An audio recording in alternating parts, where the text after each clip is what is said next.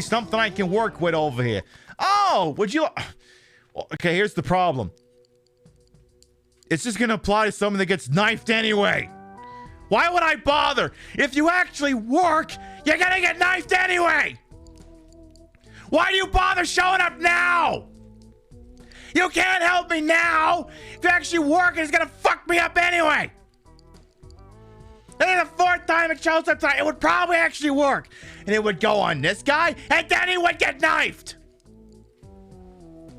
I'm not pissed off about the Wheel of Fortune card, I swear. Another thing, I didn't get mad. Please don't put in the newspaper that I got mad. The caption will just be assorted complaining at Balatro noises.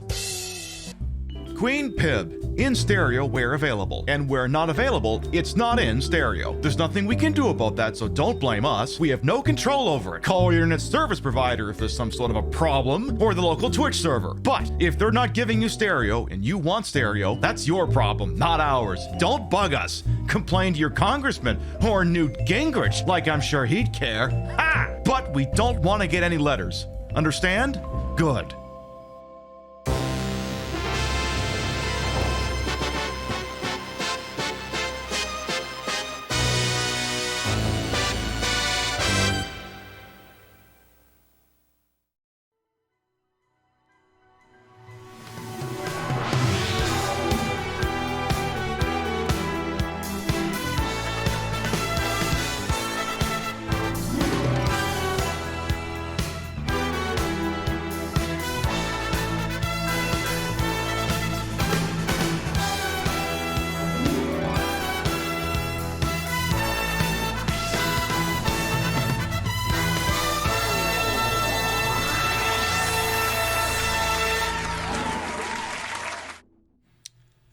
Yes, at some point the caption will absolutely read.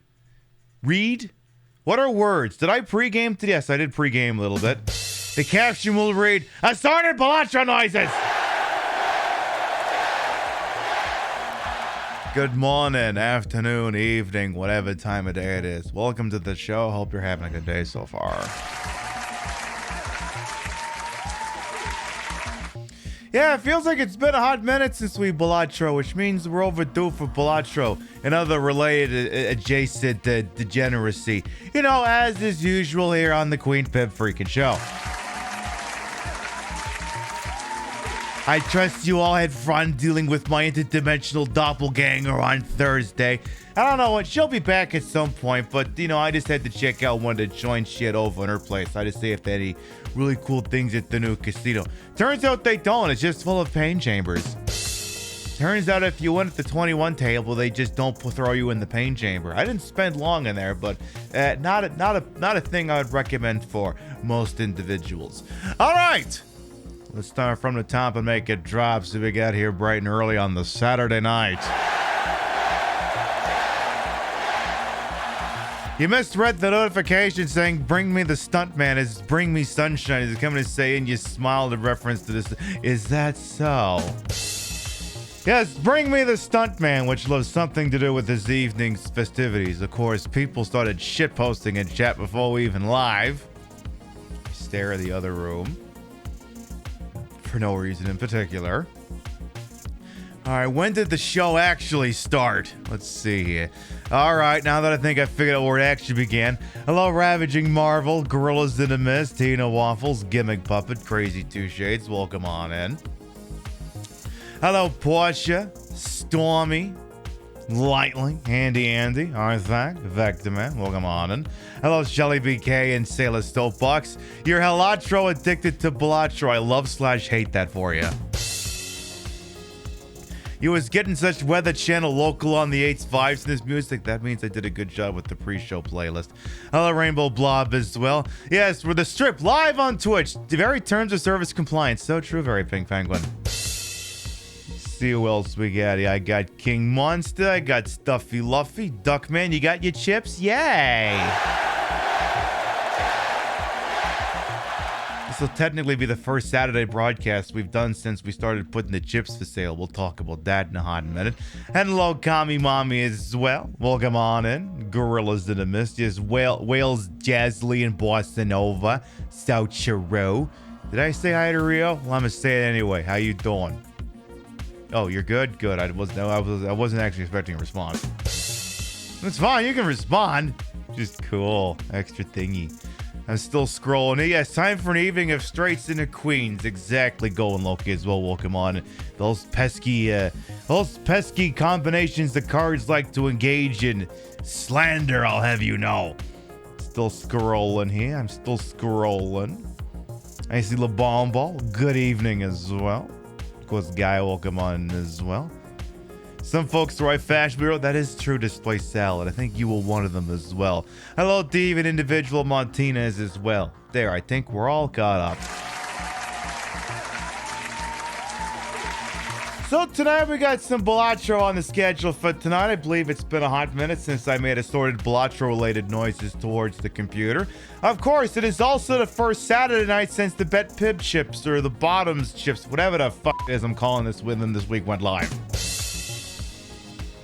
So, of course, they're available in sets of 5. Exclamation point chips brings up the link. Otherwise, you just nose around my merch store and you find them.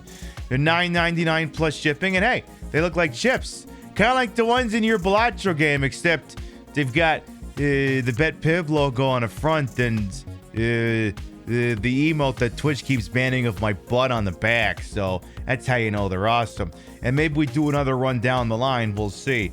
I also got, for other purposes too, I was like, you know, since I'm wearing the $100 suit, maybe I should dip into my personal stash and bust out a giant stack of all the hundo chips that I've got. I think this is How many is this? 1, 2, 3, 4, 5, 6, 7, 8, 9, 10.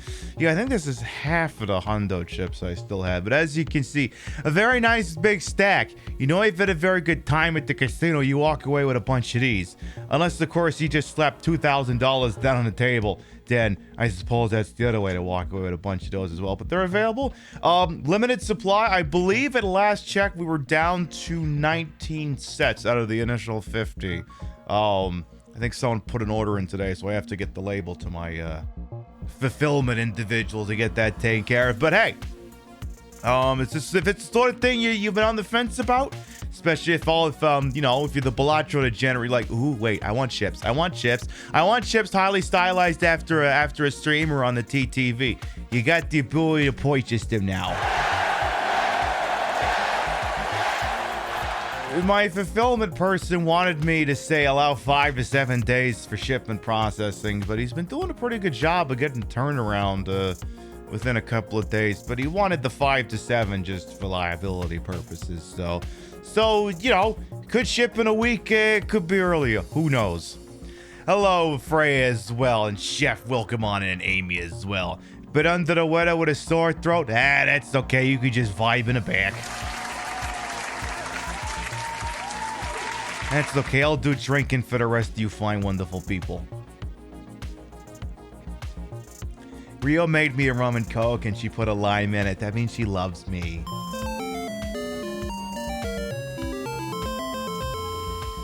Sometimes we like to bastardize a line from, what is it? Scrooged, where, Bill Murray's character says, I've never loved someone enough to give them 12 sharp knives, and we'll just go, I've never loved someone enough to hand them a rum and coke. Gay, I know, Portia, it is gay. So we'll be doing some Balatro this evening here. My primary goal, and I don't expect to actually pull it off tonight, but damn it, we're gonna try it anyway, is I want the Stuntman. It's a particular card that you unlock after doing a hand that scores 100 million. Backseating is extremely authorized. I figured there's not much point to me continuing to work on furthering the stakes in this game until I unlock that son of a bitch. So if there's any super experts and you want to provide insight, by all means, the mods will not shoot you for that tonight. A queer stream without Eurovision? What's going on here? Yeah, no kidding. Yes, and yet you call it Eurovision despite the fact that it's obviously Israeli propaganda.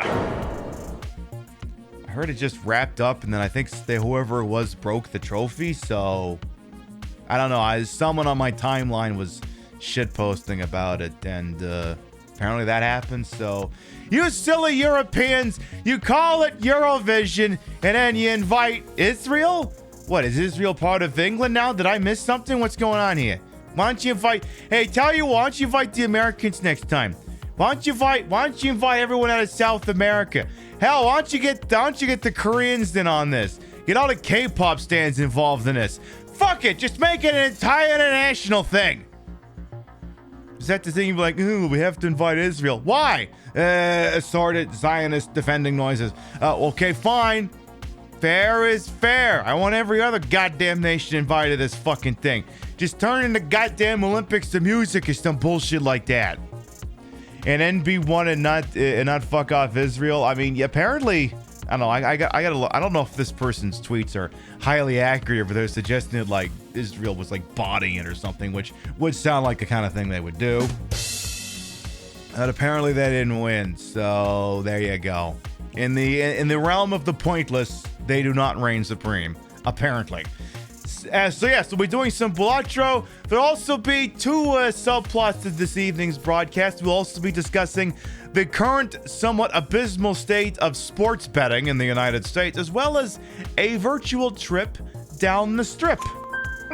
And I don't mean that nice little video package you had during the pre-show. No, there'll be some other kind of guided tour going on a little bit. But until such time, should I waste any more of your time, or should we get into the Balatro? It's a trick fucking question. Of course we get into the Balatro. I'm sorry, Switch. Am I boring you? We like the backdrop. All right, folks. Well, then. For anyone who might be new here, I am Queen Pib, Patricia, Inga, Bogart. You may also call me Trish. Queen of the retro, queen of the ways of the old, and as it happens, now the queen of the gamba, and yet the simulated gamba, of course.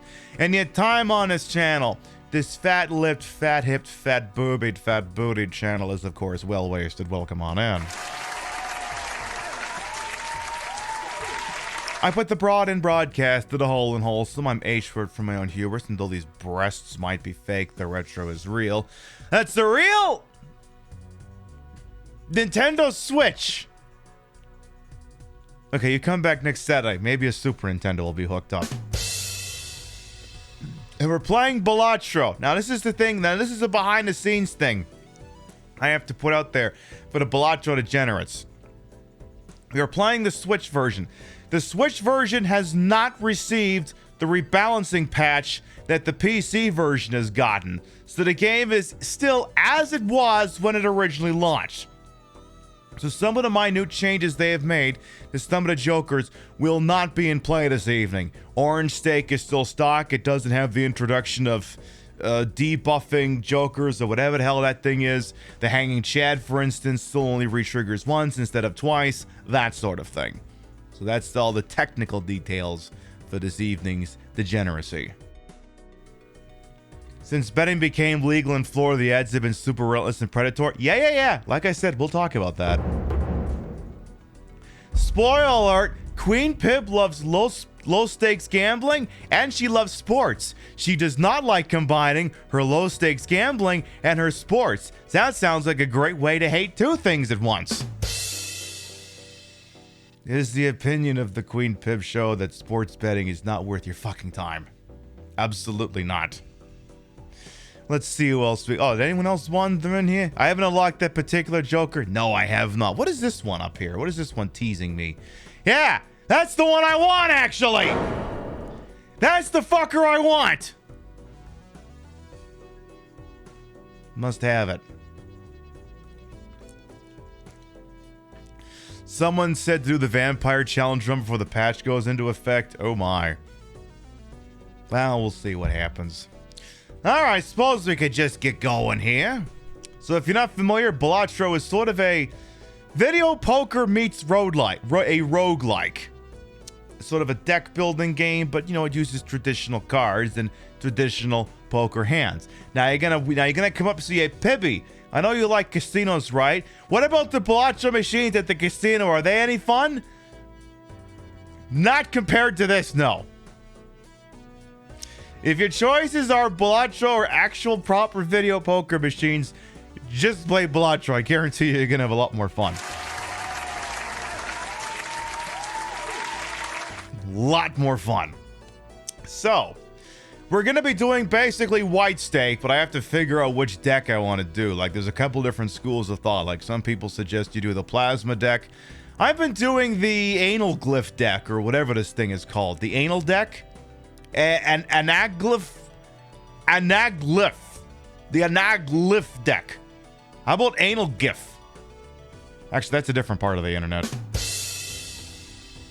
Look, I saw what I wanted to see. Don't give me any shit.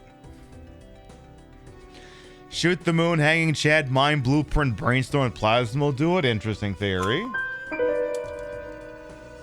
Yeah, but you're on PC. Right, yeah, your hanging Chad has been buffed, so that won't help me right now. Maybe next week it will.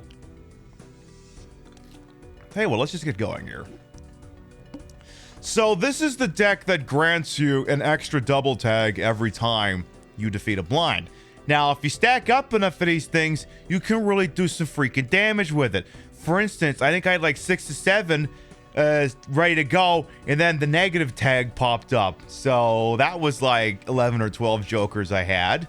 And then there was another time where it was like double your monies, and I had like 8 of the damn things. It was the max of 40. That was still a $320 swing. So yeah, let's see. I think we'll just go normal here. Again, we're on white stakes, so we'll just go ahead and just play the small blind. Ooh. All units, we have a code red.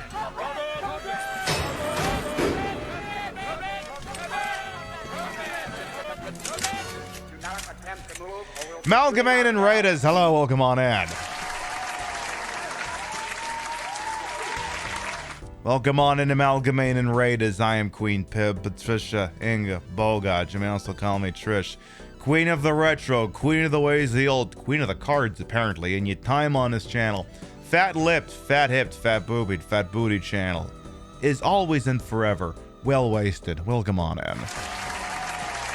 It's a double entendre. You could be getting wasted. You could waste your time while you're doing it. I love that the line that Rio put in this thing is chroming. It is. You can see it. Nice. We're playing some Balatro. What was you up to over there? We got a lot of raid targets on a TTV, especially on a super duper loaded Saturday night. We're always thankful anyone chooses to spend time with little old me. Thank you so much for coming on by with you folks. We're playing some Balatro. I want to see if I can unlock the Stuntman on the original patch. Good luck with that, I wager. Let's see if I can't get myself a full house here real quick to knock out the small blind on one hand here. Of course not. I should have kept the fucking 5. I hate this thing. Whatever. Play 2 pair. It'll be done with it. You was doing some Schmelden ring. All right. Oh yeah. You got to make some din-dins. Do what you got to do over there. Lurk away. Thank you very much for being here, though. Nah. Well, I guess I could play this straight. The only fucking straight thing about this show. Hey, Shipwreck as well, welcome on. And you beat the purple difficulty blue deck yesterday? Ah, that lavender one. Congratulations on that. Let's see here. Oh, I guess if we're just 4 chips away. Just play the pair and be done with it. What effect does Stuntman have? I forget the exact parameters, but he's worth a shitload of chips. But I think he severely limits the amount of hands in your card. Or cards in your hand. But he generates such an obscene amount of chips that I don't really think it matters. Ooh. At this point, I'd rather save my money. So we're gonna not buy anything here. We'll do the next one here. Ooh, no. I want that voucher. So we're gonna skip the whatchamacallit's become free here. Do you like an early stakes? I'm always kind of want to be like either playing a full house or a straight. And then after that, who gives a shit? Decisions. And let's try an angle for the straight here. So we would need 6 would help. Come on. You fuck!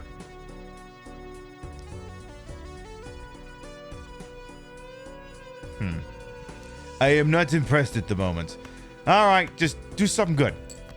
Now that's more like it. Actually, tell you what, let's play the low straight. Let's leave the higher numbers available just in case. Let's do the low straight. At some point, I will probably do the option that speeds up the game, but I want to enjoy my Balatro. I like when it goes at the slow speed. Sometimes you gotta take it nice and easy, you know? 3 queens should get us out. It's not the 4 queens, but we might meet the 4 queens later.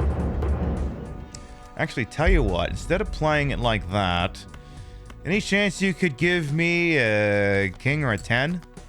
Oh, you're so delightful. Thank you very much. Full house is straight. Let's play the full house.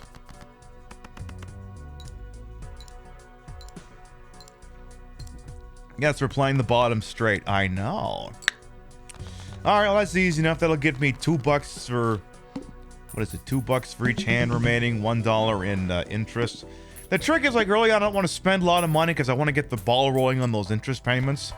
So what we're going to do here is we are going to take this voucher because we are going to want it later. Raise the cap on interest payments. Now, of course, this does mean I'm going into the boss blind with basically no jokers and -1 hand size. So this is going to be a little risky. We've already got a pair going here, but...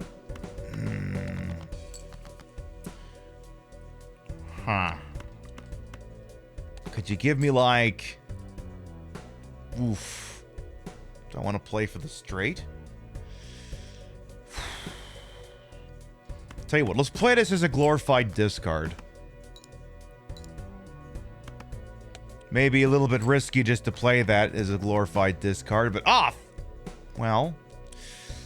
Alright, give me a 10 or a 7. Give me a full house! You wonderful, wonderful individual. I thought I got fucked on that, but then I saw... Oh, they did give you a 10. Alright. That'll be 300. Alright. Well, that's over halfway there, but as you can see, it's getting a little rough. Methinks maybe this one just don't got the juice. Maybe buying that voucher was a mistake. Come on, come on.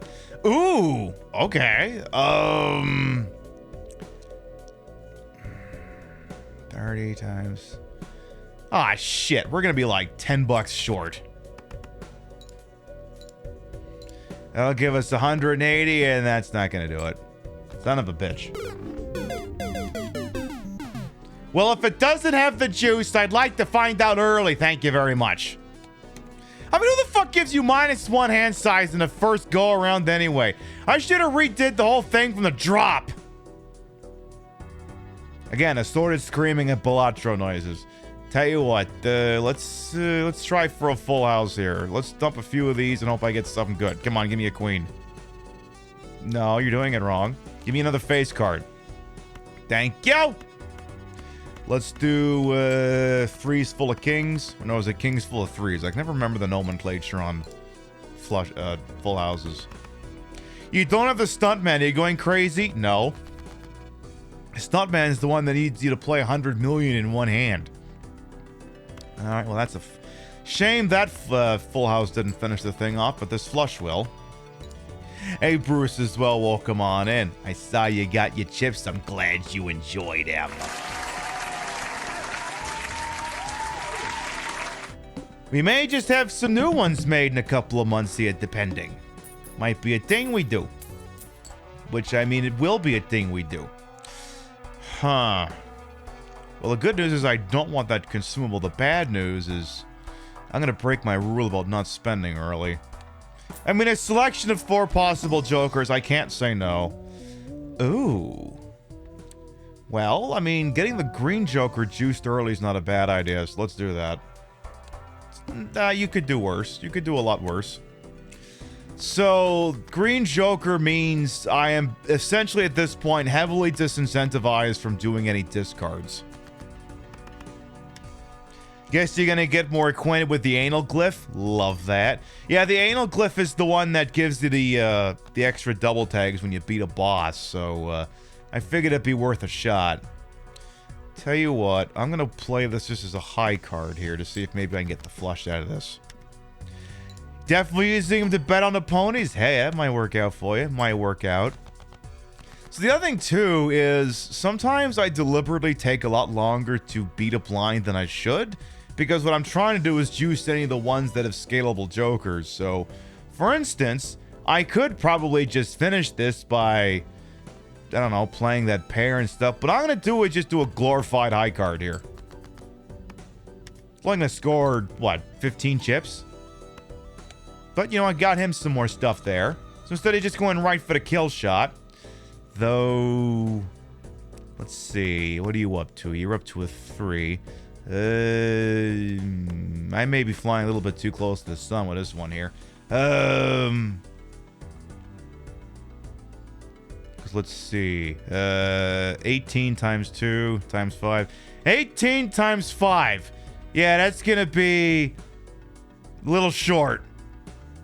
Yeah, I have discards, but then that fucks up the Joker. But, honey, are you... Have we both been playing the same game? Like, I just finished saying that we're heavily disincentivized of discarding. What are you telling me to do? And go figure, we're in no better spot than when we began. Could you give me something? Well, fuck me sideways. Now I may as well have not even bothered. How to lose the run and alienate friends. Well, remember all that juicing I just said we did? Literally just went all down the toilet. but we're alive.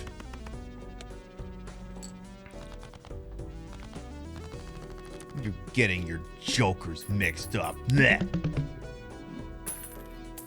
All right, then, let's see. Ooh. All right, I'm breaking my spending rule only because that guy'll give me... Come on, give me the blue joker. Give me the blue joker. Give me the blue joker. You fuck. All right, well, 20 plus multiplier if it contains 3 or fewer cards. Oh, that's easy enough. I can do that. Though that might not be incredibly advisable here. See, the problem is he might actually kind of go against my methodology of wanting to juice up the green joker because he'll cause the matches to end up faster than they should.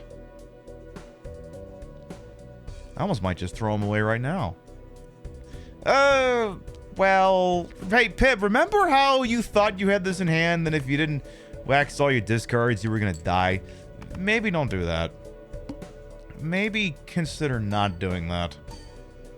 So that should finish the round. So, alright, we're through the first ante, but again... I already don't feel good about this because I've broken my rule of spending too much money. Alright, so that's hand size one we're going to want later, but for now we're going to save our money here. I don't agree with the business cards, so he's going to go bye-bye, and we should be good on that front for now, so let's just go through here without doing much of anything else. 2 common jokers. Now we've already got something that does that. Double tag, we'll see. Why have rules if you're not going to break them sometimes? Ooh, the misprint. The literal wild card. Oh, did I not mute my damn... How's my phone going off about here? I'll just put it in there. Shut up, phone. Alright, bearing in mind that the half joker is going to go thermonuclear no matter what I do, I'm just going to play pairs. Let's just juice the pair, because again, we've also got the supernova here. This guy adds the number of times we played a hand to the multi. So, bearing in mind that pair, other than, you know, high card, is probably the easiest one to play. Especially since you generally don't got to worry about discard and have a pair in your hand. Let's juice those up. So then anytime we play a pair, both the Supernova and the Green Joker are going to get juiced. What I might do, though, we also have the misprint here, who's just... who knows what the fuck he's going to do. I almost kind of want to get rid of the half Joker. Yeah, I mean, half Joker, I'm not going to keep him long term. Misprint, you're too random for my liking here. And we'll get that voucher after this round here. Delayed gratification. I mean, the thing is, I'm not spending my discards, but... fuck it. Why not? Do I want the extra double tag? Oh, start with 0 discards. Well, fuck you, game.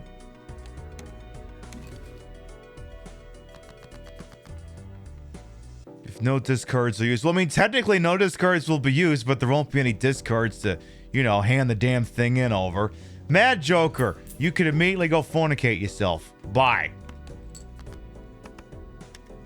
Alright, so again, every time I play the pair, that multiplier is going to get juiced. Now, the problem is playing pair, you know, maybe I shouldn't have gotten rid of that wee Joker, that torn off one now that I think about it. In too deep now. Problem is, you know, while the multipliers are getting juiced, the chips, not so much. So, it could be an issue. How many times have we played the straight? We have not played the straight. Whatever. Play it anyway, what the piss do I care? This one could be a little bit risky. Just a smidge, just a little bitty bit. Oh, never mind, we're good. I've had a couple of drinks today, ignore me. So delayed gratification is going to be useless in about 3 seconds. Question is, do I want to keep him or not? You know, I almost should just take that one just for this round. But then the riffraff won't have any effect anymore. Yeah, we were never going to be together forever. Say what, I'm going to take you just for this one round. And I'm taking +1 hand size. Thank you. Now, I've just about got the money where I want it to be because I want to make those interest payments. You know, if you have 25 bucks, every time you finish the round, you get a free $5. Hey, that's a pack. That's an Arcana or a pack of whatever the hell right there. It is a good play. I know I already have the no discard, so I've already got a +15 no matter what the piss I do. Hey, Sigma, welcome on in. I know we're thinking over here. So that should just about guarantee a dub. Yeah? Yeah, it will actually. So... shame there's no pairs worth playing here. Tell you what, let's do a glorified high card here. It'll still juice the green Joker, and it shouldn't generate enough to get us... well, maybe it will, actually. Okay, perfect. Good. So, like, sometimes you just creatively... oh, and there's still no pairs in here. Jesus Christ. All right, well, whatever. Just juice the high card again. Because, again, sometimes you don't want to finish around too fast. Because the longer I spend in here, the more the green Joker is going to get juiced up. Because, of course, the key is identifying the Jokers you can scale, and then scale the shit out of them. Like, if you handed me the ramen card right now, I would probably move it all the way to the left. It would not get the X multiplier. Ooh, okay, let's do some damage. Alright, you're going to be my chip augmenter. The square Joker's getting involved here.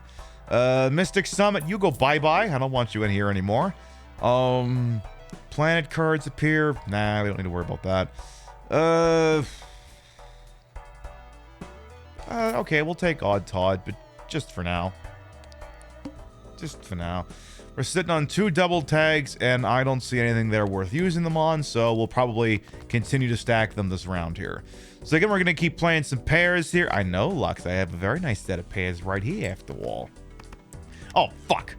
Okay, small brain fart just now. You can only... you're not scaling the square Joker unless you play the 4 cards it wants you to play. So, for those who aren't familiar with this one, gains 4 chips if the played hand is exactly 4 cards, and currently it's worth 16. So, what I need to do is I need to make sure I'm always playing 4 cards. So, anytime I play 4 cards, even if it's just a high card, it'll juice him up. And again, I need somebody to be giving me chips out of these damn things. So, at least there's that. Yay. Again, there's multiple different ways to unlock the Stuntman. I guess I'm going with the traditional method where you get, like, a super juiced up chip generator, a multiplier generator, and then a bunch of X cards, and just hope for the best. Now, if you could just give me the bull or the boot, it would be beautiful. Because, like, that's the thing, too. Like, on some of these runs, I kind of go a little bit conservative with the spending on the off chance that the bull or the boot shows up. Now, those are, for those who aren't aware, the bull and the boot are a set of cards that scale based off how much money you've got. Because money is the fastest way to scale something up in this game. Just by getting money and then not spending it. And then go figure, you don't spend the money, you start one-shotting, which means you get more money because you weren't using up all your hands, and since you're doing so great, you're not spending the money, which means it keeps going up, the hand gets, the thing gets more and more powerful until you get cum-stirred in ante-12. Like that. You need to get a balance of adding shit to augment your deck and saving money. Excuse me.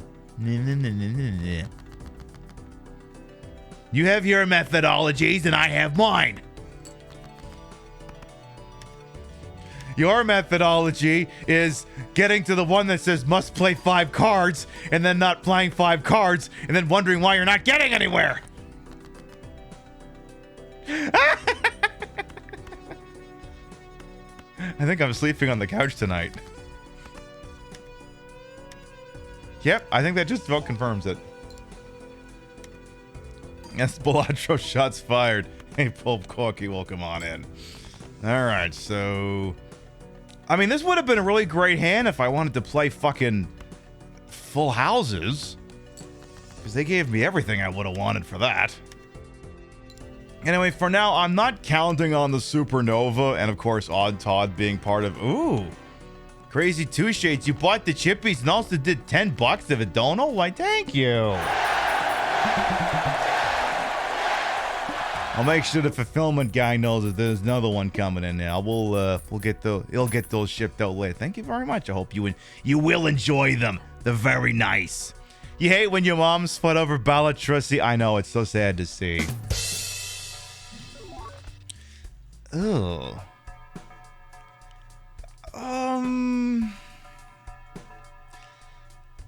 You know, I don't really like the loyalty card, but I'm going to take him anyway, and I'll tell you why. I feel like since I'm playing pairs, there's only like Odd Todd is not always going to contribute to what's happening, but the foil effect on this always will.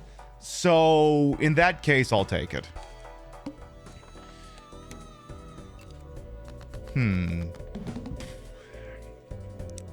Alright, well, there's no guarantee I'm playing a pair here, but I'll just play whatever... Oh, well, there you go.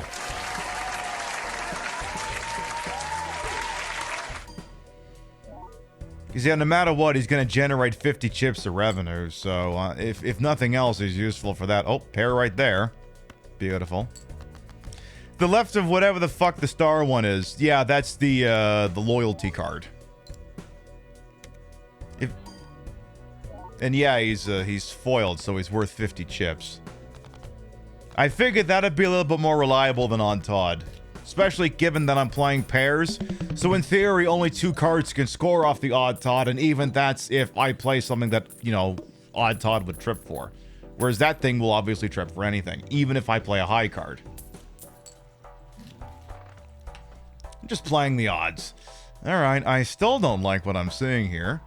Tell you what, let's do, well, we got money to play with. Let's open up these packs. Come on, pairs! You son of a bitch. Fine, I'll juice 2 pair.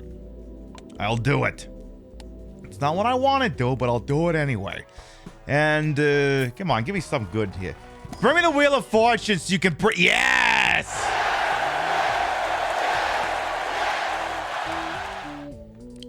Who wants to be a gambling degenerate?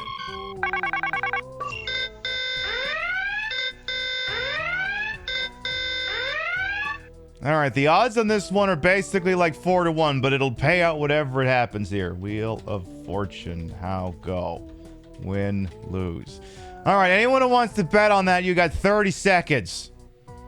Is the Wheel of Fortune gonna pay out? Bearing in mind that it's only a 1 in 4 shot at working. It says 25%, no chance, it's more like 2.5%. I mean, I agree with you. See, the thing is with Wheel of Fortune is I'm convinced that at point of spawn, it decides what it's doing. And I'll tell you how I know that.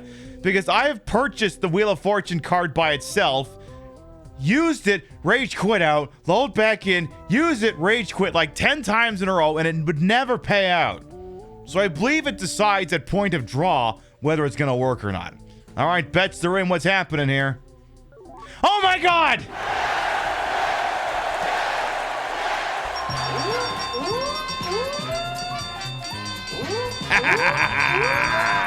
Big money! Big prizes! The people of faith win!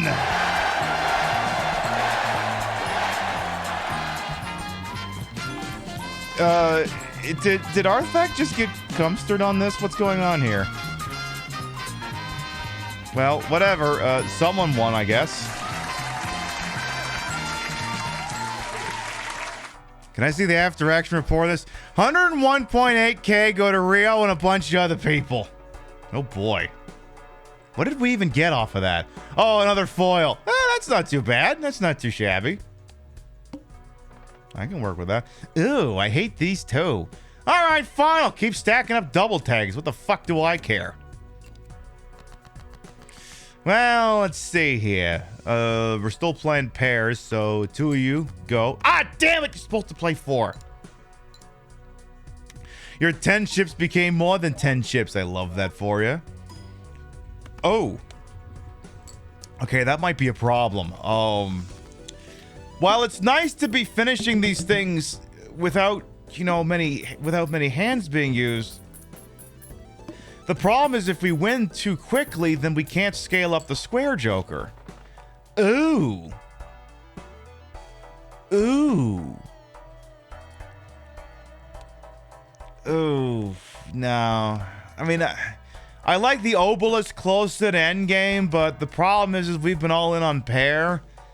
So, nah, it's not going to work. The obelisk adds plus 2x multiplier every time you play a hand that's not your most played hand. If you look at the stat sheet here, if you look down where it says pair, it says we've played it 16 times. So if any time we play pair, it'll reset.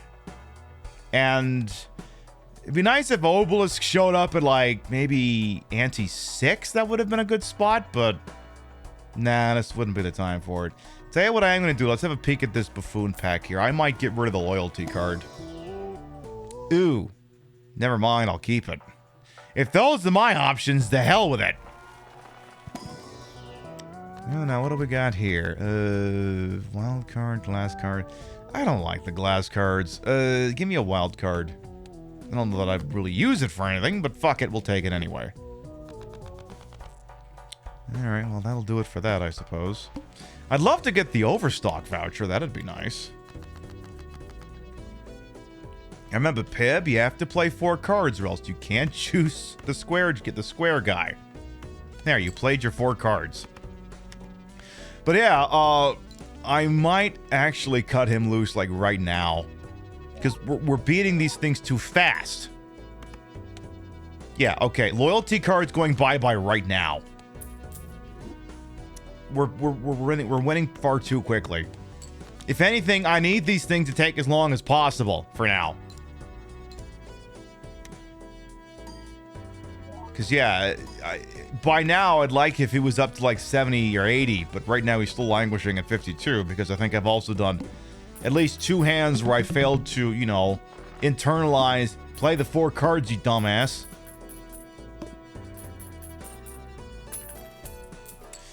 All right. Oof. Again, I would kill to have the bull of the bear or the bull of the boot right now. I'll just play an Arcana pack. Come on, something good here. Ooh, Tower. That's stone cards, right? Yeah. Ooh. Yeah, give me the Steely Dan.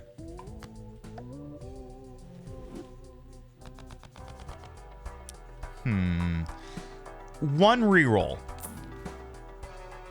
Was not worth it. Play only 1 hand type this round. Well, that's easy. We're only going to be playing pairs. A pair that I don't have. Well, this is annoying. All right. Okay, that's better. That is much better. Play one of those aces and burn that 5. Yes, come on. Give me nothing. It's amazing I got no pairs. I know. It's like, what are the fucking odds that would happen with 9 cards in the hand? So this is good, actually, because now that I got rid of the foiled up loyalty card, now we're going to be able to squeeze 3 hands in here instead of the 2. And, which means it'll juice up the square joker an extra 8 chips instead of if we had just one-shot the damn thing. Or 2-shot, whatever. So yeah, one more. There you go. Aw, damn it! The one time I didn't want to actually beat the damn thing. The one time. The one fucking time. Whatever. Ooh!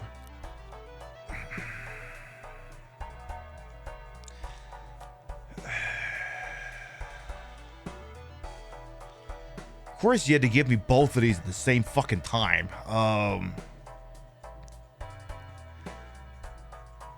mean, I like the blue joker early. I don't like him late because unless you're consistently adding cards, it's very difficult to scale him up. I'm gonna save my money, to be honest. I'm gonna save my money. Because again, I won't be able to juice the square joker if the blue one's got me winning in a friggin' hurry here. Ooh. Ooh. Well, don't mind if I do. Okay. We'll make another Steely Dan. 1 reroll, just to say I did. Okay, there you go. We have the inferior hanging Chad that only retriggers the first card once. Ooh, nah. All right, fine. I'll just keep accruing double tags. What the fuck do I care? So let's put Steely Dan on the 2 down there. So what'll happen is now that that steel card is in my hand, it'll help with the multiplier situation. We'll leave it at that. So let's see here. We're gonna again scale up the square joker over there, as we are wont to do after all.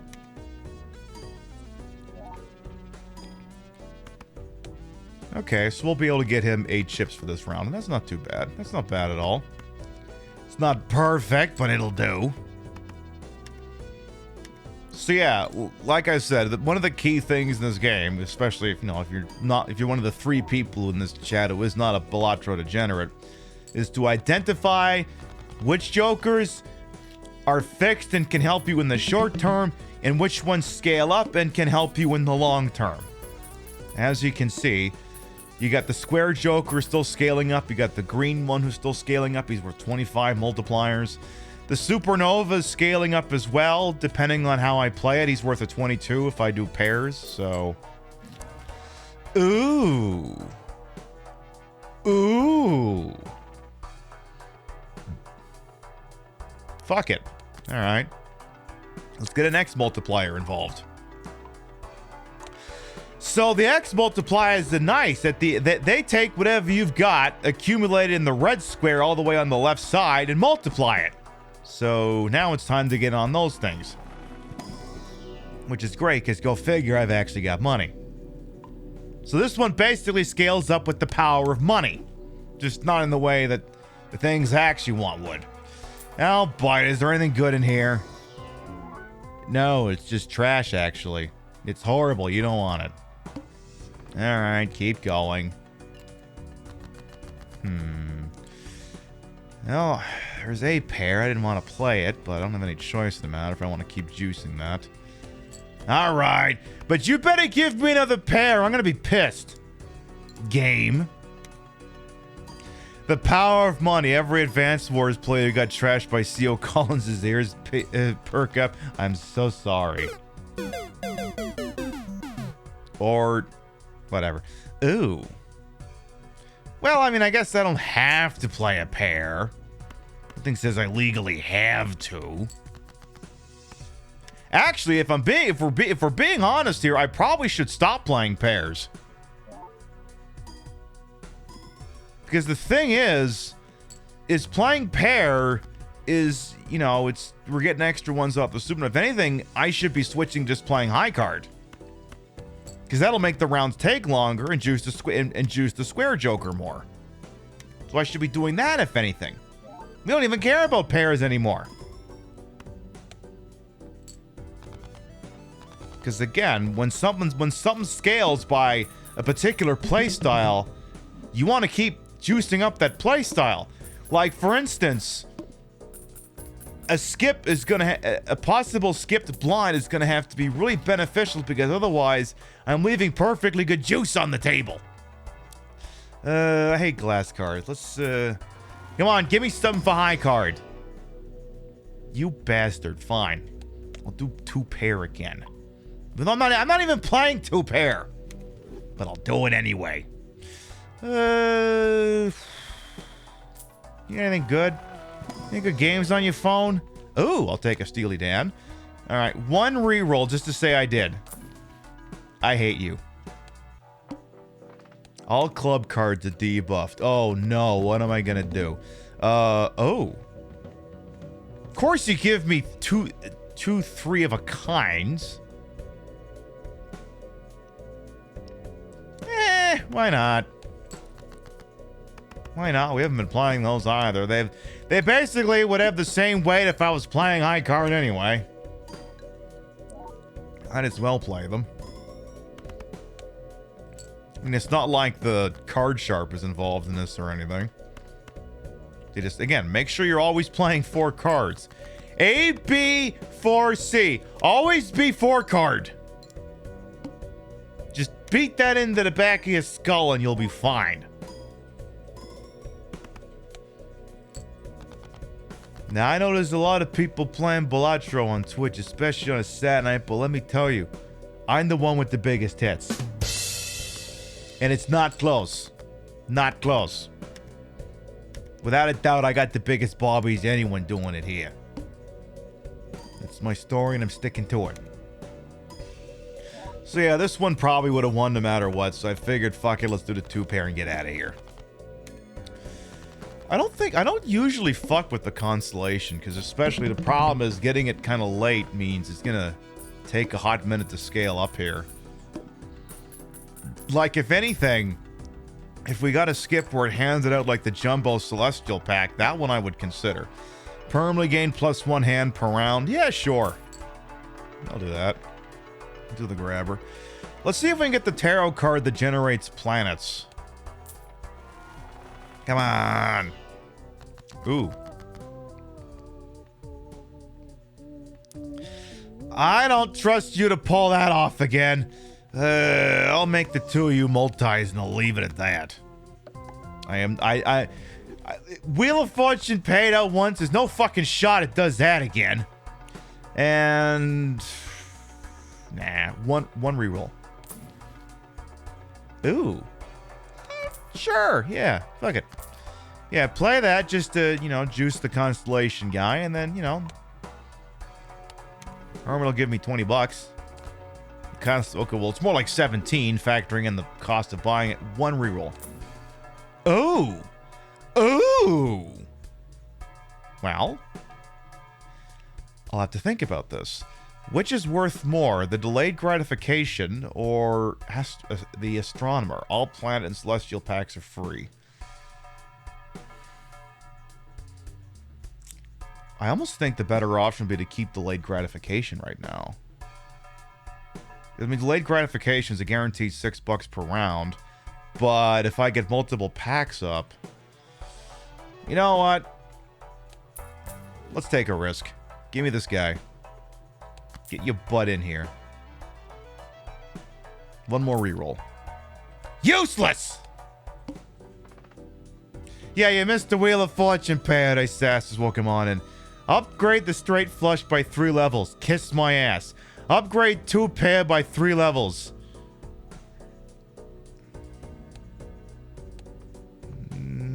Too volatile. Too volatile. We'll roll without that. Alright, so and again, at this point, doesn't matter what we play, just have to play 4 cards. In fact, I prefer you not play that pair just in case. We'll just keep juicing up the square joker. By the way, of course, Sass, just if I... Streamer brain's the real thing. I can't recall if I said it last day. How you doing? Well, come on in. Wait, how's that worth 1.94? Well, it's 1.4. You saw what you thought you wanted to see there, Pib. All right. Of course I have 4 of a kind now. Fuck it. Why not? We haven't played that before. Why not play one?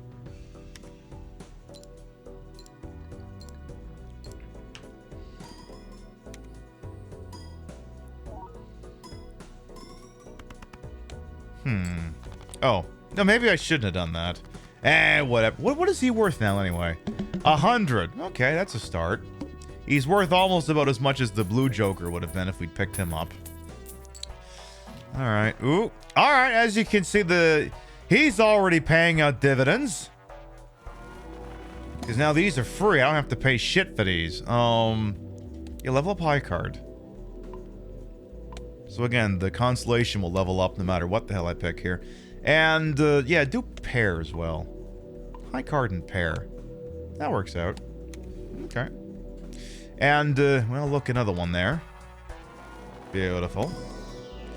And, Christ, it doesn't really matter. Just pick one.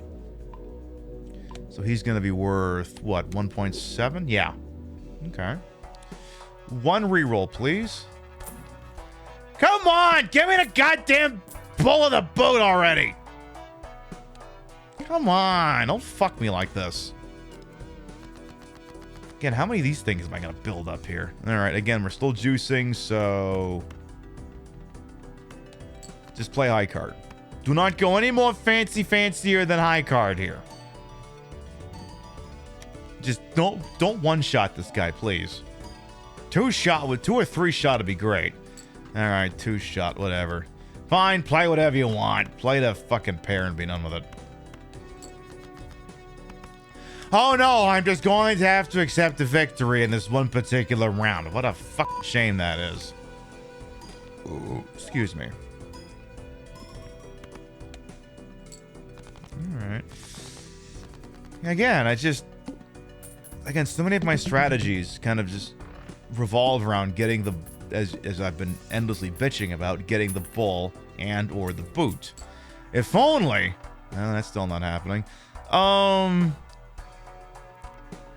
I don't need him. Well, give me that. It's free. Free's the right price. Yeah, level up the high card. So again, the planet packs are free because I got this guy up here. You unlock him by accessing every planet card, which sounds easier than it is, because there may be 1 or 2 hands that aren't actually listed on this list. And you have to discover them before their planet cards will show up. Ooh. Ooh.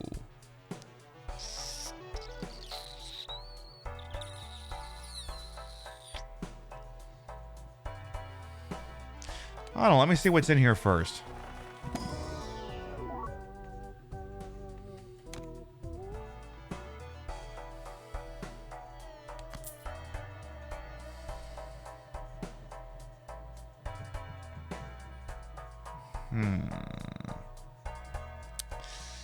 Astronomer, I'm gonna cut you loose. We're gonna pick up the driver's license because we're gonna be over halfway there. Ooh. Whatever. Alright, base, chips, and whatever I have. So right now, the driver's license, he's an X3 multiplier if we have 16 enhanced cards. Well, we have 8. I'm sorry, make that 10. We have 10. 6 more, and that baby's gonna go into the goddamn stratosphere. So if the base, chips, and the multiplier are halved, I'm gonna actually play... we'll actually play pairs. Because I don't want to take too many chances with this one here. We're gonna give this one both barrels. Yeah. That is gonna be the correct play here. Hell, while we're at it, just play... no, Pib, don't play the full house. I know it seems tempting, but that won't juice the square joker. Do not play the full house. It's like you have to stare at it and make a conscious decision not to flip and do that. Because otherwise your hair is just not going to look right. Also, I'm going to point something out to you in a minute. And it's going to break your brain, okay? Is the square joker wearing like a frilly collar like the joker next to him? Or is that just his arms and legs? I think he's just a little guy and he's just standing up straight. And now you're never going to be able to unsee that. He's just a little guy standing there looking up at you. That's what it is. That's his whole body. The little orange things are his hands, and the little black things at the bottom, those are his feet. Those are his little feetsies. You support little guy theory? Damn right you do. Damn right. All right, Overstock showed up finally. You thought all the jokers were like that? Well, they are now. Ooh. Ew. Ooh and ew. All right, so I'm gonna have to pay for these damn things now, but that's fine. Ooh. Juice the pair. Is Colonel Sanders' bolo ties actually his body all over again? Exactly. All right, get me some more enhanced cards here, Kana Pack, please and thank you. Oh, you can all ignore the Grand Theft Auto 5 thing the bot's putting out. It's for my GTA shows. Anything that would do... All right, so no matter what I do here, it's only gonna generate 1 card. Tell you what, Steely Dan that too, and we'll leave it at that. Yes, Hambot has joined us in the drinking this evening. So that'll get us to, what, 11 out of 16? Yeah. No rerolls here. After defeating Boss Blind, gain $15. Gives $1 per unused discard this run.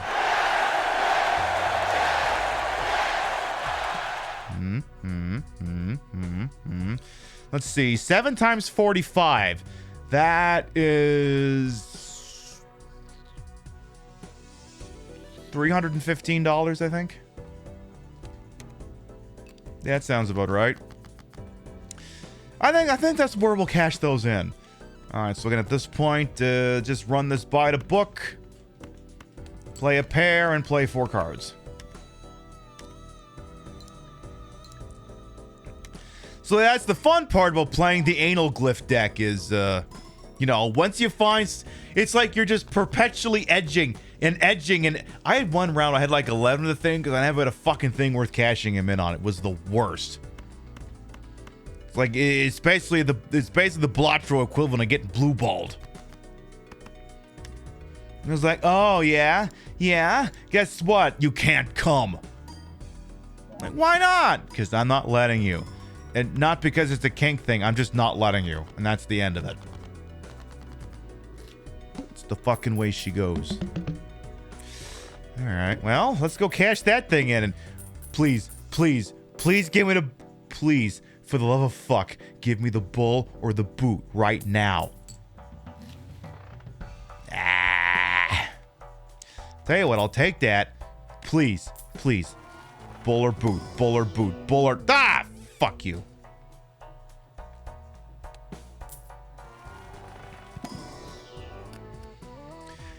Well, let's see here. That should... oh, that didn't count as an enhanced card, huh? Eh, whatever. One reroll? Oh! Wait, that's not it. Wait, no. Seals are not... Seals aren't enhanced, right? No, they're not. So that wouldn't count. Destroys 2 select cards? Nah. I could do I can burn a few rerolls. Especially if we have a gigantic payday incoming here. Alright, one more, but that's my limit. I'll take this one.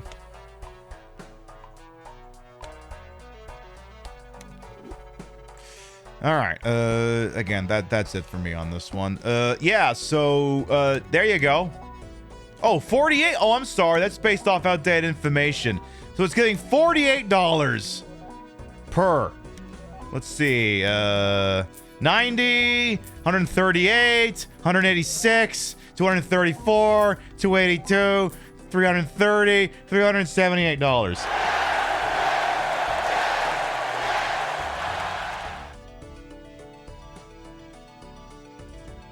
I tell you, when this deck blows big, it blows big. Why do you think I want the bull of the boot to show up? All right, play only one hand here. We're gonna have to make sure we play this one by the book. We're gonna play this as a 1 pair. We're gonna enhance it with those right there. I would like to think we should have the juice to get through this one just fine. Pretty sure.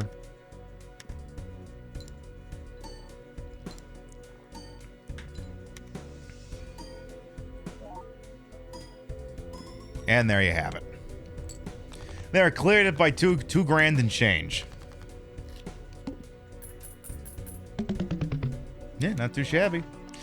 And there you go, another one of those things in case something else good should happen, God forbid. Come on, bull. Ooh. Ooh. Ooh. Ooh. I'll tell you what, let's use him up first. I don't know. Like, the thing is, like, the stone cards actually count towards the driver's license, but let's check these out first. Because, yeah, like, it's really good to have the guy who's generating any Joker that generates cards when you've got that one Joker that does the X multiplier per cards added to the deck. The hologram, I think that's what that one was. Having that plus him, oh, that's just a license to print money. So we're gonna do 2 multi-cards here, and that will almost get us there. You don't think it'd be worth waxing to the Joker? No, I don't think so either. Especially since I think the driver's license is about to go active. Yeah, he is, because that'll do it. Driver's license is now active. Let's burn a couple of rerolls here. Because I want to see a bull or a boat. Ooh, oh. I have to think about this.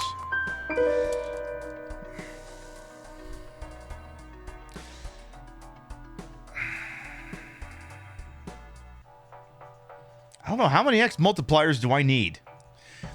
Okay, here's the problem, though. Blackboard is hard capped at X3. He can't go any higher. We've already got an X3, and this one scales. I don't think we need a third one right now.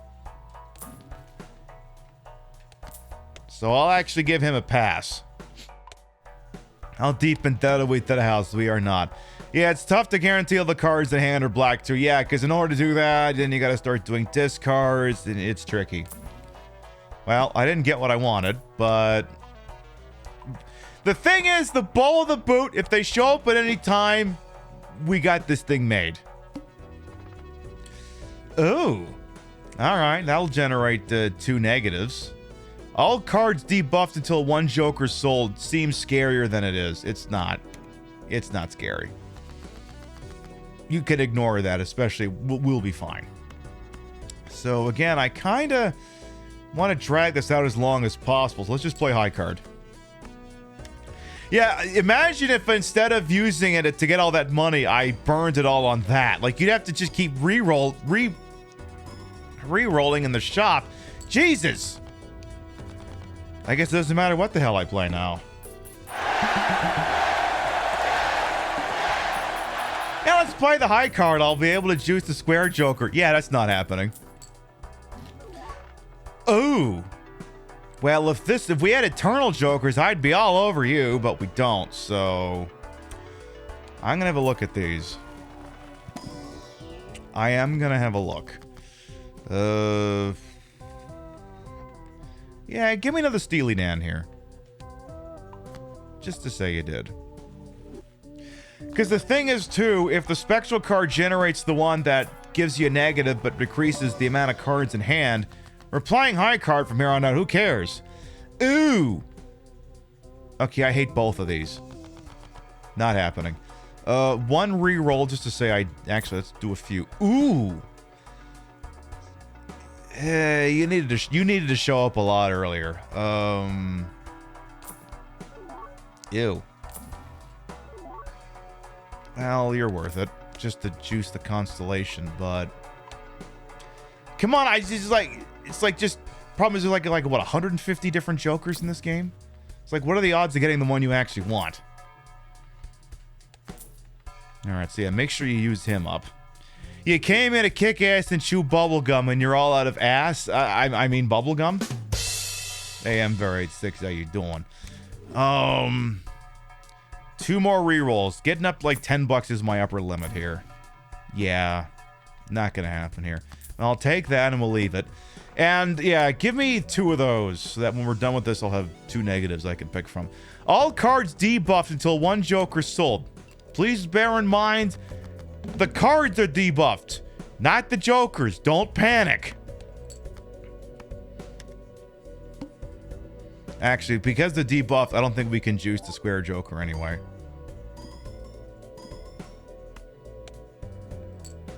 Well, okay, let's see if we could have. Let's play 4 cards. Okay, it would have still worked. Okay. Yeah, it would have still worked. So, the problem is the multipliers are in a good spot, but this run is not going to have Stuntman juice. It's not going to have it. The problem is now, Bull or Boot need to show up like 2 antes ago for this to have a shot. Because, I mean, the money's in a great place if they do turn up, but, ooh.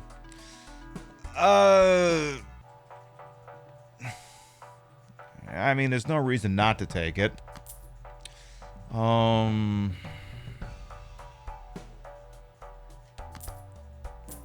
No reason not to take it, I guess. And yeah, I also need to do another re-roll some more of those turn up here. So let's actually... Well, let's take that guy, because we're going to be doing some re-rolls here. He'll be paid for himself in a moment here. I have never got... That plays into nobody's strategy. No one has ever made that Joker work. I mean, I'll take it, but it ain't gonna work where the fuck.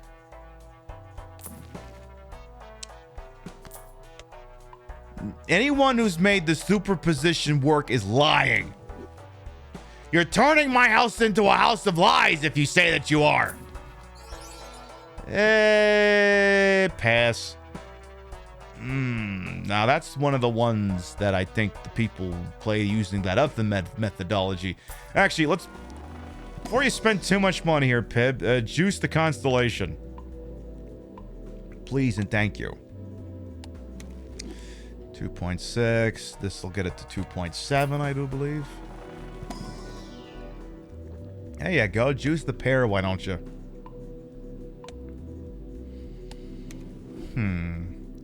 Alright, a few more rerolls just to say we did. Again, no. No. I hate you so much, game, right now. I have done all the work for the ball in the boot, short of having them show up, and what do? They don't fucking show up. Does the planet multiplier have a cap? Near as I can tell, the answer is no. I mean, I've gotten the card adding one, I think, all the way up to 10. I think. I managed to pull that one off once. I hate you so much, game, right now. So much. Ooh, excuse me. Well, at this point, we're going to have to play for keeps, so play pairs and don't think about it twice here. Because, yeah, like I said, I'm just going to run this one till the tires fall off, because this one, again, even if they do show up now, it'd just be a hollow victory. Because the other problem we've been having is, in addition to the bull in the boot not showing up, we haven't gotten any of the vouchers that really significantly increase the interest payments. Like, you can juice it up to it's like a $20 max. And you also kind of really need those in order for those runs to work. And suffice to say, we haven't gotten that one either. So, Midas and Vampire? No, you're right, you're right. Let's do high card. We'll do that. And, you know, and I'll check. Yeah, fuck it, I'll check this buffoon pack. You're not even gonna be in there. See, I told you wouldn't be in there. Would have been funny if he was. Alright, let's do a couple of rerolls here.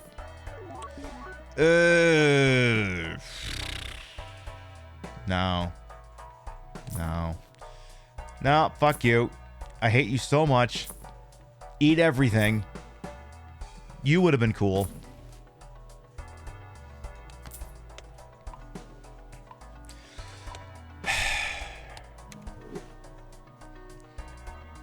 It's okay. Someday I'll be doing... Someday I'm gonna unlock the Stuntman. I'll be bitching about this when he doesn't show up.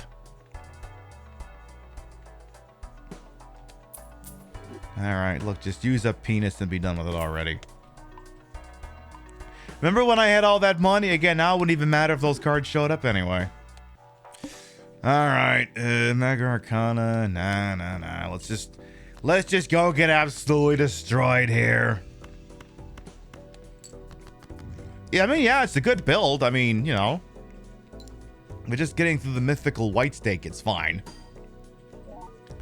Oh, well, I mean, they're not all going to be winners. I mean, I'm sure we'll probably... You know what's going to happen, all right? Is when we're both playing this tomorrow morning over coffee, then I'm going to get the runs I would have wanted to have while the internet was watching. Like, that's the other rule, too. That you're not going to have the hands you want to have. Oh, of course, now he shows up.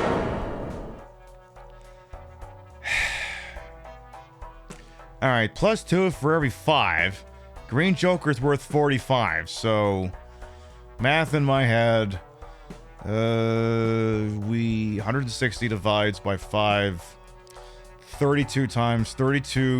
Okay, that'll be about 64 multiplier. It's still better than what we got, but... Alright, I think we're gonna kill a supernova for that one. Ooh.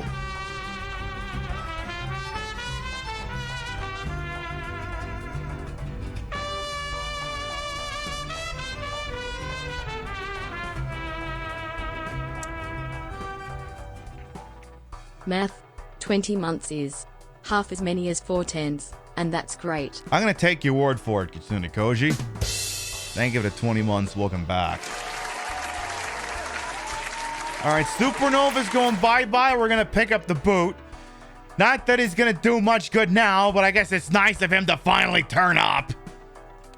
Jackass. Don't suppose your friend the bull is anywhere nearby, is anywhere behind? No, I'm not wasting any more of this fucking money anyway. Cards played previously saying to a debuff. Well, whoop-de-freaking-do! Again, would have been so beautiful to have him turn up earlier, but now... You know, back when I had $300... I mean, I guess one-shotting that guy ain't nothing, ain't exactly something to just go one of my shot live over here, but at least I got another double tag out of the friggin' thing here. All right, well, the banner, I mean, we're already not discarding, but the problem is I got nowhere to put them. So the banner is a joker that gives you 40 chips per hand for each remaining discard, which right now will be worth 120. If we bought that voucher, that'd make it 160. But, you know, at this point, what's the point? Ew. Besides, just give me the fucking bull already. You know you want a game. Come on, we'll be friends. Come on! I'll be your friend game if you give me the bull, even as a Pyrrhic victory. And am I pronouncing that properly? Come on! Fine, don't do it, you jackass.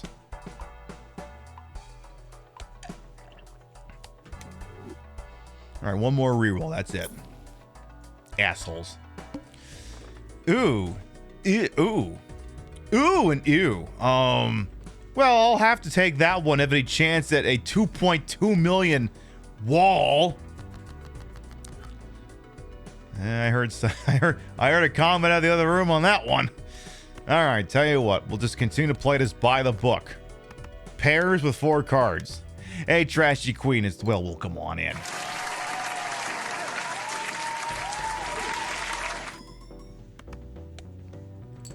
I can't remember if it was the run I had going this morning or the one from last night, but I had the X multipliers in such a way that, unfortunately, the chip count was low, but after most hands, I was resulting in 21,000 multipliers. Kind of an exorbitant number, so to speak. I think that was hologram, campfire, and card sharp. Yeah, it has to have been it. 1,000,000,000% has to have been it. Yeah, I think that set my new single hand record with like 1.1 million or something. Imagine a world to live in where that is not sufficient. So yeah, really the only shot we... Ooh, oh yeah, Mr. Gold Guy's doing his thing. Alright, whatever. So the only shot we have now at climbing the 2.2 million wall is by doing that skip and getting however much money that's gonna be. I forget what the parameter was, but I mean, it'll probably get me up to at least 200 bucks here. Probably. Alright, well, let's juice up that thing here. Alright. Yeah, do high card, whatever. Get her done. You don't understand any of the words coming out of my mouth, but you love in the commentary. Hey, that just means I'm doing my damn job over here. One reroll. Fuck. So doubles your money. All right, that'll be a $120 swing here. So that'll get us to, what, 263? Yeah, that might get us past the wall. Maybe. If we play this by the book. So again, pairs with 4 cards to keep juicing the square joker. What's he worth at this point? 164. The ball would have been nicer to have. Square joker's like, what am I, chopped live over you? Yeah, you are. We're gonna barely get through this one, if that. I know there's this one time I was working the bus stop. That's the one that keeps generating multiply as long as you don't play a face card. And then I cashed in a bunch of double tags to get a bunch of negatives, right? And I took all cards that considered face cards without thinking about it. You're like, why is it resetting? Oh, it thinks every card is a face card. That was the end of that run. So don't make that mistake. You gotta make your the Joker where your money's the multiplier. Yeah, that's what the boot and the bull do. The boot scales based off how much money you've got, and the bull scales chips off of how much money you've got. Which is why I usually tend to go for the money builds. Usually. I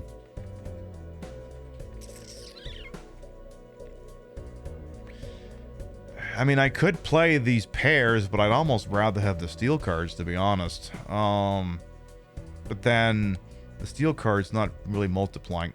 Just play the damn pair and be done. Actually, play that pair first. But yeah, all cards are considered face cards would be good with, like, this guy, the Midas Mask, for instance. Because then it will just gold up every single one of your damn cards. Yeah, play those two. And, that'll get us past the wall, but I don't think we're going too much farther after that. Alright, the gold would override any other abilities. Oof. Well, anyway, that at least gets us through, but I'm pretty sure that's as far as this one's gonna go. Unless, of course, the ball wants to show up anytime now. Please and thank you. Ooh. He'd be worth money. A little late. Saving money in this economy? I know. Who'd want to do such a thing? Saving money? But it's not the way of my people. It's not the way shit works. Whatever. At least I'll be able to say we got the constellation almost up to 4. Almost. Alright. We'll have to decide what we do after this. If we do... Because we have 2 subplots for tonight's program. Because it's not going to be just Balatro, but it's going to be Gamba-adjacent stuff. We'll learn about why sports betting is just hitting an absolute fucking... You thought it was oversaturated. It gets worse. We'll learn about that real quick, like. By the way, for the hardcore Balatro degenerates, you may have seen this Nintendo Switch controller here. We're playing the Switch version. It has not received the patch that rebalances the game, so we're still playing by the old rules. And all of the stuff that entails. I mean, you probably would have figured that out, but it's, it's a detail I should put out there. All right, let's go get our asses kicked. Oh, God! For those who are about to die, we salute you. I suppose at this point, it doesn't matter what the fuck I do. Yeah, play 3 of a kind. What the fuck do I care? We're going down in flames anyway. Yeah, it's so Jover. It's not even funny. So completely Jover. But yeah, much like other Balatro degenerates, like, when you pick up the game, you're kind of like, ooh, what hands do I want to be good at? What planets should I invest in? I'm like, just invest in the Jokers, then you can play whatever you want. I mean, this build, you could play high card off of it. I mean, be tricky because you know, unless you get the splash card, only one card is going to count, but tell you what, let's play a very defiant straight.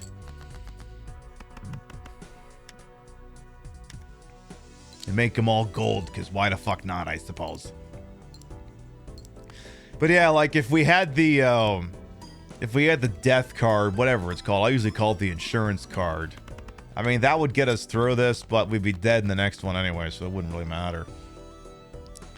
Tell you what, I guess I could use up this multi here. Yeah, use that up on those two, just so I can go down swinging. Superposition work. Yeah, it did. For once, it actually worked. It's the first time in recorded freaking history that's ever happened.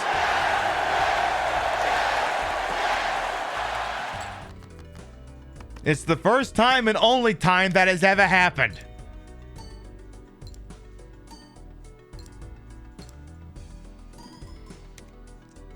But yeah, I think this run was also partially screwed early on. Not so much, well, I mean, the problem with the green Joker is you're heavily disincentivized from discarding. I mean, you still can, but like, you're kind of not supposed to.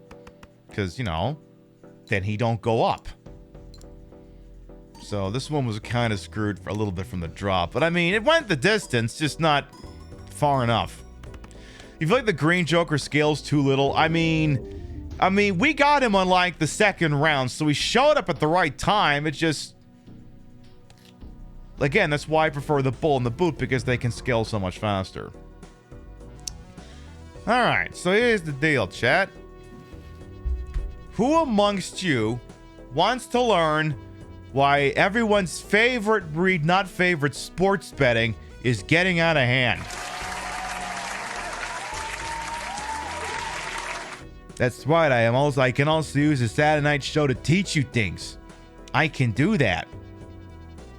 And have you ever thought for 1 second that it feels like sports betting is getting just a little bit too ubiquitous, a little bit too oversaturated, a little bit too concerned with the profit margin, as if it wasn't as if that wasn't the case already? This article came out this week on Defector, which is a paid blog, but I pay for it. I pay quite nicely for it here. Written by Corbin Smith. The article is as follows, and I'm pulling it up here. I'll link it for you in chat. I don't know how you might be able to read it, maybe not, but I'll link it for you here. It is Sports is Betting It All on Gambling. Hey, is that hey, that's my boy. It's Joe Mantagana. It's the guy from Criminal Minds, and he was Fat Tony in The Simpsons. No, Pib, that's Joe Montana, you idiot. No, it's Joe Mantagana. It's that guy, isn't it? Is sports betting something we can blame Elon Musk for? Sure, why not? Yes, it's paid that a ride is not a corporate media conglomerate. Look, I mean, I knew they slaughtered Deadspin before, but Jesus Christ, look what they did to look how they massacred my boy. Deadspin's even worse now. But anyway, sports is betting it all on gambling. There's no greater testament to the emotional premium of watching live sports as they happen than the fact that ESPN, the biggest sports media enterprise in human history, continues to operate at least somewhat like it did in the past, even as the rest of television struggles to find its way forward. As other television networks flail and sweat, ESPN goes on showing games and padding them with advertisements to highly profitable effect. It's an efficient, diversified business that nets a ton of passive engagement, which can be maintained for comparatively little money. Their streaming service, ESPN Plus, is profitable. And for Christ's sakes, those things are never profitable. And that's going to link to, I bet you I know exactly which article this is. Hollywood pays steep price for, yeah.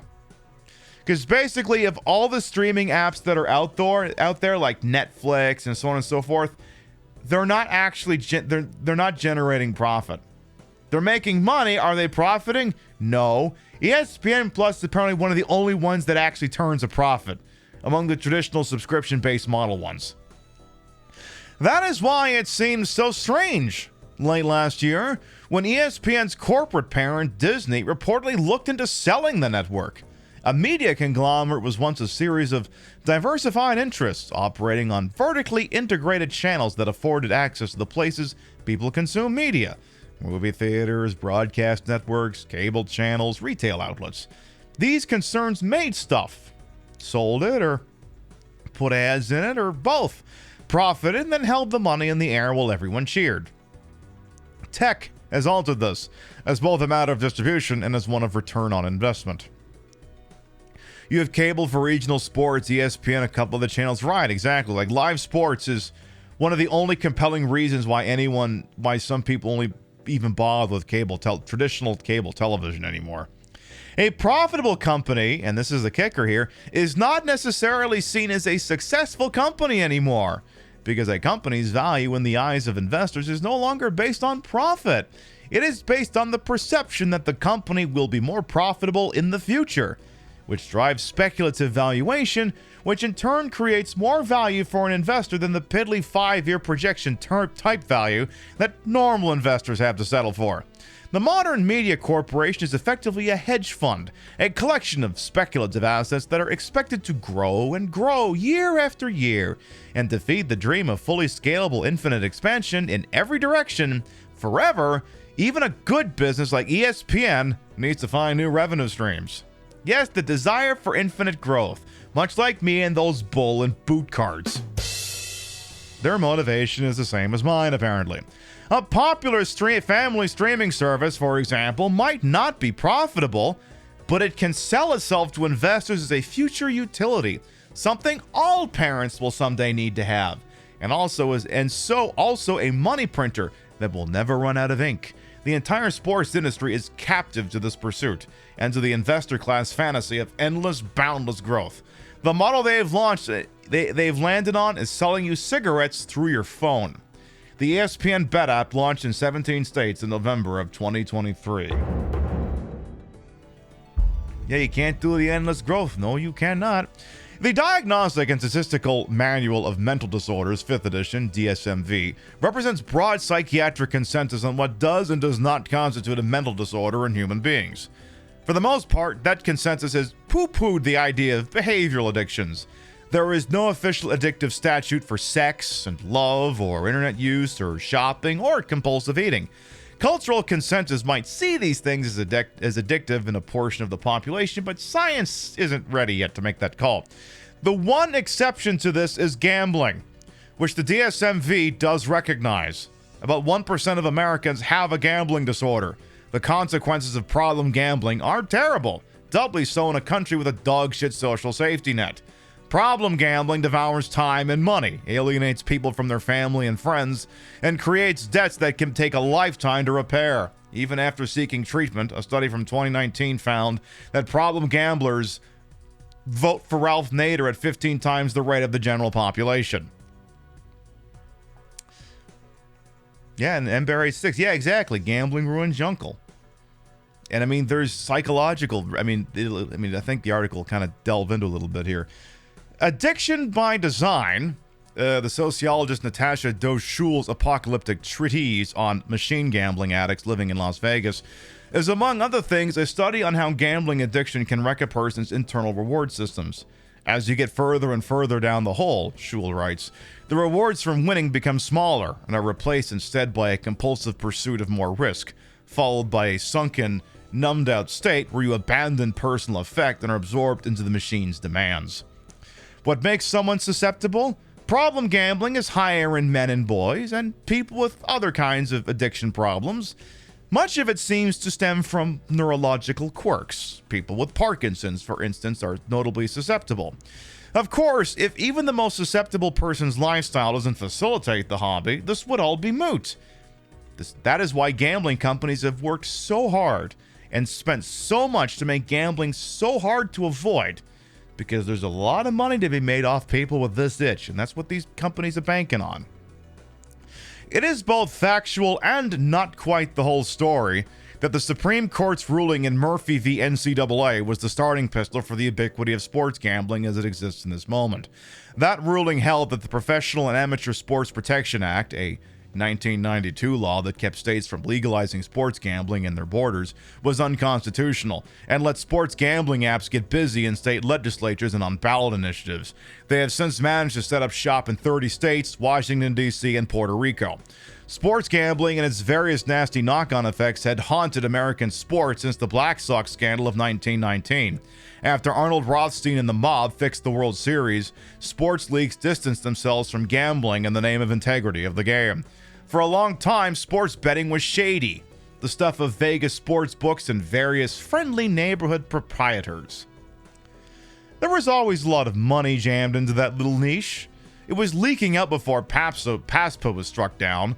The internet mainstreamed talkers and writers who spoke openly about lines and wagers. Some of those talkers even ended up at ESPN, even though this talk was once antithetical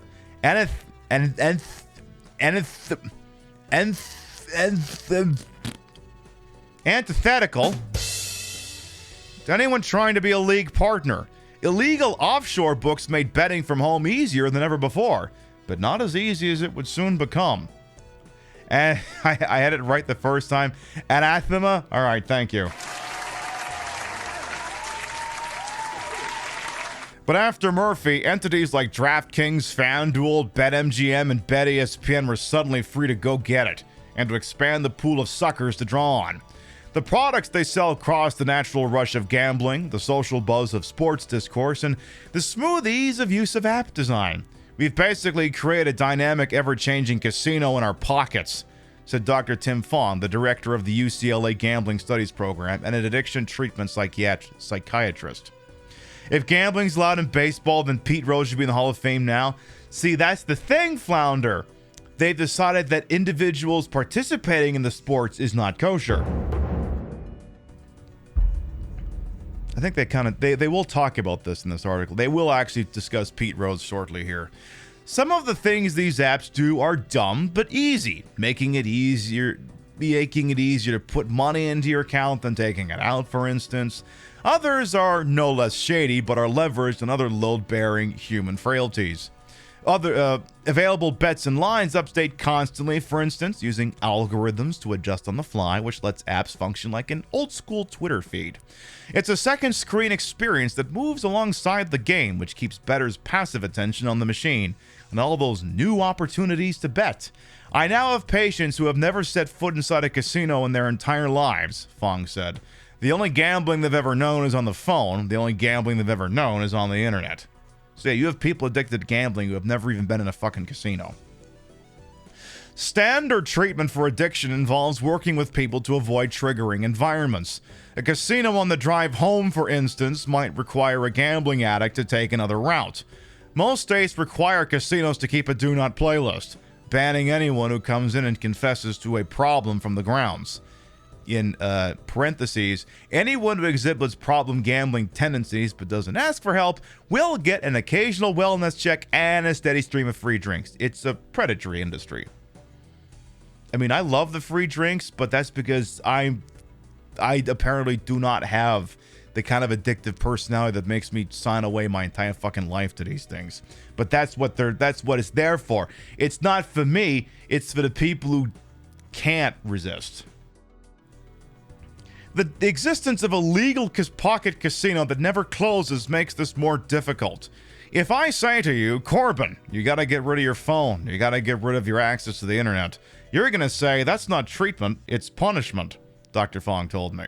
It's the same thing as saying get rid of running water, get rid of electricity.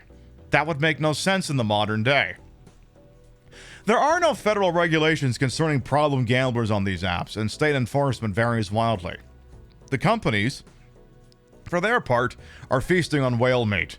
Per the Wall Street Journal, 0.5% of the customers at PointsBet, an online book owned by Fanatics, generated more than 70% of that company's revenue in 2019 and 2020.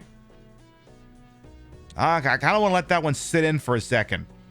So, suppose for a minute you've got 200 people sitting in a room here. One of those people generated 70% of that site's revenue.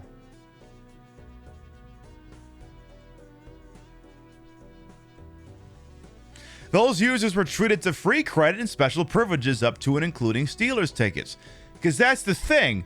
Like, I'm enrolled in a couple of the rewards programs for various parlors of chance, and those are things that they try to do to get you to come back to the casino. Especially if, for instance, if you get any of the ones that are based out of Nevada and you're an out-of-state resident. They're trying to do anything they can to get you back in the casino. They'll comp your rooms. Sometimes they'll pay for your flights. They'll give you all kinds of free play because they want to get your ass back in the casino. And as you can see here, they have their own digital versions of that too. Like apparently some people got football tickets as loyalty. Now, of course, again, if you're the sort of person who is of sound mind and can look at this and go, all right, I'm going to make this work for me, I mean, it's the great deal. But again, we're not the people that are meant to get screwed over by this. It's the people who cannot resist.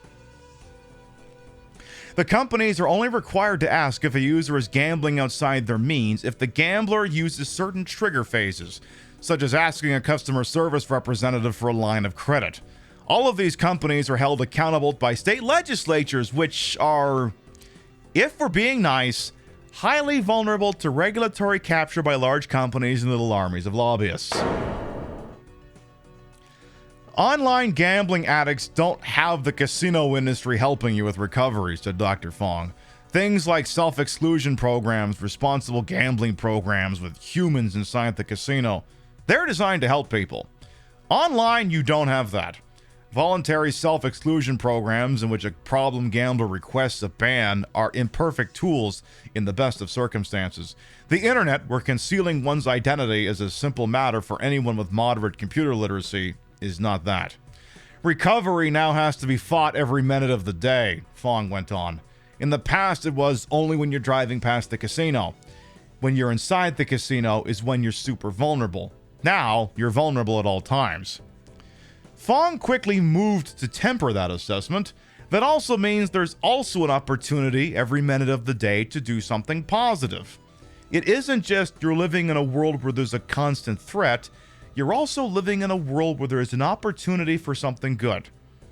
That's what we're focusing on, which is very different from years past. And I mean, you kinda gotta go at it that way. Because otherwise, I mean, it would just be utterly defeatist. There'd be no hope. But you got to frame it. Look, every single day you can do something good by not doing something bad. And that's the kind of hellscape we're in here when it comes to online gambling. His hope is that these companies and the government might take all of this more seriously and look to head off addictive behavior. One particular fix stood out to him. I'd like to see them do better to keep people under the age of 21 from accessing their product. Don't you just hate that that's a concern? Kids, with their shitty, undeveloped sense of risk and plastic mental state, are far more vulnerable than adults. Gambling addiction in children tends to trail into adulthood. Apps will claim they don't allow kids under 21 on their websites, but you're not stupid, and neither are kids, who can easily figure out how to lie on the internet or use a VPN. You have the type of behaviors that, you know, if you started online gambling, only bad things would happen, and so you won't. And that's good that you're not doing that. Like, I don't like the idea of online gambling in general. Again, I subscribe to the Steph Sterling idea where, like, if you're going to take my money, you're going to at least provide an experience. Let me go into the stupid building. Let me get a belly full of free drinks. And you're also, here's the other rule, casino. You're not allowed to go to the ATM. You bring a modest budget with you, and if it's gone, it's gone. You do not go to the ATM. You do not. That's the one inviolate rule. You cannot break it. No going to the ATM. Anyway. I recently spoke to Keith O'Brien, the author of Yeah, You're From a Family with a Lot of Addictions. You have rules that you stick to. Yeah, exactly. I mean, yeah, Rio's very diligent as well with these things to make sure that she doesn't fall into any familial habits. I recently spoke to Keith O'Brien, the author of Charlie Hustle, The Rise and Fall of Pete Rose and the Glass Glory Days of Baseball. See, I disagree with using the ATM because Jesus Christ, the fees. I mean, I've seen some of the ones in Vegas. It's like $10 for a transaction. F that noise. Anyway, I was speaking to Charlie, the author of Charlie Hustle, The Rise and Fall of Pete Rose and the Last Glory Days of Baseball, for another story I was working on. The book paints Pete Rose, who, as some of you may not be aware, he was a coach for the St. Louis Cardinals. Yes, and he gambled. And they found out and they were like, fuck you, you're done here. But as the article goes on here, the book paints Rose as a classic gambling addict, a terrible picker, who didn't play for money so much as he played for the rush. Oh, it's the Cincinnati Reds. Okay, it was one of the teams that was red. Cincinnati Reds, St. Louis Cardinals, it all kind of blurs together. They're all National League teams that I don't care for. Cincinnati Reds in National League, right? Actually, I have no fucking clue. Can you tell how much I don't pay attention to the Central divisions? They are? Okay, good. Anyway, he didn't so much play for money as so much as he played for the rush that accompanies risk. Rose was primed for addiction from a very young age. He was also exposed to the practice at a very young age. Gambling was a part of the culture that Pete Rose grew up in, O'Brien said. He lived in a home on the west side of town near the banks of the Ohio River, and just down the hill from his house was a little tavern where men were known to gamble. Kids sometimes gambled, playing games outside that tavern. Rose's father, Big Pete, was a devoted presence at his son's baseball games, but also regularly brought his son with him to the horse races in Cincinnati. When you ask Pete about what some of his fondest memories of childhood were, it's hanging out at the racetrack with his dad and cheering on whatever horse his father had bet on in that race, O'Brien said. Whatever you could say about Big Pete's parenting abilities, he did a really great job flipping the right switches in his young son's brain. They're both NL Central, right. Last time he was in Vegas, he was signing autographs at the hotel. Yeah, I know, guy needs a paycheck. Did I say Big Feet? No, Big Pete. I don't know if he has big feet, though. Nowadays, the job of the miserable patriarch exposing you to addictive behavior that can ruin your life is performed by gambling apps and their little army of advertisers. You can find them on TV, podcasts, and billboards in stadiums. The entire sports landscape has been transformed into an advertisement for gambling, and advertisements for gambling inevitably turn a vulnerable portion of the population into problem gamblers. They're supposed to follow laws set by each state, said Fong, but I don't see a lot of enforcement of those laws. When all the advertising is unchecked, unregulated, and we have very little idea of what this advertising is doing to people, I think that's a concern. Tobacco, alcohol, cannabis, they all have very sharp rules about advertising. I don't see ads on ESPN about Raw Garden or Stizzy or Kiva chocolates, right? What gambling sites offer instead are caveats in tiny type or read in hurried voiceover. When you see the helpline number and an unintelligible message that no one can see or hear or understand, that is not effective prevention advertising in my book, Fong said. If you're even a passive consumer of sports media, you know about the role that sports gambling advertising partnerships have taken in the industry's future plans for expansion.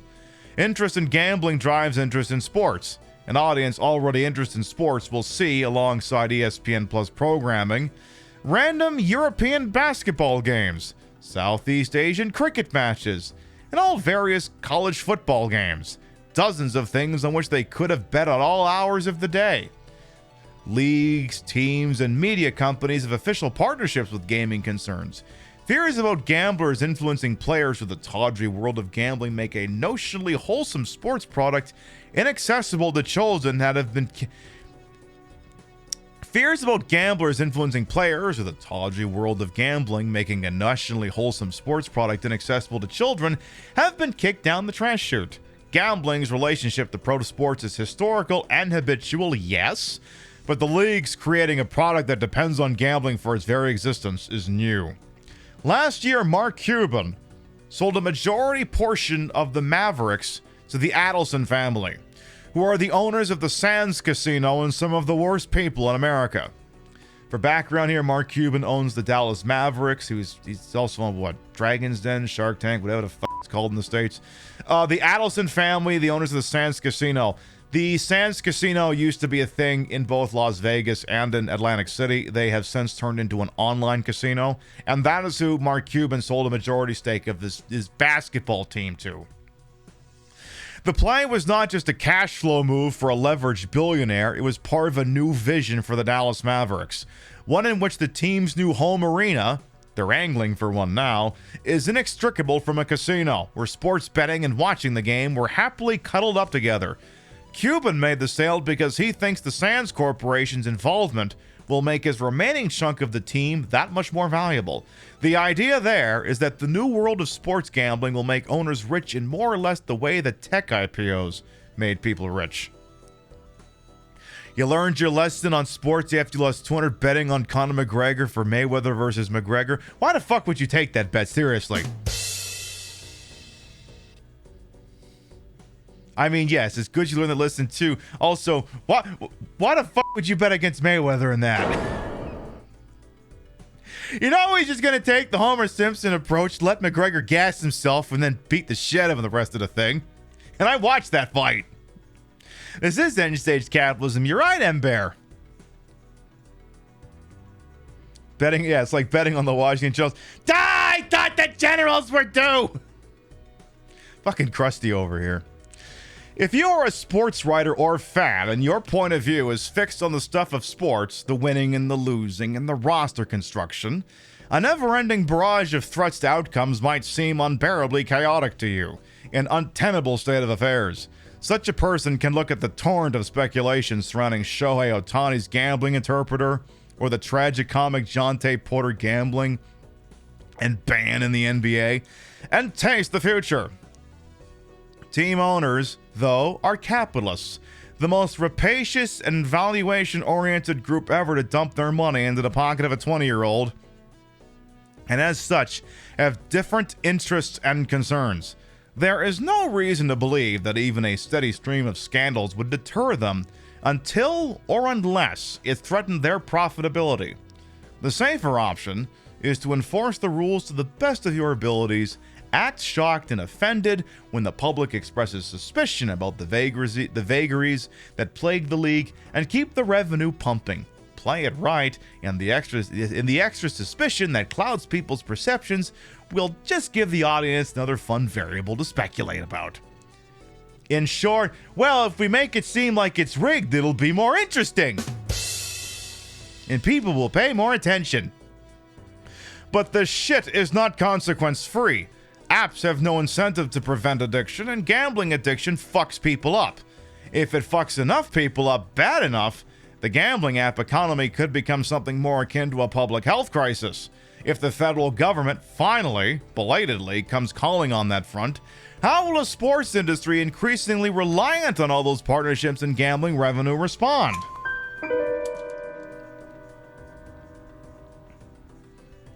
Just the PR that is really media. Yeah, all that fucking bullshit. Yeah, anyway, Eurovision. I'm just gonna focus on the gambling being shit for tonight. We can bitch about Israel another time. There is a way to make money, or at least not lose money, gambling on sports, and people who do it. That work involves crunching numbers, diversifying risk, seeking out small inefficiencies. It is, more or less, a job. A friend I spoke to for the story made a bunch of money betting the under on steals for various defense-deficient NBA guards. It's not glamorous, it's not juicy, it provides no mondo paydays, it's barely fun at all. Again, it's work. Yeah, sounds like the stock game, exactly. Sports gambling apps do not want people to gamble like that. What they want bettors to do is put money on parlays. Apps push them in that direction, constantly even offering no-risk parlays to whet a prospective gambler's appetite for the harder stuff. When I mentioned slot machine gambling to Dr. Fong, he immediately mentioned the same game parlay. It's an inevitable winner for casinos that also looks and feels good for the casual gambler. In Addiction by Design, Shul talks to slot machine designers about the process of making an effective slot machine. They're all from Australia for some reason. They tell her that it's mostly a matter of feeling, finding a way to build in enough winning to maintain hope in the player, but also enough losing to make it profitable for the casino. It's pretty nauseating. Reading about otherwise sane people succumbing to sophisticated Skinner boxes is dispiriting and terrifying. Here is one way it could all look. You watch a game with the app open. It gives you a personalized stream of quick, ever-changing, algorithmically generated bets. It also tracks what you bet on and what you don't, and then adjusts to create something akin to a personalized slot machine. The idea is to create an experience that feels good to you. If you're even a little bit inclined towards problem gambling, this will bury itself deep and it'll take your money. It will all be, as currently in 30 states, legal. And you can play like this until the government or a medical professional intervenes, or doesn't. Everyone with any skin in the game, every business interest that sees its fans as a renewable resource, wants that to exist. Whatever form this product takes, there is clarity in the near future. The sports and internet sportsbook industries are determined to cultivate and profit not just from gambling, but from gambling addictions. That's where the money is. Sooner or later, if history is any guide, and those are linking to, I believe, both alcohol and cigarette news, society will come to regard this as a public health concern. The clamps will come out, and there will be some attempt to regulate the space into something approaching responsibility. Whenever it happens, it will be too late for a lot of people. How the sports industry will react when its dream of the new cigarette is extinguished seems, in contrast, kind of insignificant. So as you can see, the summation of the article is that, sports betting is going to get a lot worse. Sports are all in on this. What happens when the government reins it in? And also going, the government reining it in will not be the biggest story. It'll be how many people got fucked up before that happened.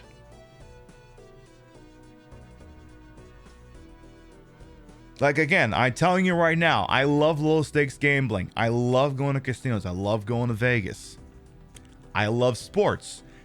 These two concepts, for me, will never go together. You're never going to catch me betting on sports. Not going to fucking happen. Not in a million billion fucking years. Anyway, again, that was the Defector article, Sports is Betting It All on Gambling. I'll link that again for you in the chat if you need to hang on to that.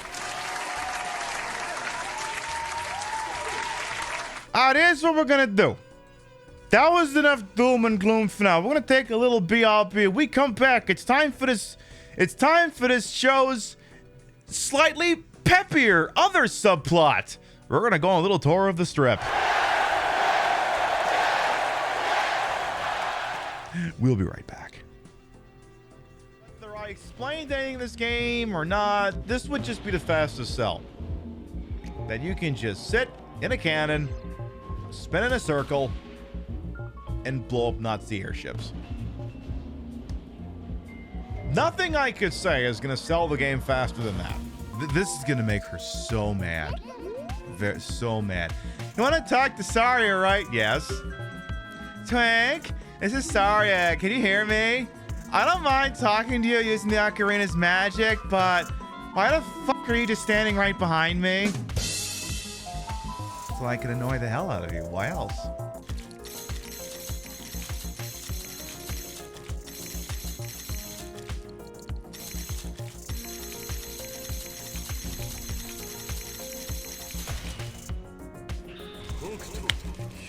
Damn it, Bread Pit. I have to remove that now.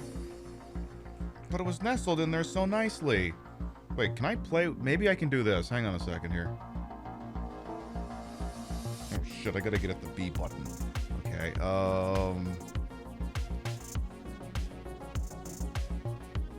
shit. Come on. Wheel of spin, player one. I'm working on it over here. It may be the other way. God damn it. Well, I tried. I really, really tried. Player one. Spin I'm working on it, Sajak. Shut the fuck up. With the Triforce of Wisdom that Zelda has, when I obtain the two Triforces, Triforces, Triangles, If you want to rescue Zelda, come to my castle. Yeah, you keep forgetting he's voiced by Gilbert Gottfried. So the Hylian royal family walks into a talent agency.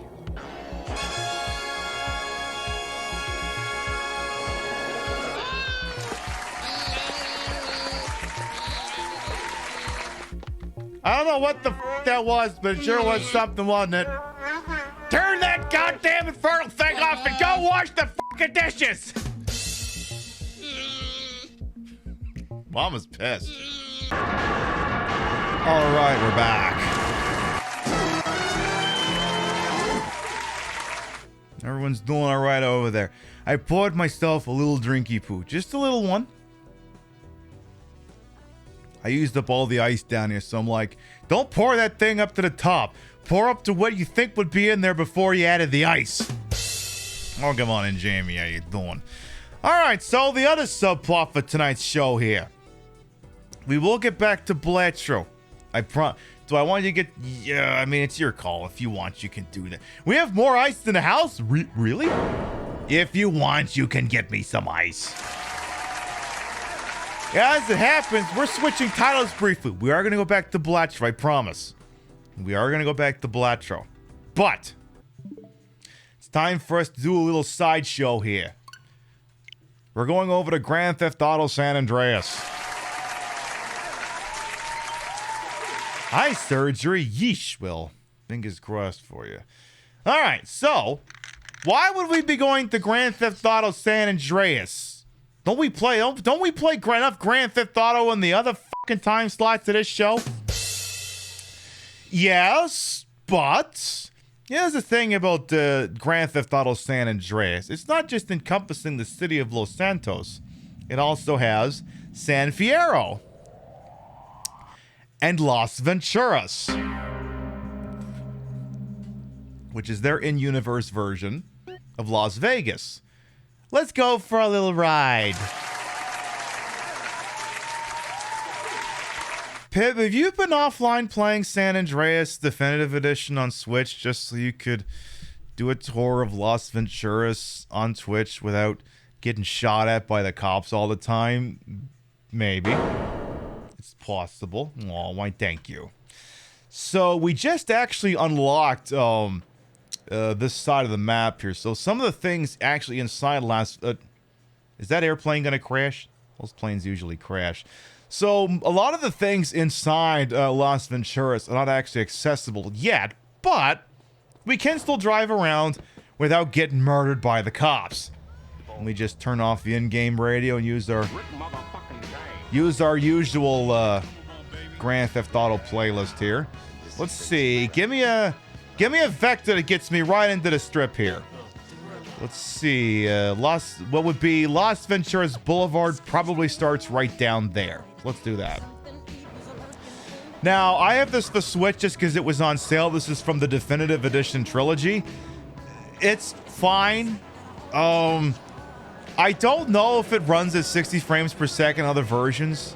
I just know the frame rate on the original was shit, so when this one's also kind of shit, I don't really concern myself with it any more than that.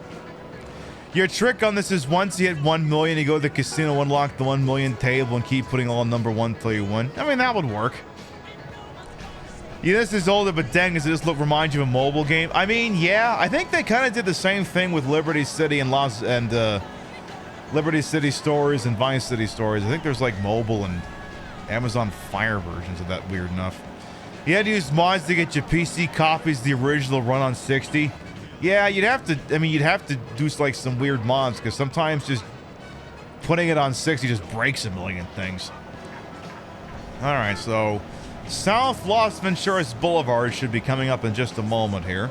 So we're kind of wedged between Las Venturas and Los Santos right now. Almost there, almost there. Because believe it or not, well, it was a nice, beautiful car while it lasted. Believe it or not, all of the casinos in Las Venturas, you're going to be shocked when you hear this, right? A lot of things in this city are based off of actual things. Like, I'm blanking on it right now, but that chapel coming up on the right is based off an actual one in Las Vegas. I just didn't fully internalize the name. But no, that's based off of an actual thing. Also, how do I get on the damn road from here? Maybe I need to... Alright, here's what we're gonna do. I'm gonna get out of the damn car. I go up here. And then someone's gonna give me a car. Yeah, you. Yeah, you. Give me your damn thing. Gimme. This is mine now. I'm gonna pull up here just to make sure you don't steal the damn thing back. And we'll get turned around. Alright. There we go.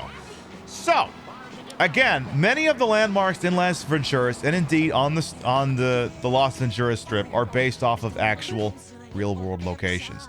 Also, maybe I should have just stayed on the highway a little longer now that I think about it. Get back on the damn highway, Pib. You fucked this up. Is San Andreas based on any time specifically? San Andreas is based on the early 90s and a lot of the goings-on that happened in California at that time, including but not limited to the crack epidemic and the Rodney King riots, which are also somewhat replicated late in the game, in this particular game. Spoiler alert. But yes, all of the casinos here are going to be based on actual Las Vegas casinos. Now, I don't know that their positioning is super accurate, but who gives a shit, huh? So over here, we're gonna start on the east side of Las Venturas Boulevard, then we'll loop around to make our way back to the west side here. Also, who is screaming about things here? I'm not even doing anything. So coming up over here on the left, we have the Excalibur. Oh, I'm sorry, my bad. We have Camelot. Do I have my Camelot? I actually have a bunch of chips up here. Do I have Camelot here? Yeah, I do actually. I have my Camelot chip right here. I'm sorry, it's the Excalibur. But yeah, it's only a model. I know. Shh. But yes, this one is heavily based off of...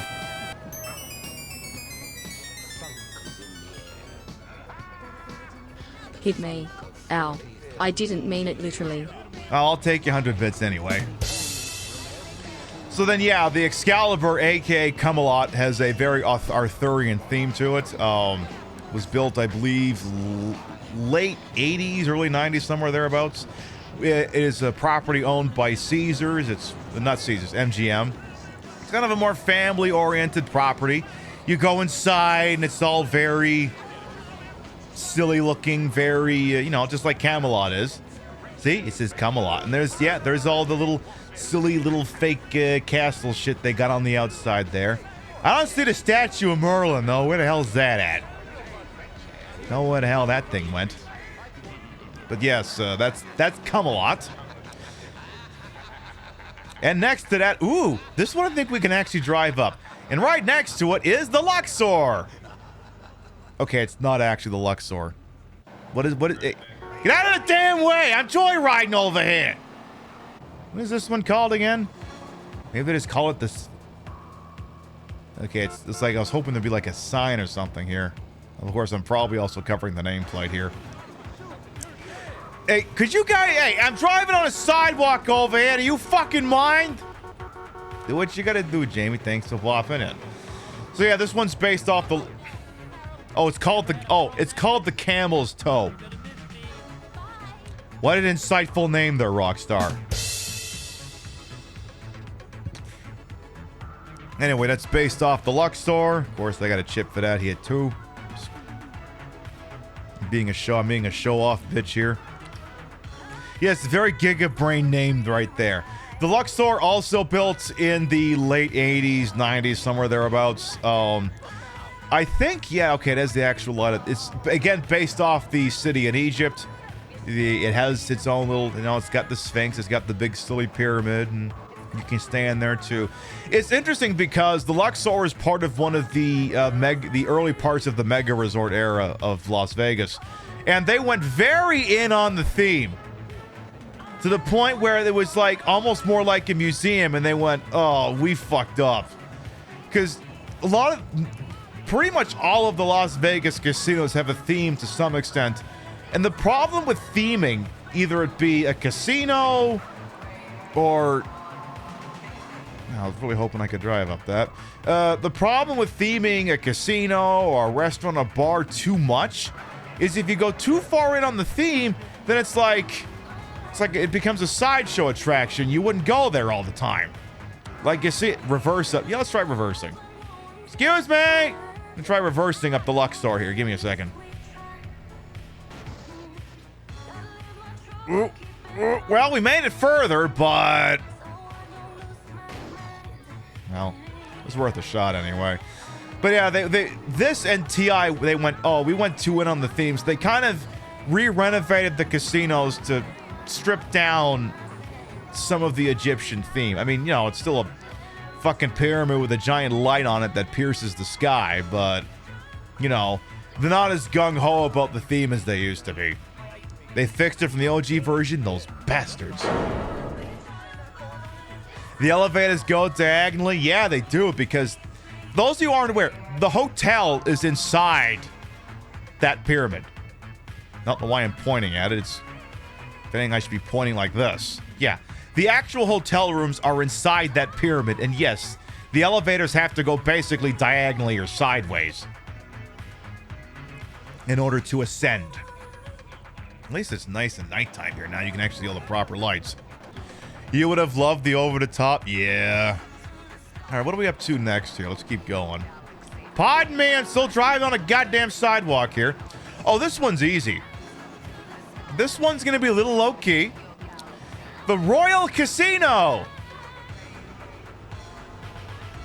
Actually, that's just Casino Royale. Do I have my Casino Royale chip down here? Oh, there it is. Yeah, this one, this is the Royale Casino. You're gonna be shocked it's based off of Casino Royale. I know you were shocked as the rest of us to hear something like that, but it is. But yes, the Casino Royale is a much smaller casino on the Las Vegas Strip. It's sandwiched between the Venetian and Harrah's. It's actually a Best Western hotel right now. I'm gonna take the little indicator off the map here. Get rid of that. Where's the tops and bottoms casino? You're gonna have to go to New Vegas to get those ones. Anyway, the Royal Casino, very much smaller, very much stripped down. They had table games, but after the they closed those after the pandemic and never reopened them. They have a nice sports book. It's a very affordable place to stay on the Strip, but again, no table games anymore. So obviously, you couldn't get these chips anymore. Is there Peter Sellers and Orson Welles inside? Yes, actually. Okay, no, but they did actually have a Casino Royale video slot machine based off the movie. The new one, not the old one. Next, we have Caligula's. They have free margaritas with the purchase of an entree or 2-for-1 margaritas by the Slaz. What's this? By the what? Slaz? What the fuck is a Slaz? Hey, yes, that Alec will come on. And so this is very, very obviously based off of Caesar's Palace. Caligula's, Caesar's, this is just whole ass Caesar's Palace. And I mean that's whole ass the drive up to Caesar's Palace. Just completely. Why is everyone freaking out? I only hit one person with my car. It could be glass. Yeah, it could be glass with an S missing. But yes, this is very obviously Caesar's Palace. Doesn't have nearly as many penis statues as Caesar's Palace does, though. Were you going to arbitrarily whip out a chip from Caesar's Palace?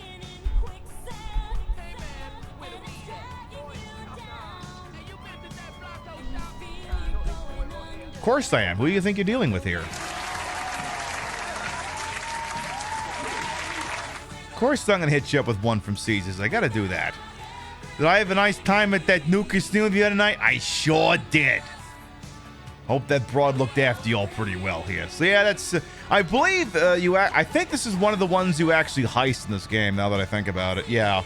There's an actual heist that goes down later in this game at Caligula's / Caesar's. Now, technically, it's weird because I think all the properties we've looked at this point are technically on the wrong side of the strip. These are all west side properties, but they put them on the east side. And that trend is going to continue up here at the Clown's Pocket. Wait, no, that's Circus Circus. That is whole ass Circus, and you can't tell me it's not. Have they got slots of fun out front? I don't think they have slots of fun out front. Nah, they don't have slots of fun out front. So you may go, why is it called the Clown's Pocket? And who's firing shots? Oh, cops are dealing with somebody. Anyway, this is based off Circus Circus, which is originally built in the late 60s, but they didn't actually add a hotel to it until 1975.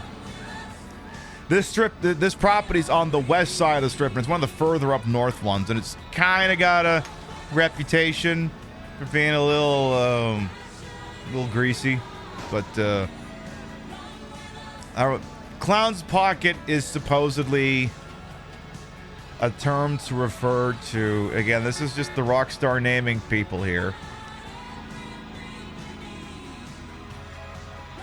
It's a vagina joke. You know how the clown car has a million people in it? I'm guessing it's the same line of logic.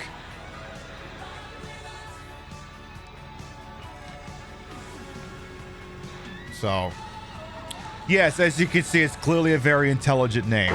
It's weird that you could come up with a name that is somehow dumber than Circus Circus, but by God, did you find a way to do it? Dum-dums. Infinite handkerchiefs? Yeah, they could do that. All right, moving on here. Yeah, also beside the Starfish Casino, alternatively the Foxhole. Yeah, they could have gone with that.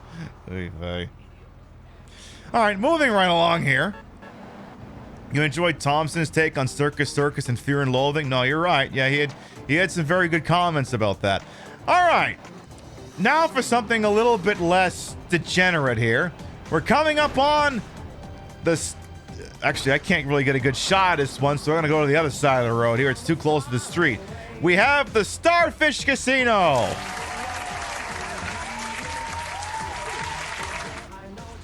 That's just kind of a generic name. Well, yes and no. This one's weird. It's I mean, I guess they could be talking about an asshole. I guess. I mean, they got the Clown's Pocket. You got the Starfish. Whose casino's named after dicks to fill out the trifecta? It could also be a reference to Starfish Island and Vice City. I suppose that's true. But anyway, the Starfish Casino is a little bit weird. It was originally based off the Barbary Coast. The Barbary Coast subsequently became Bill's Gambling Hall and Saloon. Which was a reference to a reference to the, I think, one of the original owners of the Harrah's line of casinos. It has since also then been renamed and rebranded as the Cromwell, which is the horny hotel on the strip. Apparently, a lot of the rooms are like sexy oriented, and I think this is like one of the properties where kids are not allowed in any capacity on the property whatsoever. It's also incredibly small. Ryu and I walked from one side to the other in like 20 seconds. It's a very narrow property. Very narrow. All right, let's keep going here.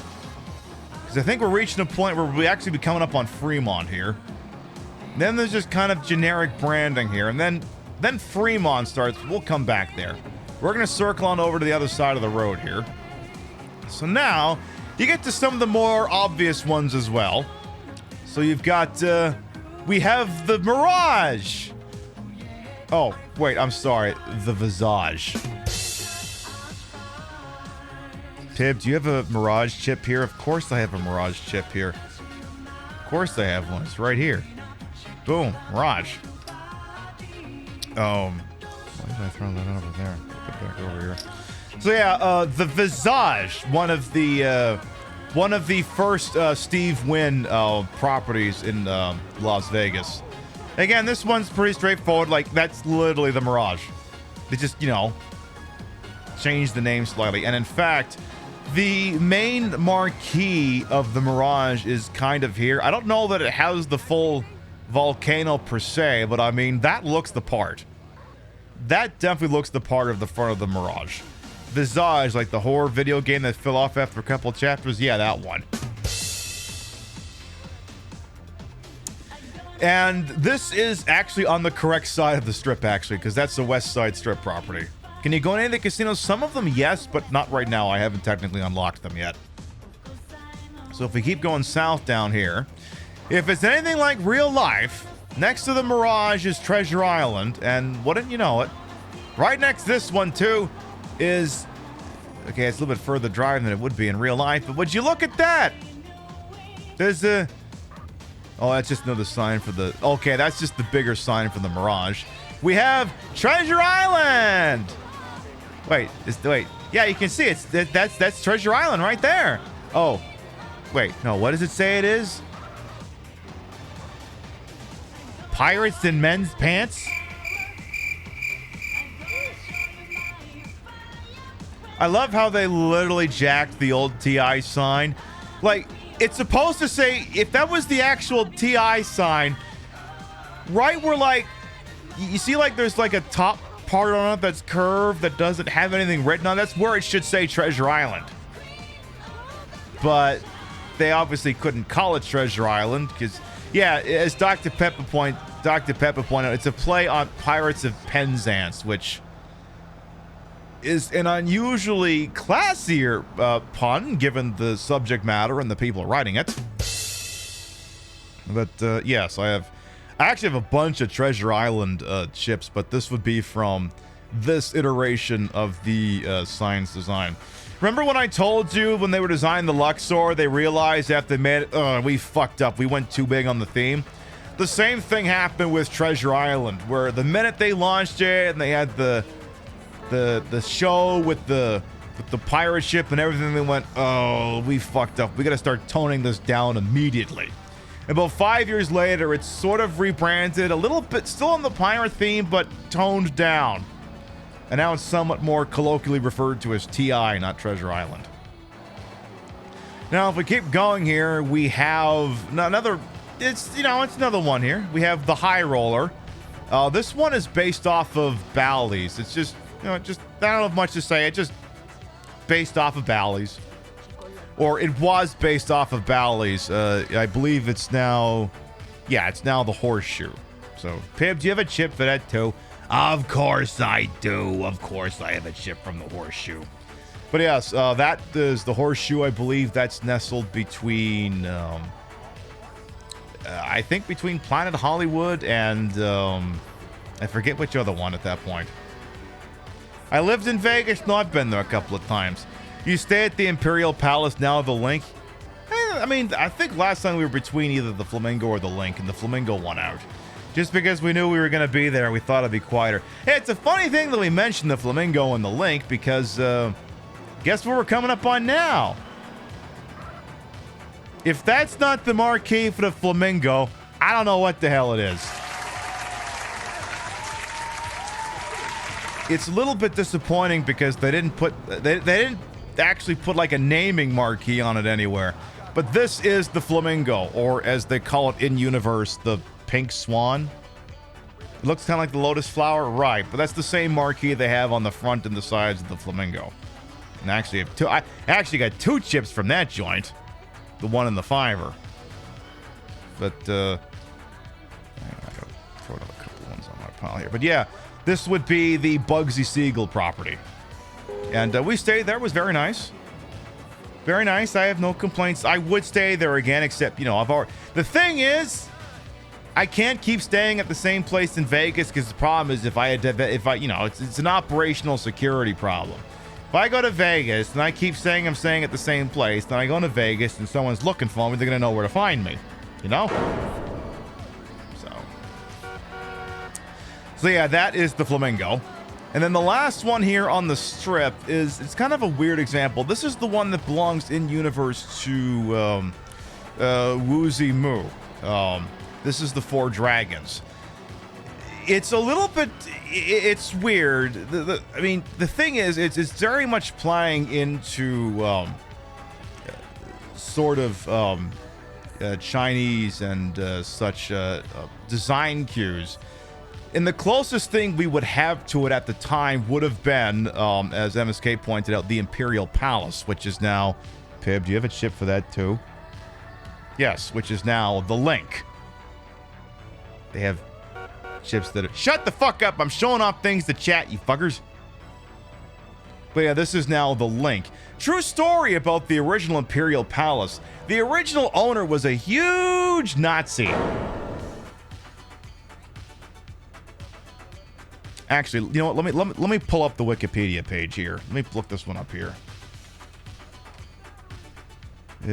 Not the Tokyo Imperial Palace. Oh, fuck, I just look at the link. Link Hotel. Can I get a... No, I don't want Link Microsoft. You fucking Google.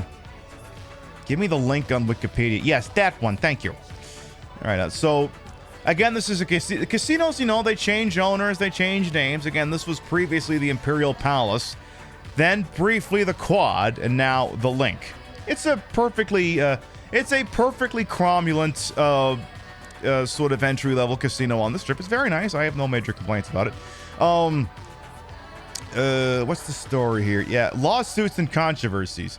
In 1988, agents for the Nevada Gaming Control Board inspected the Imperial Palace and discovered that owner, what was his name? Robert Engelstad? Is that what it was? Let's look if that was the guy. Is that his name? Robert. Just want to confirm that guy's last name.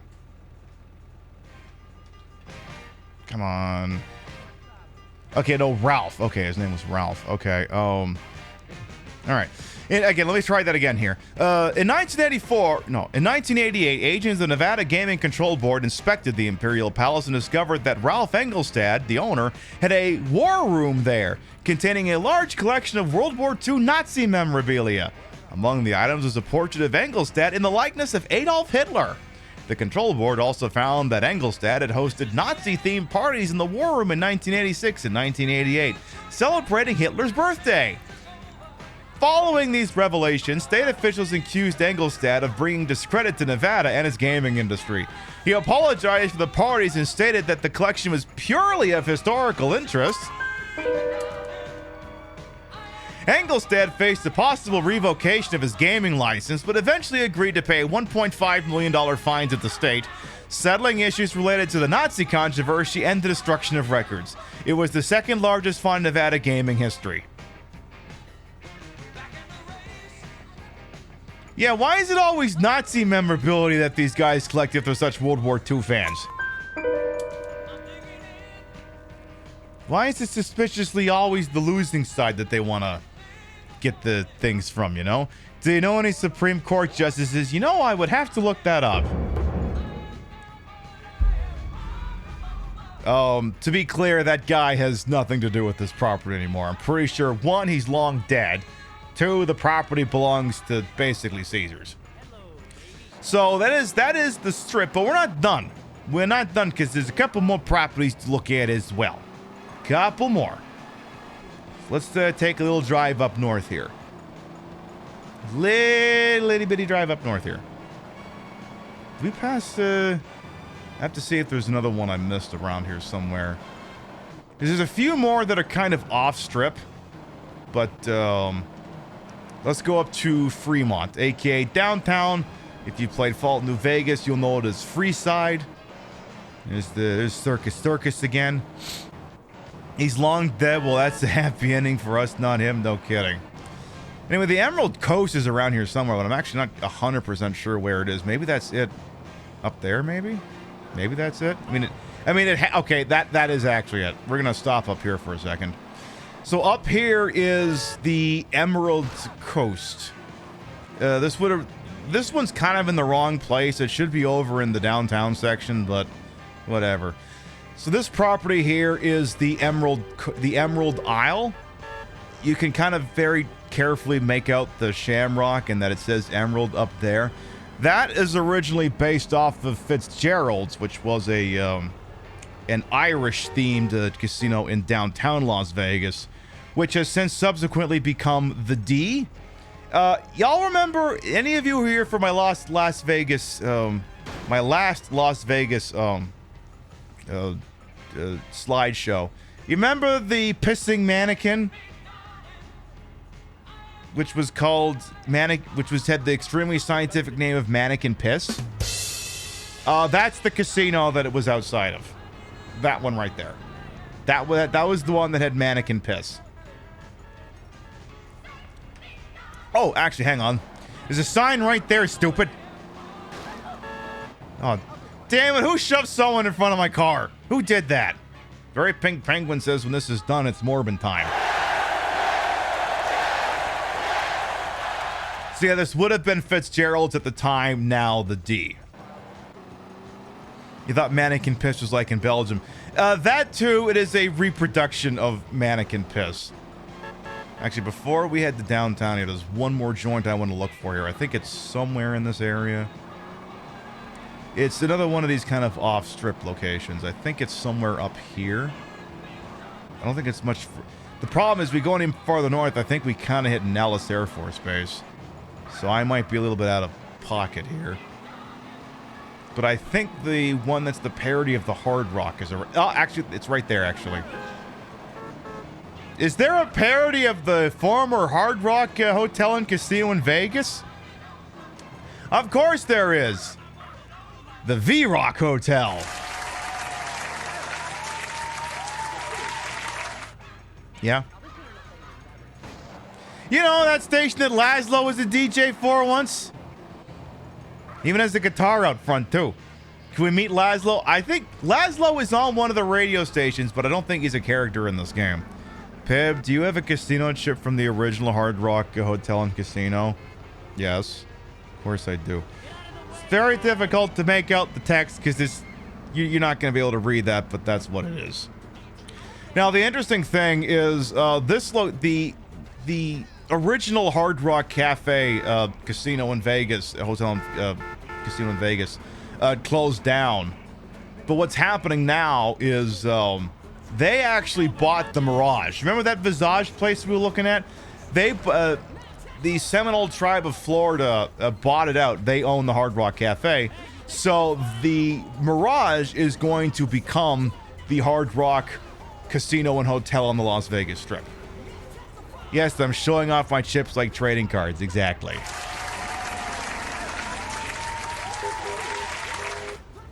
But yeah, and this one is just a hotel instead of it also being a hotel and a casino. And then finally, let's go downtown. The eagle-eyed amongst you can already recognize, I think, the Four Queens. But let's go there from the strip side. So we're going to loop around this way first. So we'll go on through over here. Yes, I'm showing you my poker mans, exactly. Hey, let's keep going around here. Let's hit this from another side. So they have their own little representation of downtown Las Vegas as well. Now you may go, wait a minute. How do they have the strip and downtown? What's that about? What it is this section is what Las Vegas used to be before the strip was a thing. So over here, I want to say this is... Actually, I want to say that's... I can't decide if that's Binion's Horseshoe or if that's... Oh, okay, no. This is Binion's Horseshoe over here. Because instead of Vegas Vic... Actually, I think Vegas Vic is right up there. Or whatever it... Oh. It's not Vegas Vic, it's... Okay, excuse me! I am trying to look at this marquee of Avery Carrington over here! So they got this big neon version of Avery Carrington from Vice City. And if you look over here, they've also got one of Candy Sucks. You're getting Ride to Hell vibes? Yeah, that makes sense. Because it's kind of based off that, too. So if we kind of sit right here, we've got... actually, I've been to that gift shop there. But there you've got Binion's Horseshoe right there. I do not have a chip for that one. This would be the Four Queens right here. That I do have. Yeah, I got the Actually did really good at the 4 queens when I was there, but yeah. As you can see, it just says 4 queens. But yeah, that's the marquee for the 4 queens right there. And I think maybe the one for the golden nugget is around here somewhere. I think, but I'd have to look around. But yeah, that is whole ass the front of the 4 queens. Can I poke over here real quick? And then one of these is the Fremont, but I don't know where that one actually is. But yeah, one of these is supposed to be the golden nugget. But I mean, maybe that's what this one is. Because yeah, looking at it now, yeah, this would be the golden nugget. And yeah, of course, I've got the golden nugget here. Horseshoe is worthy to the World Series of Poker, right? Yes and no, very pink penguin. You're thinking of the horseshoe that is on the strip, formerly Bally's, formerly the original MGM Grand. Binion's horseshoe is a different property that is on, that's downtown. And then, yeah, like I said, this one up here would be Binion's horseshoe. So there you go. The detail they put into this shit. That's not confusing at all. Oh, absolutely not. I'm sure the cabbie asked you twice. Wait, do you want the horseshoe on the strip or are you going to Binion's? I'm going to Binion's. Okay, that's going to cost you extra. You appreciate the guided tour, you're welcome. And then I think there's like other things, like there's McCarran down here. If you played New Vegas, I mean, that's McCarran. I think there's a CAC military fueling depot up here that's meant to be Nellis Air Force Base, but it's obviously not really Nellis Air Force Base, where the boomers would hang out, so there is some comparative stuff there too. All right. I think that's enough driving around Las Venturas. Let's get back to Balatro.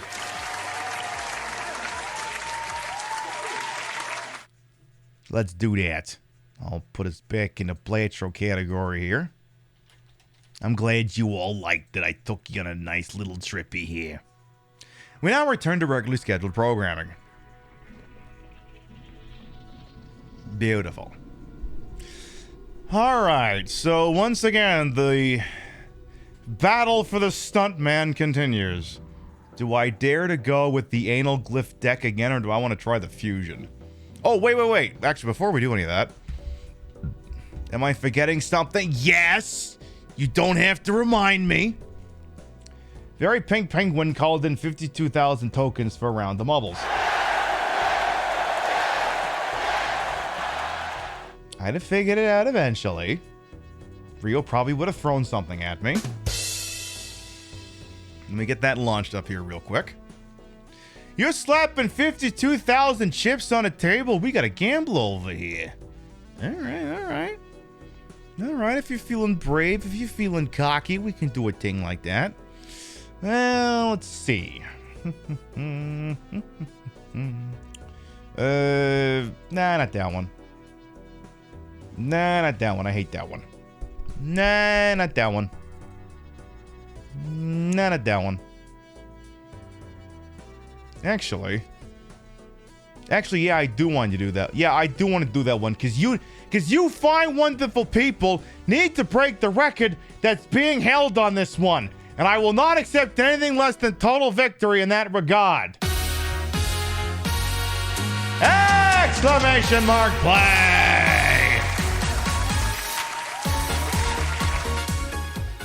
Alright, folks, exclamation mark play gets you in here. The way this works is, hey, you want to see a name in lights? You want to be cock at a walk? Exclamation mark play gets you in here. This is Eye of the Storm. Hambot holds the track record with 1:31. And someone there has to break it or you're all fired. Also, Very Pink Penguin called in 52,000 bet PIB chips to make this round the mobiles possible. So if they win, I win, the bot wins, any of us come in 6th, 9th place, everyone dies. They're gonna get their chips back, so they got some skin in the game here.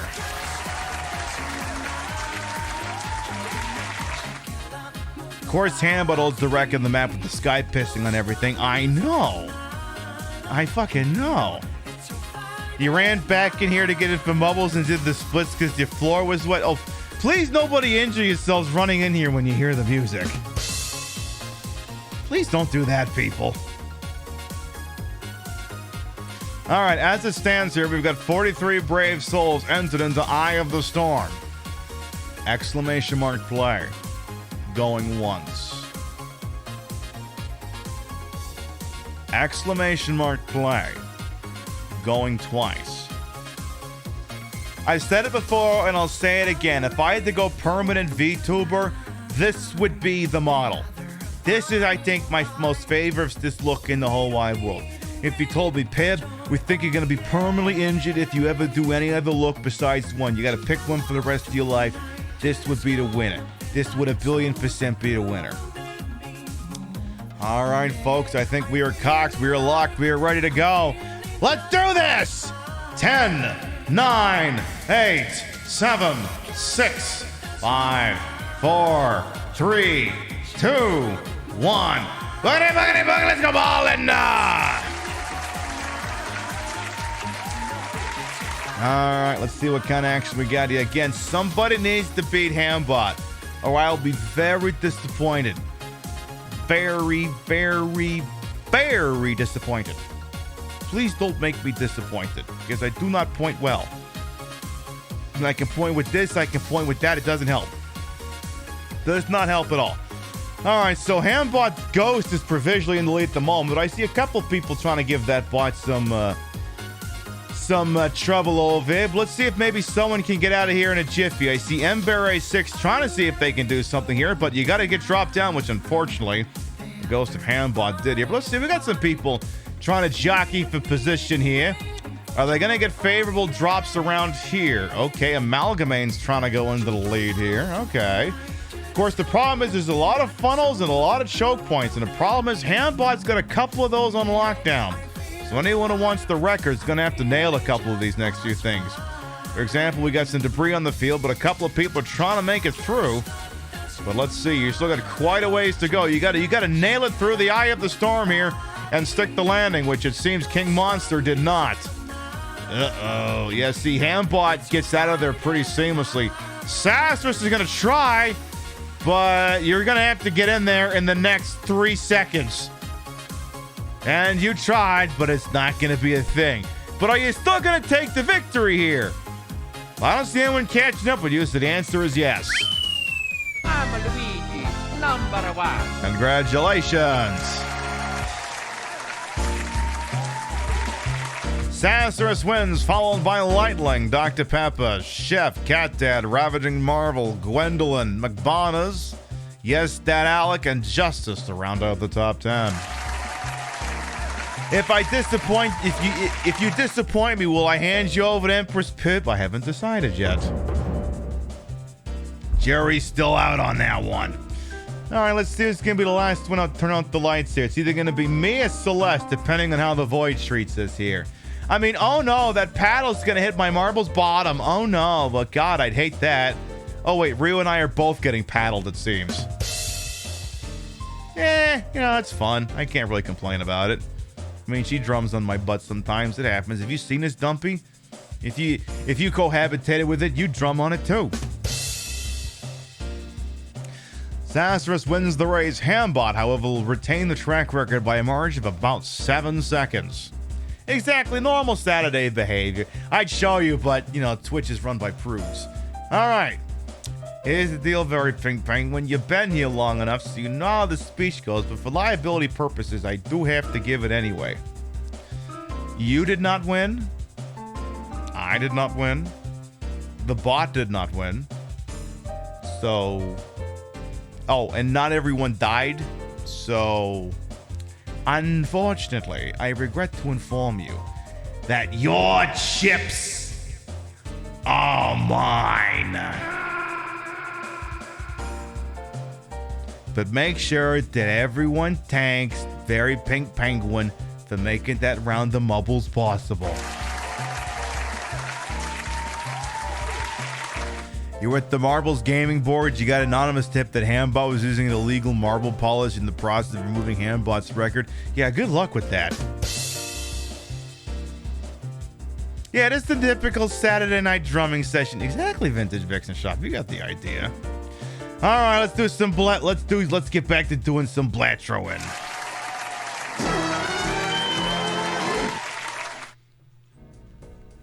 Oh, Stuntman, you will be mine. Oh, yes.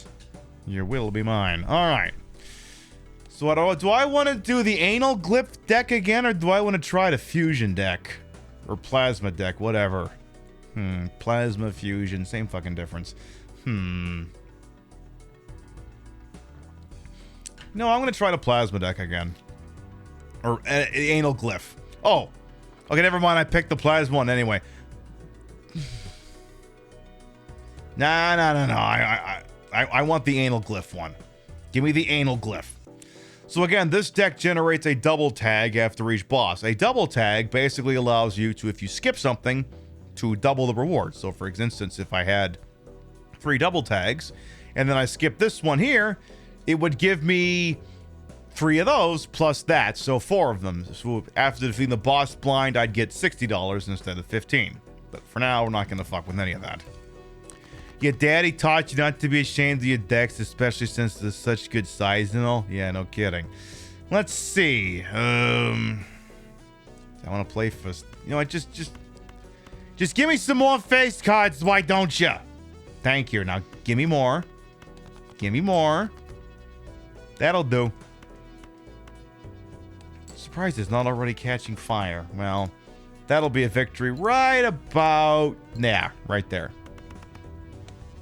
Yeah, I won't say no to winning on one fucking hand. I won't say no to that. Alright. Now, give me the bull now! You fuckers. Ooh.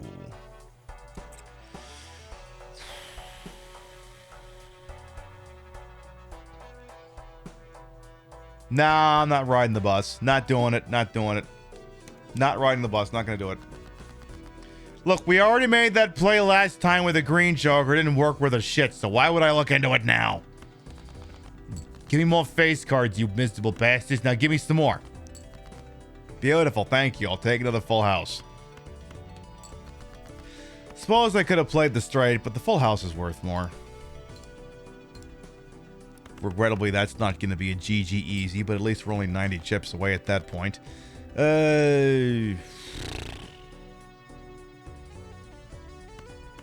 Okay, either give me a jack, a 6, or another king. Okay, that works.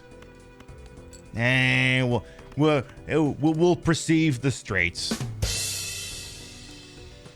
As a reminder, those Bottoms Resort and Casino chips are available. I believe we're down to... Let me see if I can get the exact figure here. We're below 20 at this point remaining. What does my inventory say?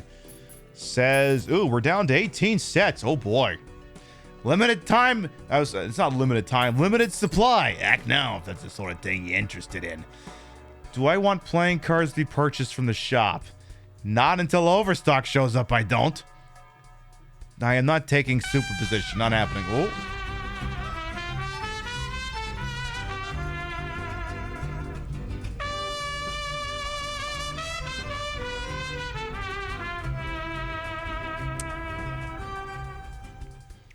Pimpy fab. Well, Proto-Thanatos, thank you for the 3 whole ass years. Thank you very much for your continuing patronage as alleged fine program. It's appreciated. Saw you kicking people's butt as Leon Kennedy today. I didn't realize he was in Tekken 8. Hope you're doing all right over there. It's some Balatro stuff over here. It's our usual gambling degeneracy. I figured it'd be a nice way to spend a Saturday night. Hard cards are debuffed, huh? Tell someone who gives a shit. Give me some face cards. Give me more face cards. Give me more. Give me more. Oh, that works. Okay. Yeah, sure. 4 jacks. Why not?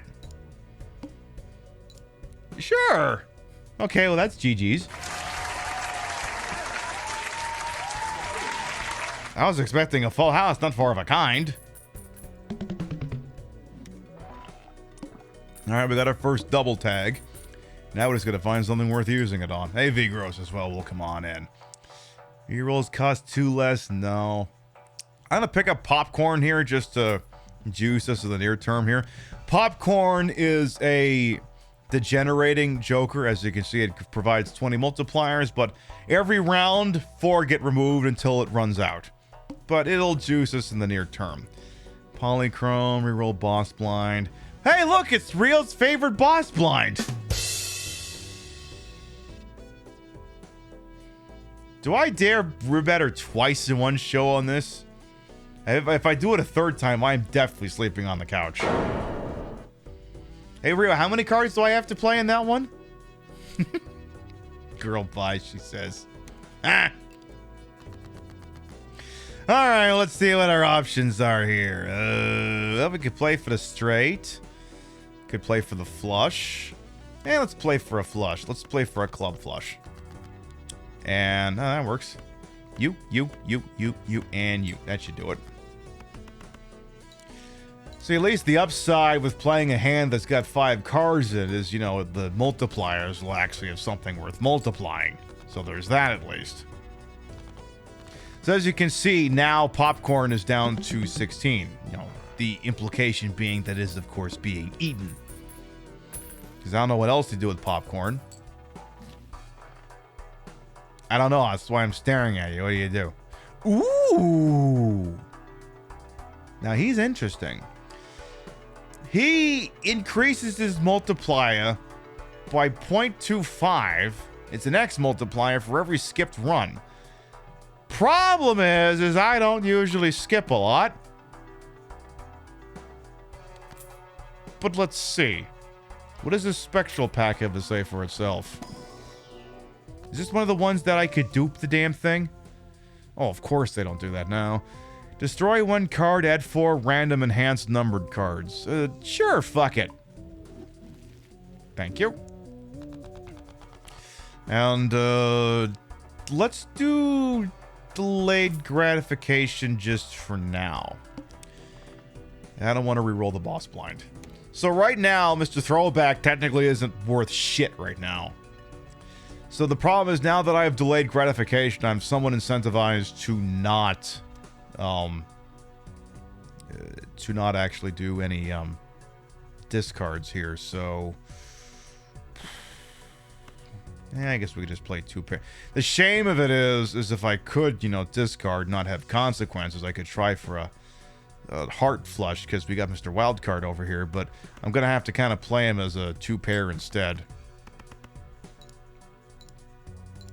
Yes, I prefer to grapevine over skipping. Exactly. Alright, well, that's at least 2/3 of the way there. Pair of 2s. Probably should have played something else as a kicker now that I think about it. And we'll make it in 1 piece here. Oh, it's not a... Actually, yeah. That's enough for a straight. Let's play that. Again, the dream of dreams is to finally acquire the Stuntman. I'm guessing that's not happening tonight, especially at the pace I'm going, but, you know, at least I'm having a good time. At least there's that. Fun on the internet? Is that even allowed? Are we allowed to have fun on the internet? She's not answering, so I'm gonna take that to mean no. Ooh, the banner. See, the interesting thing is, again, we're kind of disincentivized from discarding at the moment because delayed gratification is paying out. I'm actually gonna pick up the banner right now. Problem is popcorn's getting ready to go away as well, so I might... Problem is I need something reliably generating well... Pib, you don't gotta worry about that right now. Popcorn's still there, just go with it. Just remember, you have to play 5 cards. Don't talk shit about Rio constantly forgetting she's got to play 5 cards and then forget to play 5 cards yourself. You will never live it down. As it happens, we got a flush right here, and that should be GG's. And there you go. Good.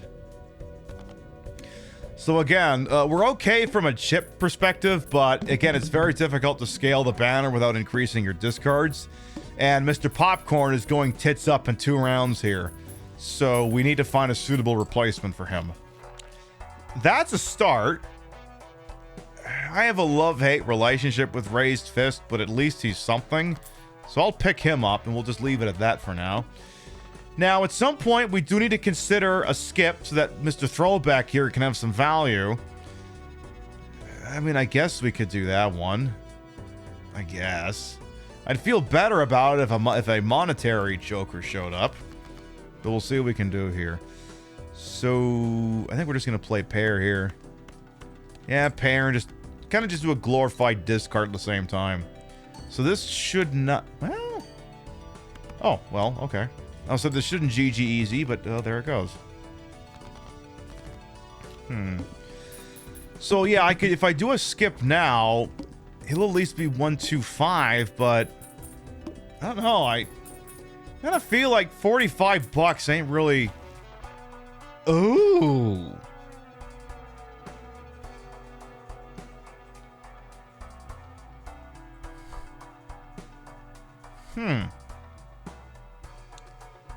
Huh. Decisions have to be made. Bye-bye delayed gratification. Hello, burnt Joker. Which means Throwback probably ain't long for this world, because Burn Joker will upgrade the level of the first discarded poker hand per round. So if you discard a hand, Mr. Burn Joker over here will upgrade that hand. So this may have just changed the dynamic of how we're playing here. Because now I'm also somewhat... If I wasn't already disincentivized to skip rounds before, now I really am. So what would I possibly want to level up? High card. Just level up high card. I mean, I'll play it as flush. Just level up high card. Just do it. It's literally the easiest hand to play. I had high card up to like 40 in one playthrough.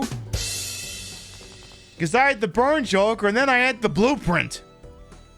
Here's another flush. 1, 2, 3, 4, 5. Flush. Boom. That 5, the Spade 5 is a wild card, so it can be played as any suit. And then Mr. Popcorn, as you can see, is about to go tits up. And he's bye-bye. Yeah, fun? What's that? I have fun? What is this fun of which you speak? Well, let's see here. Well, we're definitely rolling in the money right now. It's a shame we don't really have anything worth spending it on. You... Alright, just out of curiosity, what are you generating? I hate it. Kill it. Kill it. Make it dead. Alright, come on. Buller boot. Buller boot. Buller. I fucking hate you. I hate you so much. Okay, 1 reroll. I hate it. Alright, 2 random cards. Okay. Oh. Well, this is where it's kind of good we got rid of delayed gratification. Actually, no, delayed gratification wouldn't have any problem with this. It's Ramen that would have a problem with this. So we're gonna do 1 discard. Just again, high card. Just 1 high card. No big deal. And then since we're kind of incentivized to play pairs right now with the Jolly Joker, why don't we do that? This is the Wheel of Fortune Luck Boomerang back. Pretty much exactly.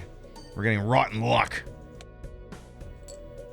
And then we have a throwback that's basically still fundamentally useless because I refuse to skip anything right now. That's because I'm trying to build up... I'm trying to do some edge play over here with my double tags.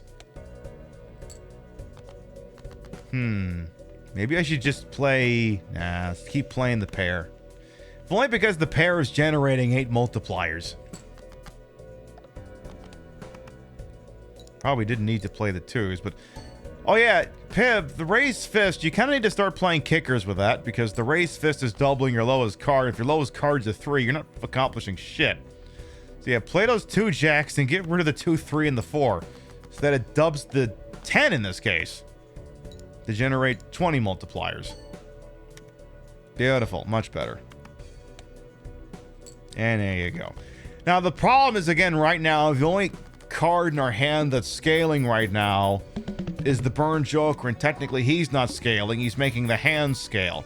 So that's another inefficiency that still needs to be addressed. Ooh! Clearance sale, all cards and packs at 25% off. Don't mind if I do. That'll reduce the price of, you know, many fine goods and services. Give me an Arcana pack. I should be opening up more of these goddamn things. I don't... Ooh. See, I kind of want to... I kind of want to try the Wheel of Fortune again, but the problem is there's like 2 jokers on there. If it gives something to, I'm just going to hate myself. But fuck it. Yeah, that's usually how it goes. That is the proper response. Alright, well that's all fucking useless. Ooh, and these aren't worth skipping for shit, so I guess we're just going to keep edging ourselves here. Exactly. Nope! Alright, once again, level up high card. And, maybe just play high card, to be honest.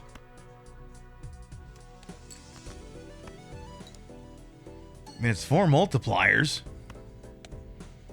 It's not half bad. Oh, well, oh, okay, in this case, just play the damn full house.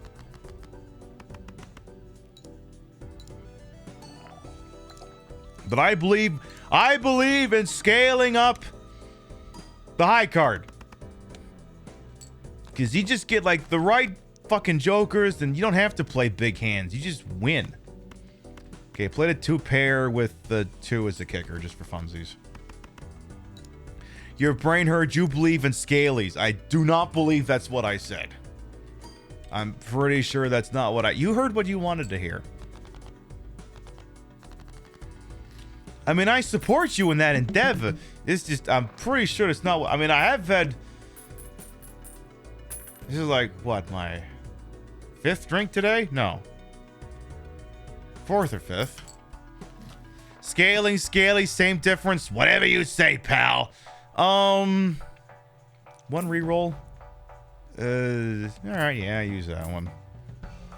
Okay, it's a net positive, but still, again. Bull, boot, please, come on, this week.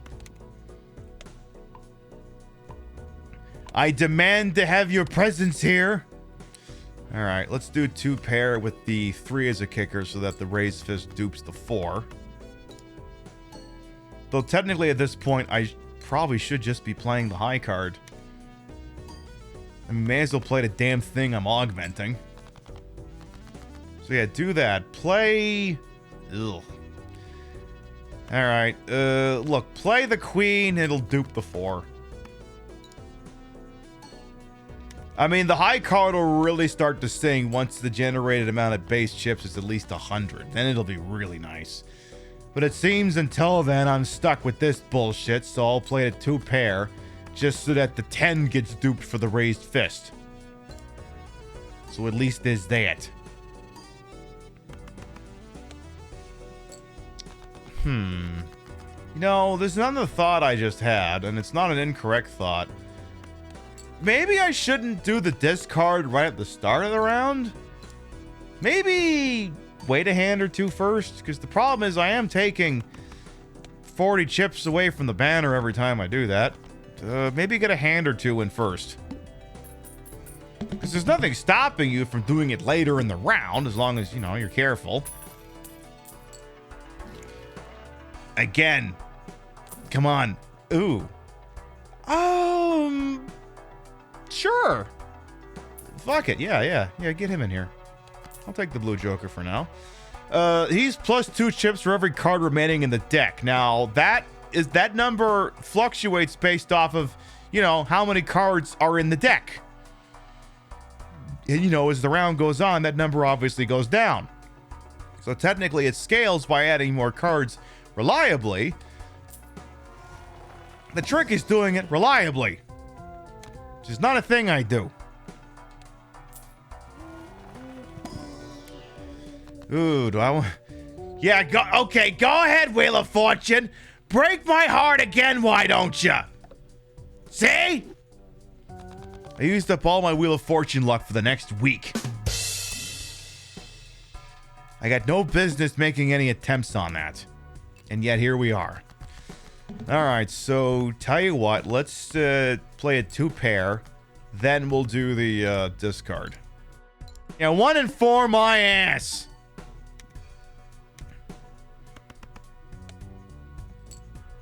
Not to be confused with 4 in my ass. Alright, let's do one more, then we'll do the discard. Because, yeah, that shouldn't be enough to take the victory. Alright, we'll do the discard now. So let's kill, yeah, just take out the 2. So that'll level up high card. And then this will, okay, this will be played as a pair. Actually...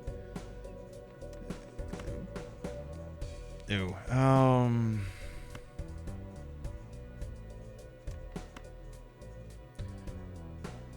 Yeah, play it as a high card, actually. Just to see how the hell that goes. Okay, yeah, $5,000 for a high card's not bad. That's not bad at all. See, I tell you I'm onto something with this approach. And now we've got a 4th double tag. Be nice if we could get something worth using it on. Hint, hint. The blank, it does nothing. In this case, it does do nothing. Don't take it. Give me 1 reroll. You bastards. Well, I could have another double tag. Fuck it. Give me another double tag. Oh, and there you go. He's finally on the board. So now I have 5 double tags.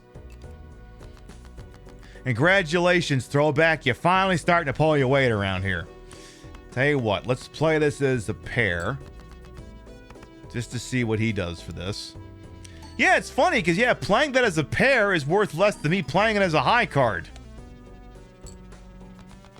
So let's actually do that discard now. So high card's now going to be level 7. It's going to have a base value of 65 and 7. So let's play this as a high card. So as you can see, it's starting to have some cascading effects here. See, high card is now worth 8,000, depending on how the hell I play it. And yeah, let's just play it like that. So the 10 will be, oh, fuck! It plays as a pair. Eh, whatever. We're only $3,000 away from victory anyway. Not that it friggin' matters. And as you can see, it still played for 9,000 anyway, so it's all good.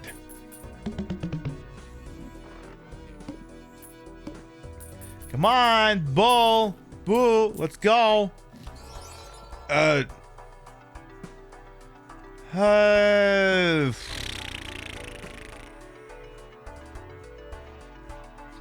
funny thing is the polychrome is worth more than him right now. No, I'm not. Can I look at the spectral pack first, please? Ooh. Create a copy of a random Joker. Destroy all other Jokers. It's a little late for that, so that's not happening. Convert all cards in hand to a single random suit. Well, here's the problem with that is we're not really playing flushes anymore, so I actually don't think I want either one of these things. So I'm not gonna do it. Fucking waste. I mean, if you could have told me I could have used it to dupe the bowl of the boot, then yes. Okay, so 1 and 4, huh? All right, well, we had 1 that worked and 2 that didn't. Let's make it 3. There you go. So legally, next time it has to work. No, Pip, it doesn't have to work. You see, you did 4 and 1 of them worked, so now you're opening up a new 4. Technically, it doesn't have to work for another 3 attempts, you son of a bitch. Well. Alright, face cards being debuffed. That's interesting. Tell you what, let's do a high card discard here. Technically, probably should have gotten rid of those face cards now that I think about it here. So, let's remember not to play it as a pair. So maybe don't play that 9. So 82-16. All right, so that'll do fairly well. All things that it'll do okay-ish. Could you stop giving me pairs, please? All right, fine. I'll play the fucking thing as a 2-pair. What the hell do I care? It'll be worth more because the raised fist will give me the 20 multiply off of that 10. You stupid game. Ooh, this one's gonna be tight. I probably shouldn't have done that discard early. I almost wonder if I should.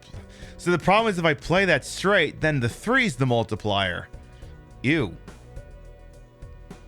How much would that be worth? I mean, bearing in mind that none of the phase cards are worth anything. I think just play the high card and go with the 10 as a multiplier. You went all in on him. Now it's the time. Now it's put up a shut up time. Okay, that's the play. Oh, even better. Yeah, just play that one.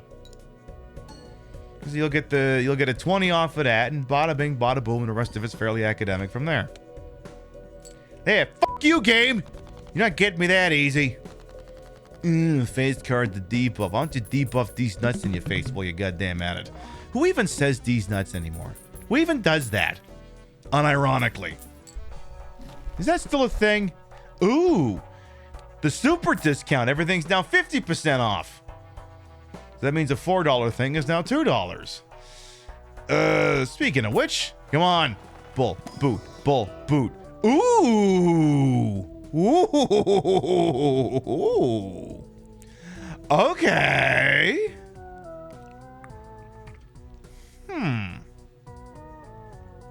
See, here's the interesting thing.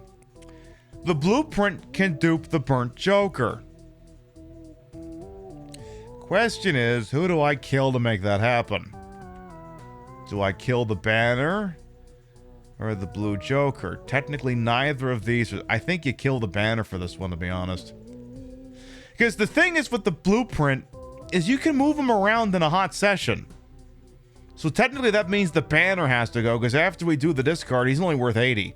That means the banner has to go, and blueprint has to be picked up. Okay, that's interesting. Please tell me you've got a Pluto in there. Thank you very much. So, the blueprint and the brainstorm work very nicely with the burnt Joker. So as you can see, copies the Joker to the right.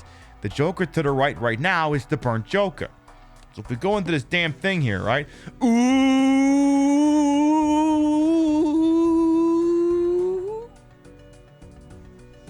I think we just found one we're skipping.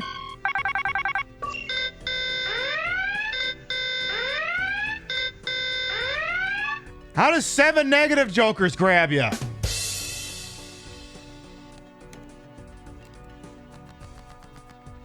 All right, so bearing in mind that the blueprint will copy the Joker to the right, park him next to the burnt Joker, and then do this.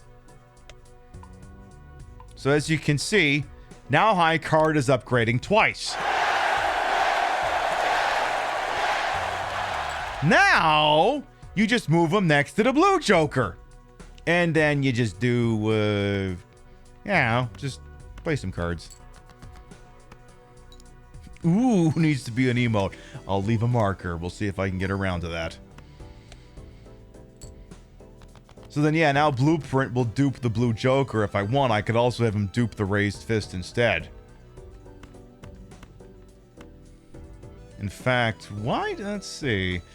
I know, that would be... You know what? Why not? Just for science's sake here. Why not?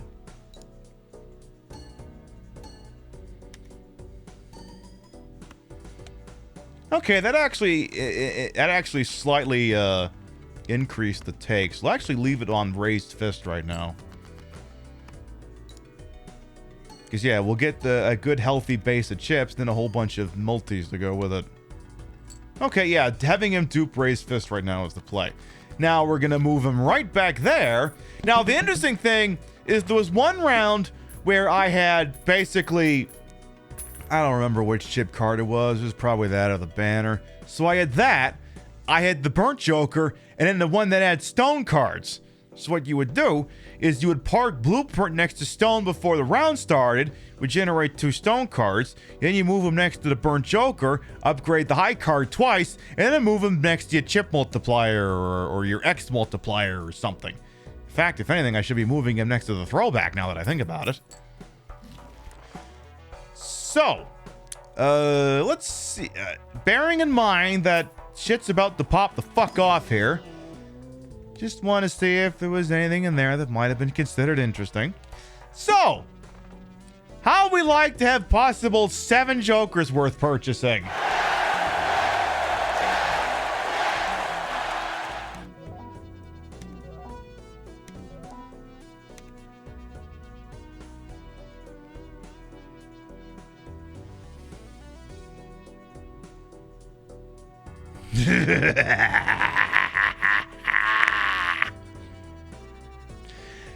Also, he's now worth, what, time and a half now? Perfect.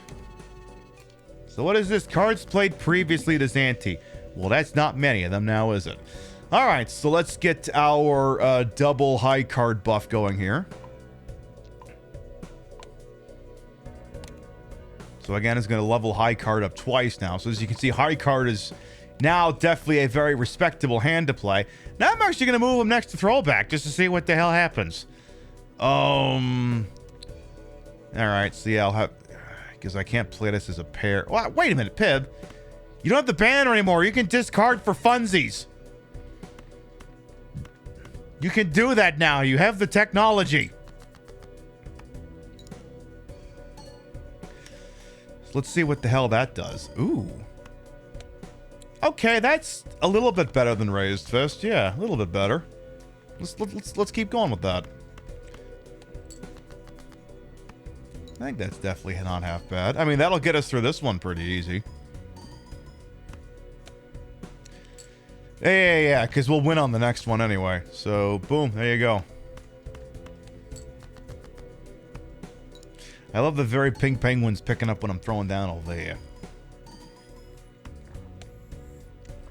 Beautiful. All right, I want to see what 7 negative Jokers looks like. With over $80 in hand and therefore probably able to afford all of them if I wanted them. I mean, you could do worse. Well, I mean, that'll technically augment the blue one here. All right, so diamond suit. Yeah, sure. Oh, yeah, they're also 50% off. I forgot about that. All right, so these ones... Okay, you generate multiplies. So you're going to have to go up here somewhere. Certificate of... You're not really doing anything, so you can stay right where you are. Let's do a reroll here. Ooh! Splash is a good one to have when you're doing high card. Every card now counts in scoring. Let's keep going here. Ooh! Ooh! The Supernova is the number of times you played it to the multi. Would you look at that, a scaling multiplier? 150 ships if it contains 4 of a kind. Well, they couldn't all be worth it. And I'm never gonna play 3 of a kind. Yeah, sure, you can give me the spade one, whatever. Okay, so I get multiplies if I play spades or diamonds. Good to know. And, yeah, give me that permanent. Yeah, give me an extra discard. Fuck it, why not? Yeah, Pim. Ooh! If the negative, why not take them regardless? I mean... The only way they'd have value is if I chose to go in on the abstract Joker or the swashbuckler, or I suppose if I got a one of those ones that sells them. Like, at that point, I'd rather save my money. Let's see here. If I could get my double tags back, but let's see. So now that we've got this all organized, I need to remember. Oh, see, here's another missed opportunity. I should be moving the blueprint next to the certificate before the round starts. For now, we'll move the blueprint next to Burnt Joker and get that taken care of first. Because then the Certificate of Authenticity will generate 2 cards, not 1. And that'll technically, legally, juice the blue Joker slightly. So now we're going to move Blueprint next to the throwback and just play a high card. A 5. Now remember, Splash is active. So now all of these cards count towards scoring.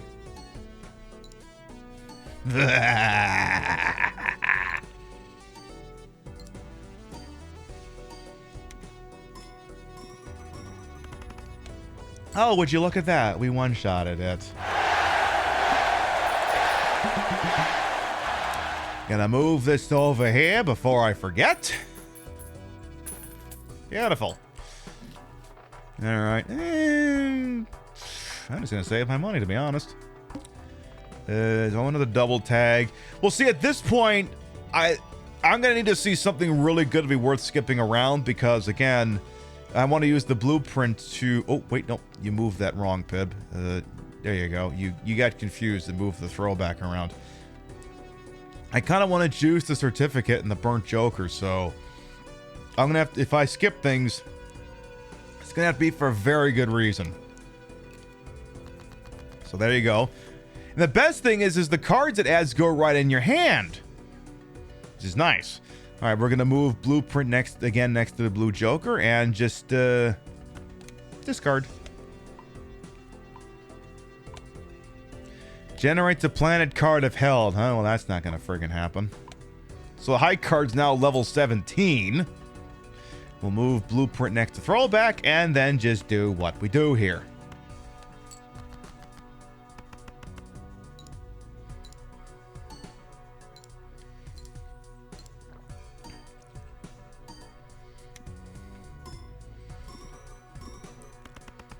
Ain't that some shit? Now, unfortunately, this things still need to scale here, so there's still a lot of work to be done. But as you can see, it's a pretty good opening salvo here. In fact, how many times have we played the high card? Okay, 15. I'm gonna move the blueprint next to the supernova just for testing purposes. Just for testing purposes here.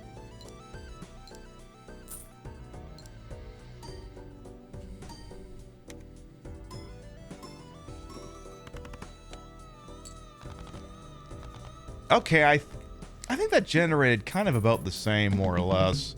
Anyway, again, move him next to the Certificate of Authenticity.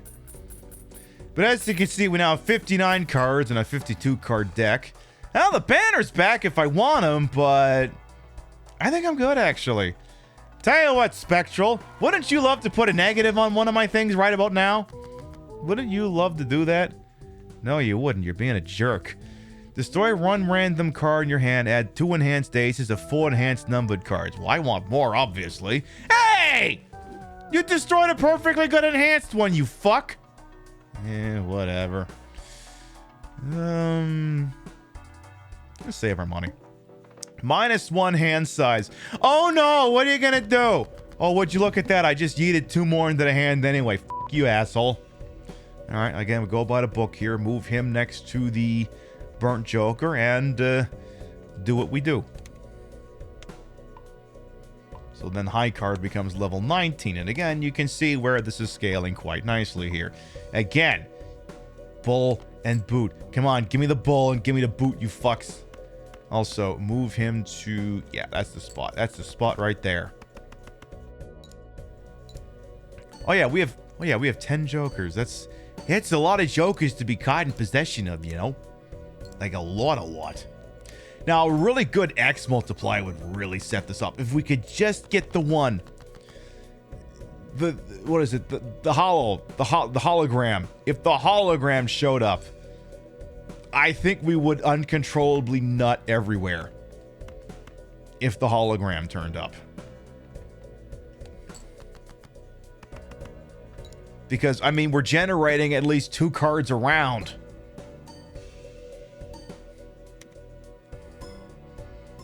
That would actually put us into Stuntman territory. If that one shows up. And that is a big fucking if. I'm not holding my breath or my breast on it. Well, maybe I'll hold my breast, but not my breath. Ooh, I'll take Overstock. Overstock will increase the chances of it slightly. Not by much, but at least think about it. And, well, not that time.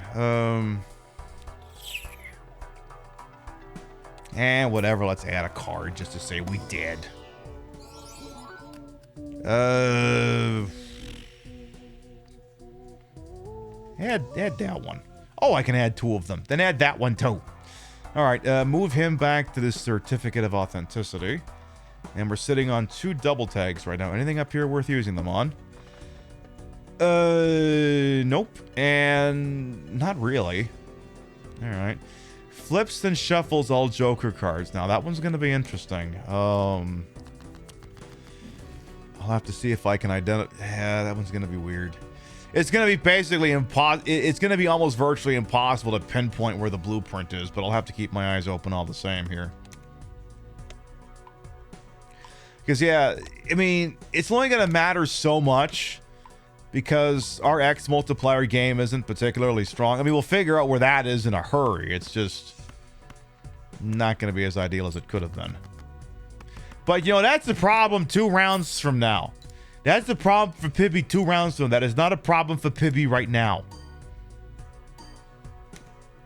That'll be a concern later. Also, Pib, you did not move the blueprint around. Not that it really mattered worth a damn. Turns out things worked out all the same just as well. Because, yeah, the order is only really important in as much as the X multiplier and the blueprint is concerned. After that, it's not really a problem. Ooh, Jesus. Ooh. Well, that's got some stank on it. Okay, come on. Bull, boot, hologram. I need those. Bull, boot, hologram. Come on. You son of a bitch. Okay, I'll do 1 reroll. Okay, I'll do 2 rerolls. All right, that's my limit. I'm not doing any more than that. You fuck. All right, again, blueprint, Nexus certificate. Let's keep going here.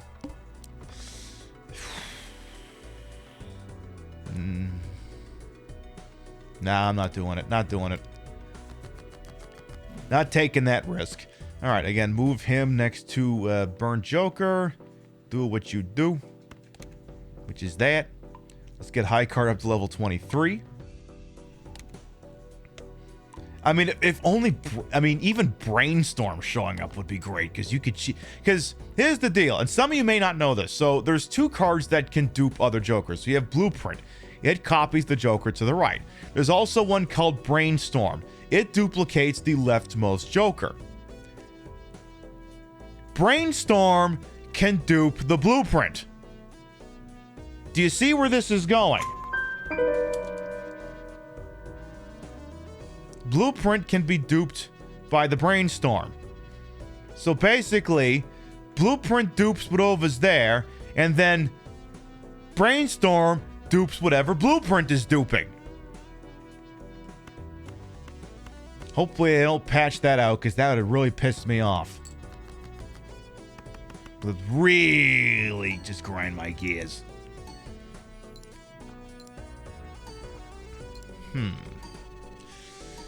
Again, I want to run that goes to the moon, though. Someone tell this game to give me a run that goes to the moon. I demand it.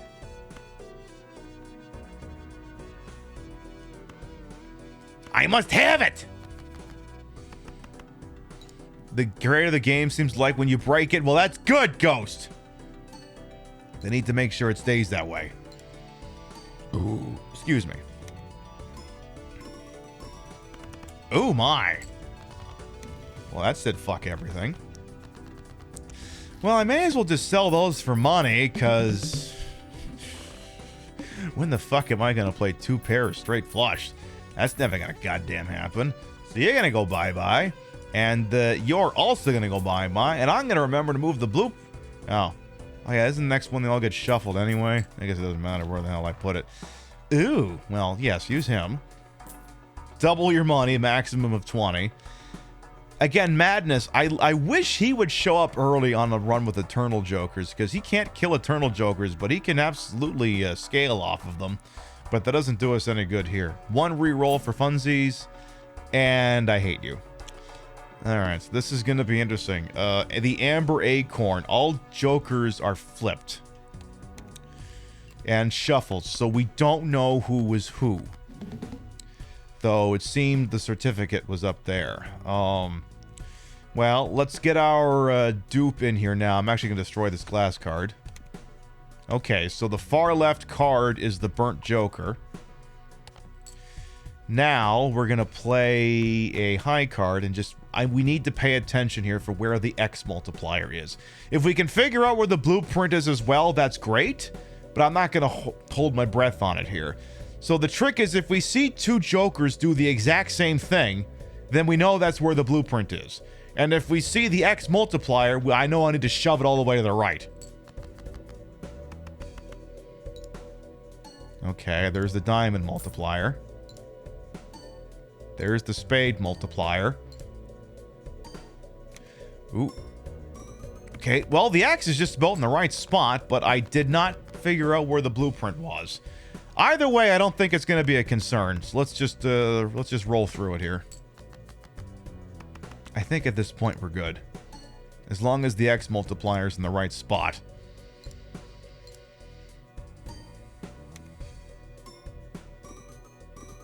Oh, we found the blueprint.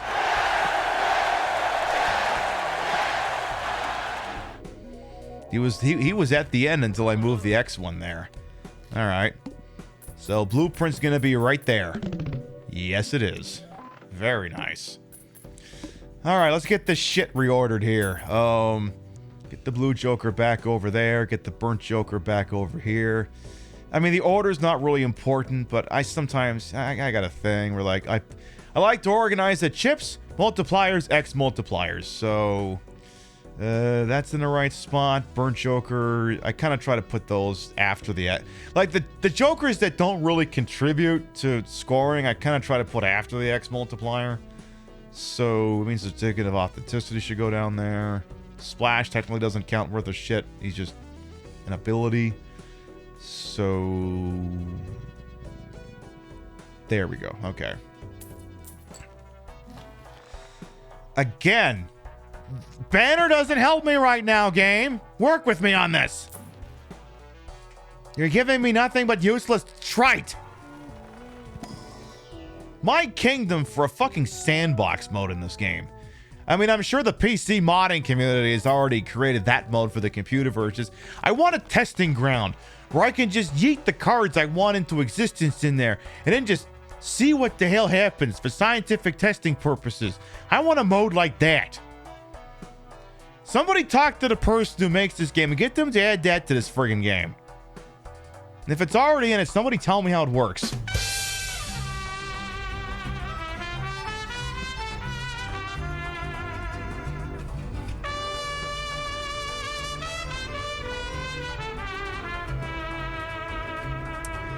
Don't know anymore. Thank you to 20 months. Welcome back.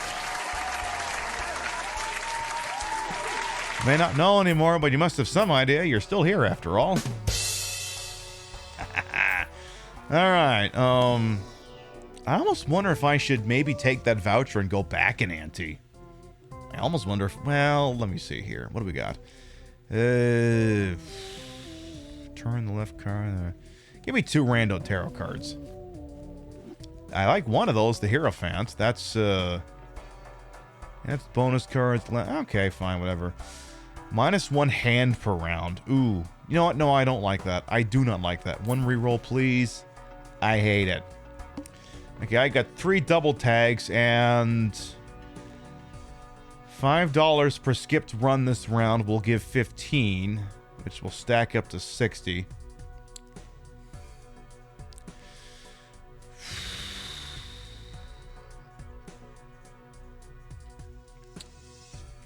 See, the thing is, I still need to scale up the throwback. But it's also like, do I hold out for something better? But there's no guarantee there will be something better. So you know what? I'm actually going to go with it. So that'll be $60 to my name. So that'll get us to 196. And again, juices that guy up a little bit more. All right, Blueprint's next certificate of authenticity. Very good. Go ahead and move him next to the burnt joker here. And Let's go ahead and make the high card level 26. You don't know what's happening most of the time, but you remember I'm streaming time, so I'm glad you've internalized that. Cannot be understated of you who remembers when you're live. Cannot be understated how good that is. Yeah, let's do a 5-card high card. So now we got two basically 1.75 X multipliers, which, you know, those will make life a little bit more beautiful. Slightly. Okay, that's good, but not great. It could be so much better. Come on, give me again. Bull. Well, I say it's got to be bull or boot at this point because hologram I don't think could possibly juice up fast enough at this point anyway. I mean, it's worth a shot. I mean, I'd take it for scientific testing purposes. And it will probably go for about another hour or so, maybe just enough time for another run here. But next scheduled broadcast will be tomorrow night, 7 p.m. Eastern, 4 p.m. Pacific. The continuing adventures of Trevor and friends in Grand Theft Auto 5. Seems we're going to be robbing a bank up north. I'm sure there won't be anything wrong with it whatsoever. I'm sure it'll all go completely to plan. It'll be a completely uneventful event. Also, I'm clearly lying through my teeth. Retrigger all card held in hand abilities. I would take it if it was a negative. Like, I've heard things about that card, but we may be in too deep to really reap any of the benefits of it at this point. Well, I should probably use up some of these damn things. Let's do that. You're going to be a glass card. Trevor and friends, the Peeply Torments. Exactly, don't. Exactly. Go ahead and make them bonus cards. Fuck it, why not? And, if the driver's license showed up. Oh, that'd be beautiful. Make this one a gold card. Fuck it. Because I bet well, that's the thing. The certificate doesn't do cards that work with the driver's license. Oh, Wheel of Fortune. Let's get disappointed together. See? All right. One more reroll. I mean, Swashbuckler would have some value, but yeah, it wouldn't be that impressive. Okay, one more reroll. Ooh. The Mary Andy's not bad if you're running the banner, but we're not, so it's not really a thing I want to worry myself with here. Let's... give me that one. Oh, only one hand type this round. Oh, no! Oh, I was like, did I move that back there? Good. Oh, no! What hand type will I play?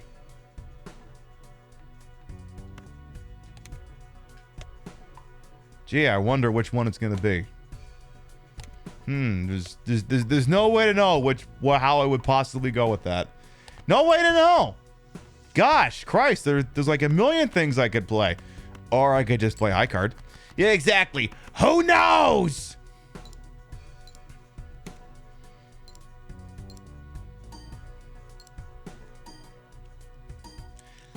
Again, this run could have had the juice, but it doesn't have enough X multipliers. And there's not really any reliable way we can generate them fast enough. I get nervous about these last cards, but fuck it, let's play it anyway. Knowing my luck is gonna shatter right now. Go ahead, break my heart. Oh, it didn't. Well, that's shocking. That's not the way that usually goes. Okay, so we'll be sitting on a fresh double tag here. Watch there be something better than what I did this round around. Watch there be something amazing. Well, sure, I'll do a telescope.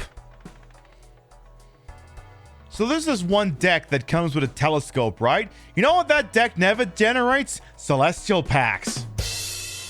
I know, it's like some hidden debuff that just makes it so they totally never show up. And you can't tell me that that's not the case. Because it is 1,000,000,000% the case. That deck is a crock of shit, and it knows it. Tell you what, take that 9, why don't you? 1 reroll for funsies. Oh, yes. Well, it's about time that son of a bitch showed up. Friendship ended with Blue Joker. Now Bull is best friend.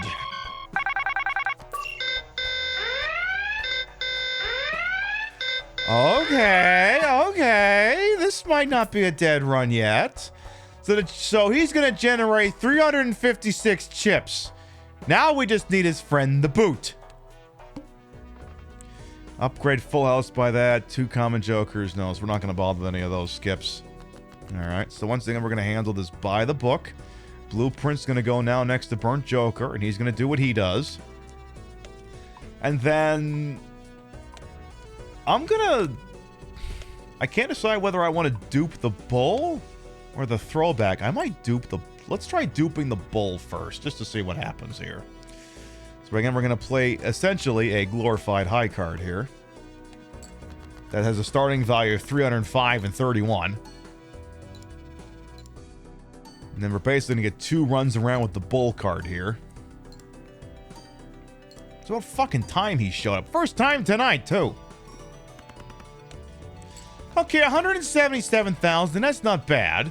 Now, for science, I'm going to move the Blueprint back over to the throwback here, and we'll see if it beats 177,000. Remember, just don't play this as a jack. Or don't play it as a pair. You have to play it as a high card. So again, this is where you have to be very cognizant of where's the right place to put the Blueprint. So we had 177 duping the Bull. What happens if I dupe Bull? Okay, so it results better if I dupe throwback. All right. Well, now we know. So we'll dupe him. Now, again, the problem is he's not scaling very high very fast. And again, money can go fast, but the other thing that didn't work for us is there were no vouchers that increased the interest payments. And that's kind of a thing you really need if you're going to do a money run. A Joker money run, for that matter. Because generating only 5 interest per round is not going to juice this thing fast enough. Ooh. Okay, 1 in 2 chance to give $2. I mean, sure. Double my money. Yeah, sure, go for it. That'll help in the long run. Get rid of you. And, I'll actually have to use that up. 1 reroll. Ooh, I'll take this one. I'd buy that for $1. Alright, so this is where things are really going to start getting interesting here.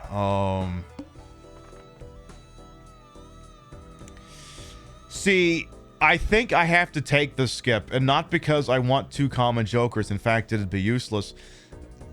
I don't know. Actually, you know what? No, just play it. See, because my concern... Oh, I didn't move the Blueprint! Fuck. Yeah, whatever.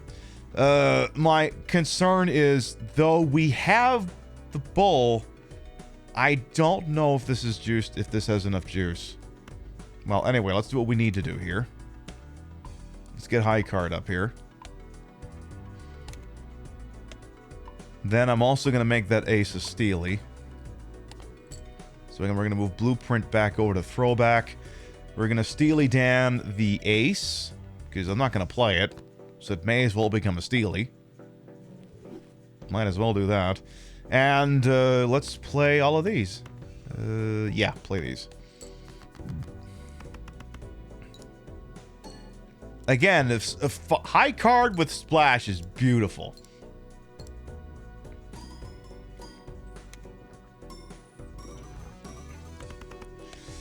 Okay. To $250,000. That's not bad at all.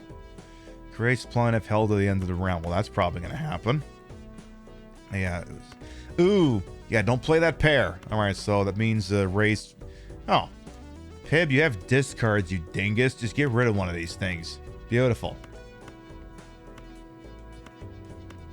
There you go. You got this. It's like, again, you're not leveraging the banner anymore. You can use your discards. You're allowed to. It won't violate too many of the Geneva Conventions, and even if you did, who cares? We don't enforce those things anymore anyway, apparently. Ooh, oh, that's nice. Oh, that's nice. That's a very nice. All right. That'll definitely get us through this round, but the problem is all right, so we generated 500,000 on 2 hands. The thing is, I have to keep running the numbers on this because the next blind is like 1.1 million. So this one, without some kind of massive improvement, this may be the end of the line here. Though, I'll take that. I'll take Pluto. That works. I won't have any grievances with that one. Alright, let's see. Come on, give me the boot.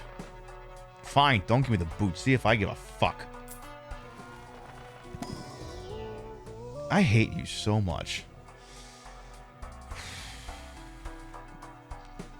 +3 multiplier for each Joker card. Well, again, this is where Arthak's comments are going to come back to bite me here. This is where maybe taking more of those Jokers would have been preferable. I'm going to swap out the raised fist because now the guarantee is at least, you know, like the raised fist tops out at, is going to top out at 20, whereas, you know, the abstract Joker is not going to pull a 30 thereabouts.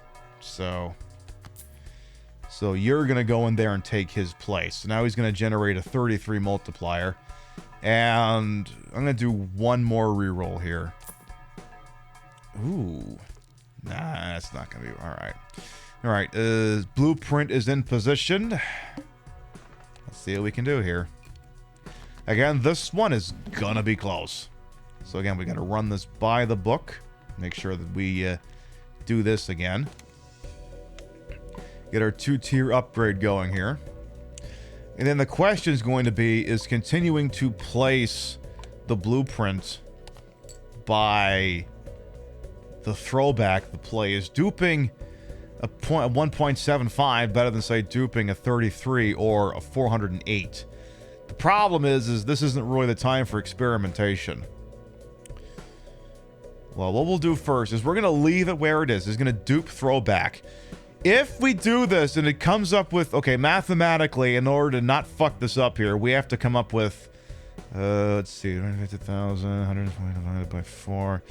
We have to come up with 280,000 on each draw on 4 hands to pull this off.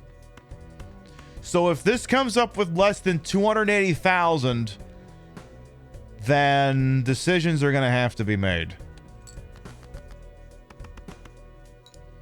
If this doesn't work, we're going to move him next to the bull.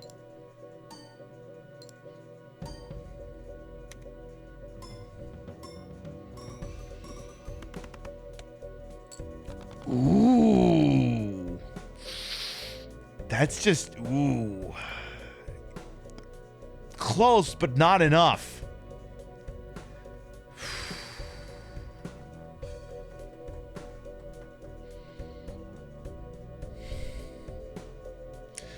What X-Molt is it copying? It's copying a throwback, which is worth 1.75. See, the other thing, too, is I may need to make sure I'm leveraging the greedy and the wrathful Joker. So I need to make sure I'm playing diamonds and spades whenever possible. The bullshit outclass that. I mean, at this point, I kind of have to try it. If only because, again, I told you it had to clear 280. It was short by a couple hundred, but did not clear 280. So now we have to move it here out of desperation. And I'm going to assume that some of these hidden cards are spades. Ooh, but if they're pairs, we're fucked. Ooh! That's a risk I can't afford to take. If any of these are a pair, we're fucked. Alright, toss these and toss some of the hearts too while you're at it. Ugh. Alright, well.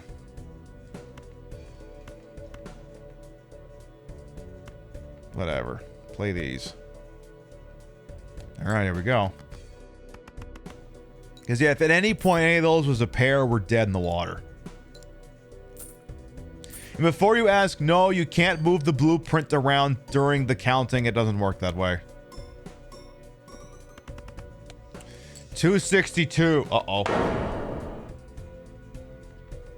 Alright, you're going right back where you were. Alright, now we really need to make sure we're leveraging these two. Alright, so diamonds and spades whenever possible.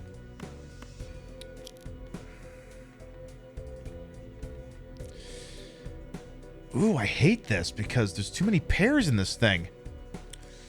Alright.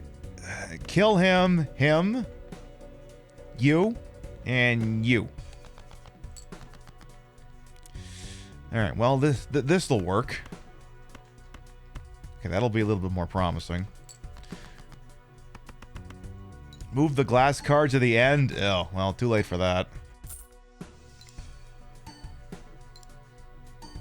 Because now the problem is this is going to have to generate more than 280,000. Ooh, okay. We're not... Ooh. Okay.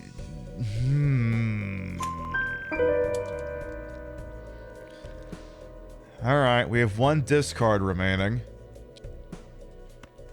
Let's get rid of these here. Ooh, I wonder if I should keep that, to be honest. No, toss it.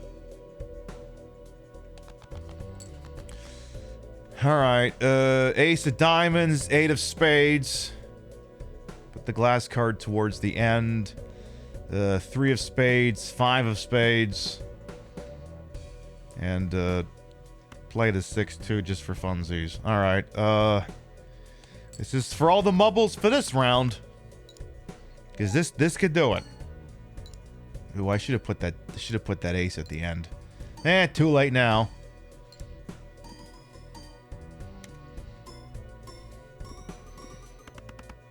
Oh, that'll do it.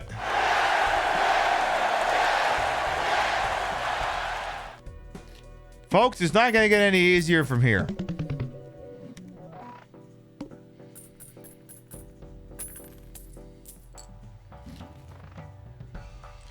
Little late for you there, Hone. Little late.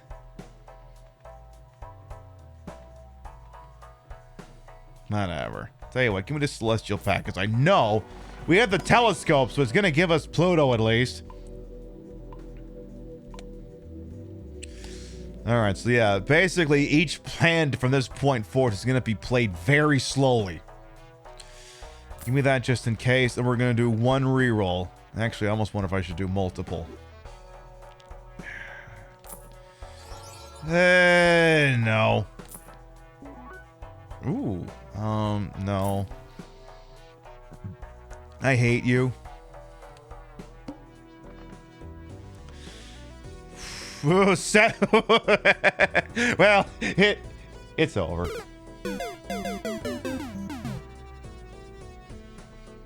I'm going down swinging, damn it.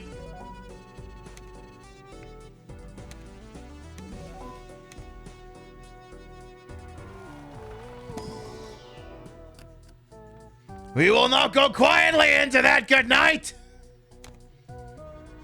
At least their X multiplier will be worth 2.25. At least they'll be that. All right. Handle this by the book. Oh, I have no discards. Well, so much for that, I guess. All right. Play whatever the piss you want. Just don't accidentally play a straight. All right, leave Steely Dan up there, and, actually, that's not half bad, because, yeah, all right, yeah, that's actually a really good hand. I mean, it's not gonna save us, but, you know, an effort will have been made.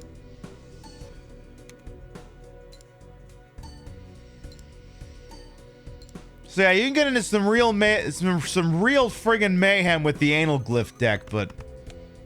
as you can see, 713 not going to be enough to juice this. Let's see. All right, you go at the end. You, and you. Again, we're going down swinging. We are going down, though. If and only chance we had died with 0 discards. And that's the other risk with leveraging discards as part of a scalable resource, because any of these blinds can just decide, fuck you, you lose. And just play these and we'll be done with it. I think we got time for one more run after this.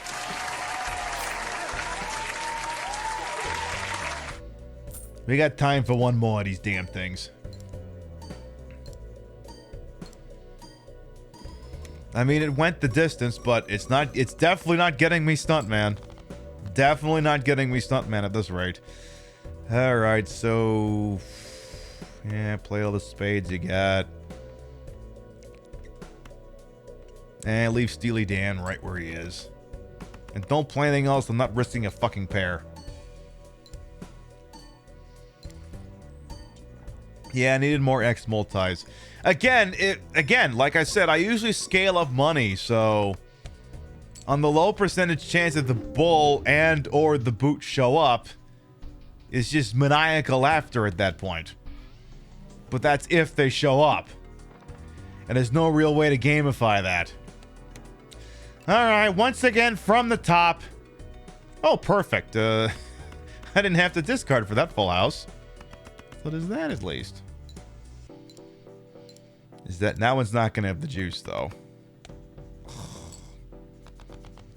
Game, you're taking $1 away from me when you fuck me like that. You know that, right? You couldn't have given me a 4, you cheap bastard.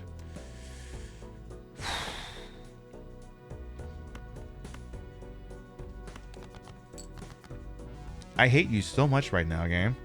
Okay, fine. 2 pairs should do it. Emphasis on should.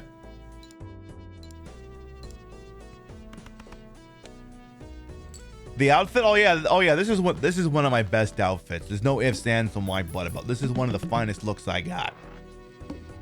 Like I said, if you told me, look, you can't do drag anymore, you're gonna have to subsist entirely as a VTuber, this is the rig I'd be getting someone to make me.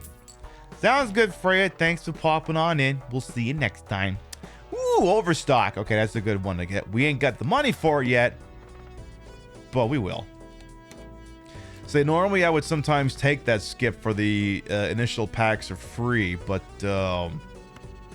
again, kind of problem is that would remove my ability to get overstock, and again, I need overstock to increase the chance I'm gonna get something I fucking want. So we can't leave that one on the table. And do I play for a... well, the problem is you can't really play conveniently for a straight here. Tell you what, dump everything but the 9s and the face cards. Alright, that's a start. Dump everything but... come on, game. Come on! I fucking hate you so much right now, game. I could have been done here, but no, you had to be a jerk. Yeah, exactly. If I was the PiBtuber, precisely. Do what you gotta do as well, very pink penguin. Thanks for stopping on by. Mwah. All right, I got 2 hands to score 62. Well, 2 pairs should get me halfway there. Wait. Yeah, you don't have enough for a flush. Like, I saw 3 clubs and like, is that it? No, that's not it. That is definitely, assuredly not it. That's it, though. Well, at least I'll get $5 off of that. This is that, at least. Okay, $6. Ignore me. All right, well. This is going to be tricky. Because unfortunately, they did... well, maybe Overstock at least give me a base level. Give me something I can use as a Joker here. That doesn't help me! This round could be over. Heart cards are debuffed, huh? Alright. Oh, well, we have a straight. So there's that. Make sure you play it. Sometimes I worry this game is eating my inputs.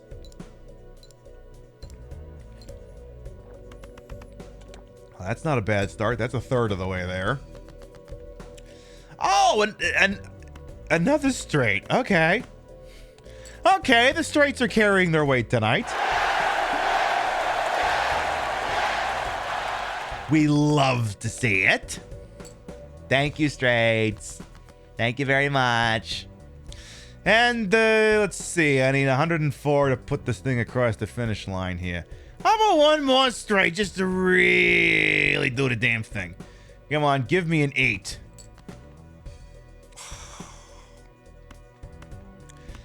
Was I asking too much of the straights? You're doing your part, and don't think for 1 second I don't appreciate it. All right, 66, and then this should nudge us across the finish line. Ooh. Oh, tell you what, let's play an incredibly cursed flush. It ain't worth shit beyond the initial investment, but 35 times 4 will definitely get me there. So at least there's that.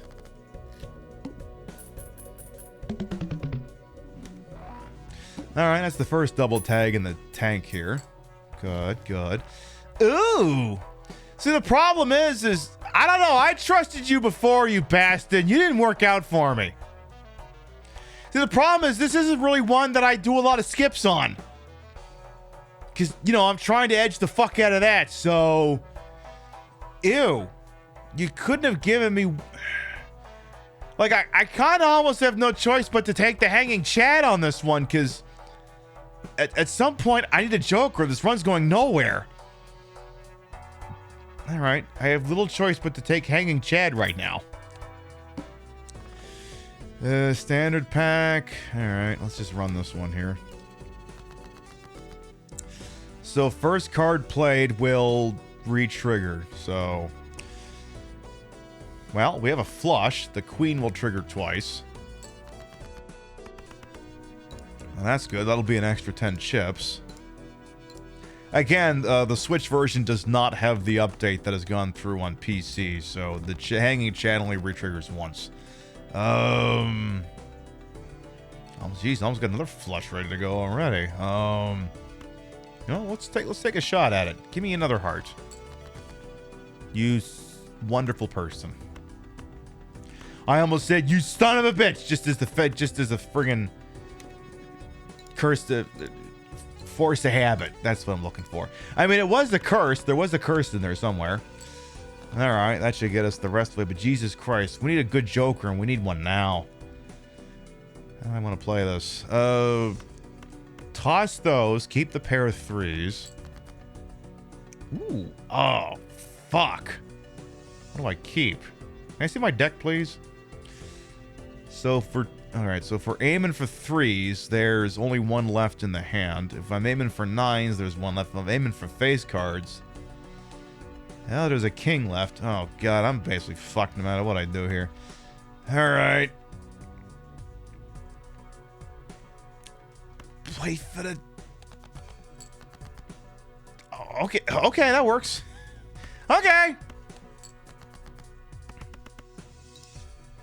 Why is it called Hanging Chad? This aged me 84 years. It's a long story, and it began back in 1966. We had to call it Dickety because the Kaiser stole our word 20. I chased up after that rascal, but I gave up after Dickety 6 miles. Okay, we got some reinforcements here. We got the swashbuckler, the buffoon pack. Okay, we might live. Might. Oh! Okay. And, well, I have to take you right now. I don't have a choice in the matter. And, yeah, give me Splash. Okay, so he's 8 multipliers. Okay, we should be good for a little while now. So good, I'm actually going to take that one. All right, let's go.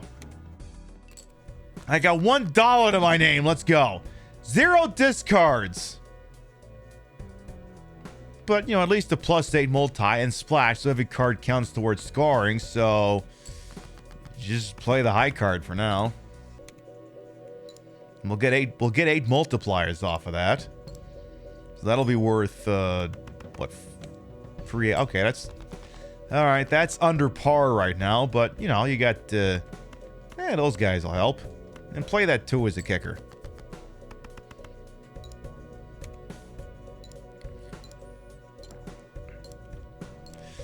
So 72 times 10 of that, 720. All right. So yeah, just don't play high card if possible.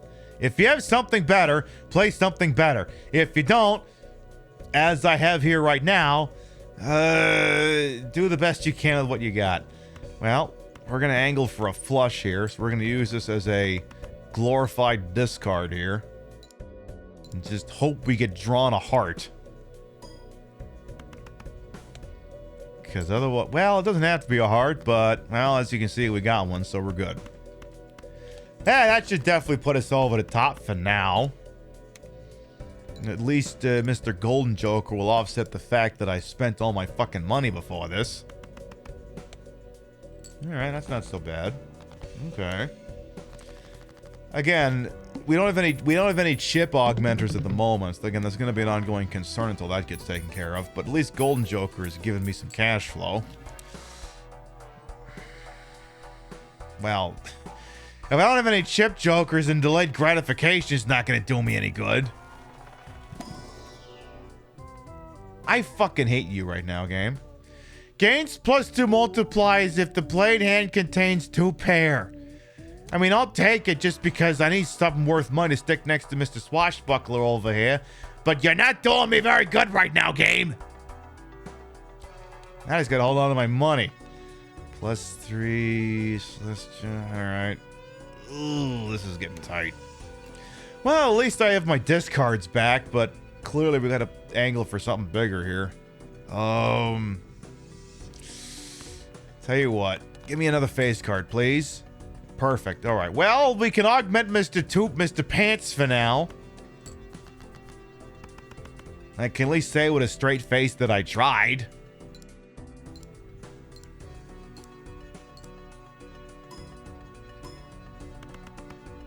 Okay, that's good, but not great.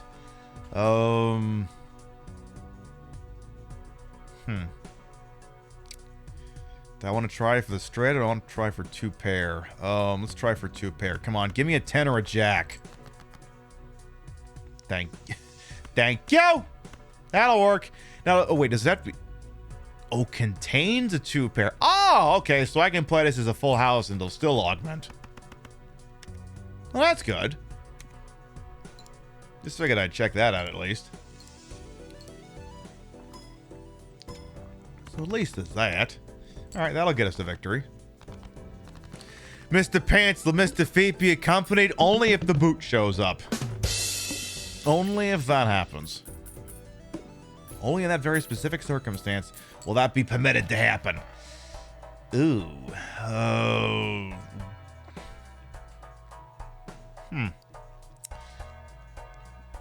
You know, I'm gonna get rid of Mr. Hanging Shad for that one. And let's leave it at that for now.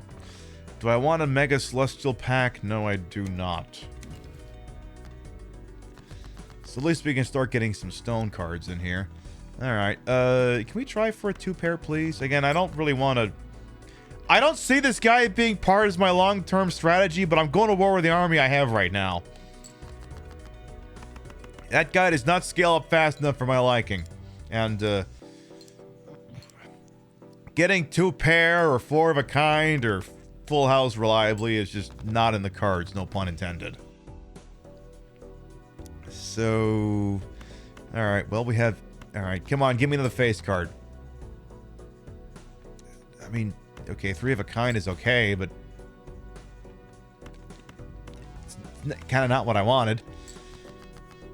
3 of a kind still works for me, but it's not what I wanted.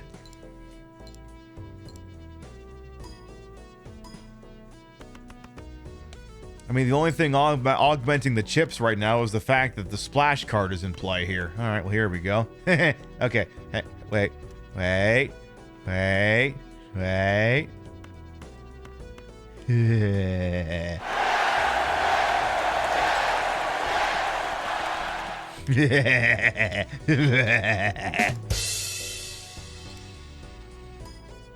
Nice. I mean, even if it kills me, it was still worth it. Then we won anyway. When in doubt, 69.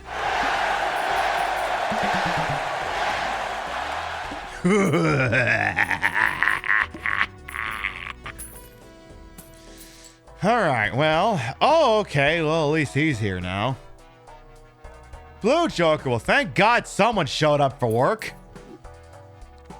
Relationship ended with pants. Now Blue Joker is best friend. Yeah, give me that thing too while you're at it. All right, do I want the supernova? Thing is, we're not really married to a hand right now, so supernova, I don't really think he makes sense at this point, to be completely honest.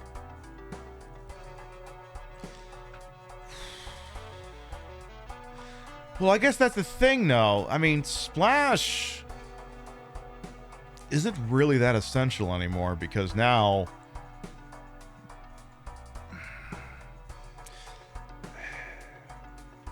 I'm going to pick up the Supernova for now.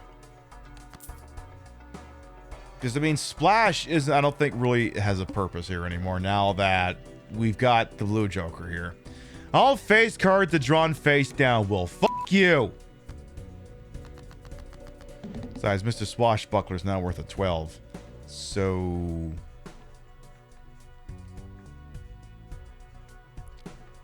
let's kind of go with the agnostic play here. So let's do high card with a stone.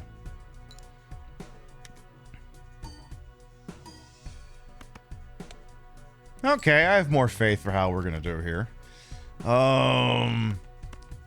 There's got to be at least one pair in there, or the world's most disappointing straight. So then, yeah, basically no matter what I do here. Oh, well, even there you go. Perfect. There's the other stone card. See, it's nice to have the stone card early until you reach about the end of it and half of your deck is stone cards. It sounds great early, but then they become a problem. Especially if you're geared towards, you know, not playing high cards or pairs. Because watch this now. At some point, I'm going to regret having that thing. Ooh. Oh yeah, I keep forgetting Pib. Also, you got one more thing here.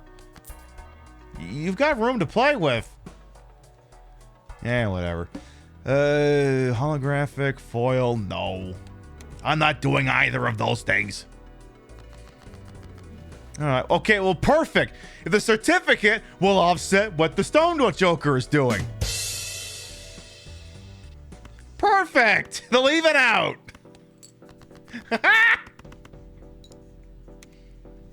Now we just need the hologram. Because, if the hologram shows up right now, I will come. Live on the internet, that will just... Yes.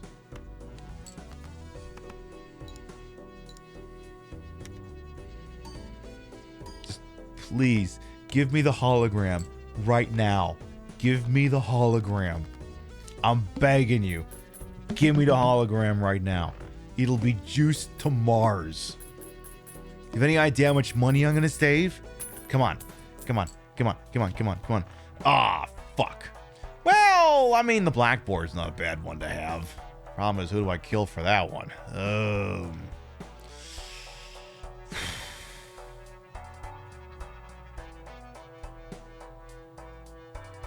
Maybe a supernova, to be honest. Yeah, I'm gonna kill a supernova for that one. Just put it next to the swashbuckler. Perfect. Yeah, let's go with that. Alright. So we're still generating cards.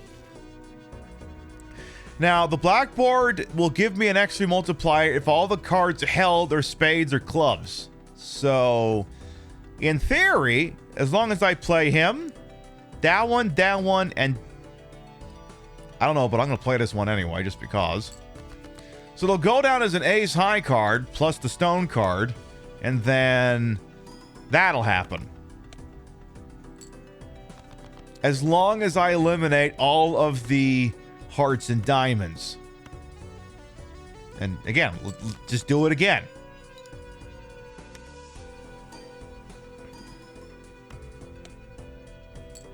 Beautiful. Now, again, Give me hologram, please. Give me the hologram. I will orgasm right here if that happens. Please, stop edging me like this. Ah. Yeah, deadbeat! Okay, one reroll. Deadbeat!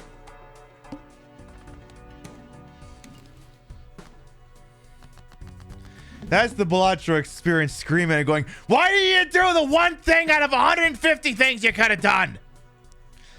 Ooh. All right. This is a minefield. I gotta get rid of some of these cards here. The problem is Blackboard's not gonna. Okay. All right. Shame I couldn't play either of those stone cards, but I gotta get these guys out of my hand. Oh. Stone. Oh. Okay, stone cards count towards that. That's interesting. All right. Well, this'll help. This'll do it for now. But okay, good to know. Well, the thing is any card that's stoned is technically also a regular card, and you know, if you threw a different tarot card at it, it would turn into what it was before it was a stone card. So maybe that's playing into it as well. In any event, this should put us over the top. Emphasis on should.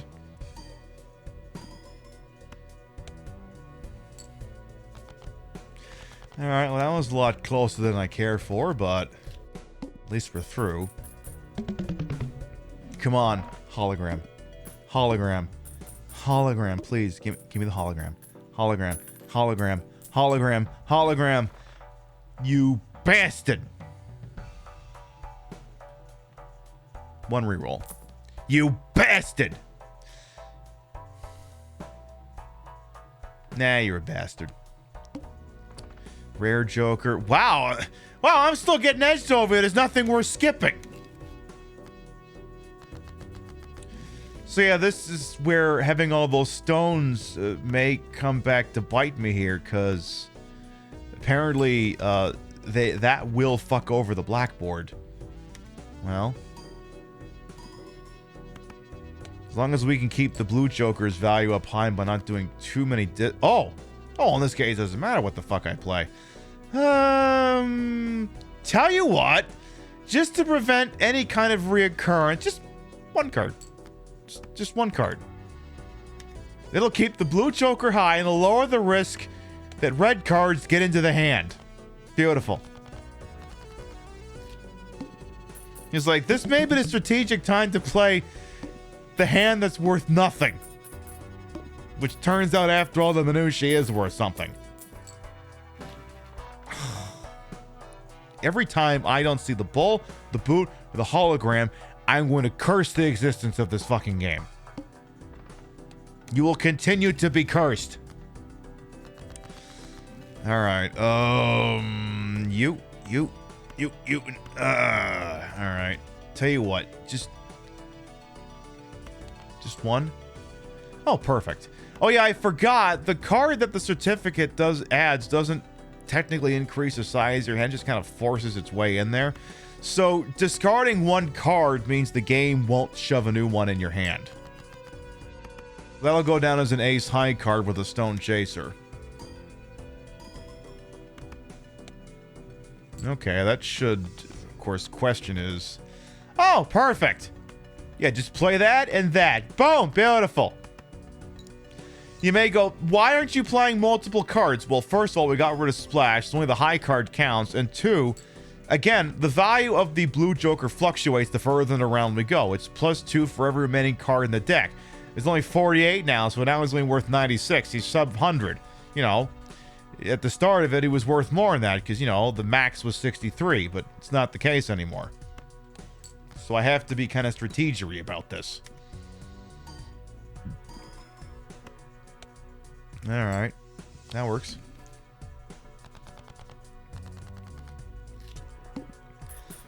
Bull, boot, hologram.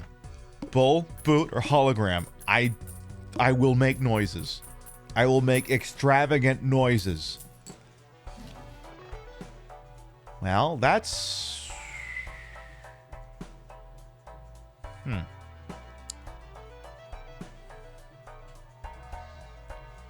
not sure about this one.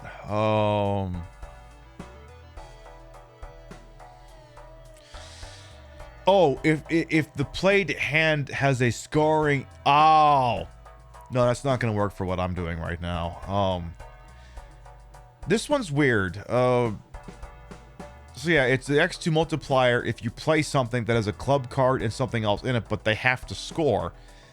So I'd have to either play a pair, and that kind of, I think, runs a little bit antithetical to what I'm trying to do with the blackboard over here. One reroll, come on. Ooh!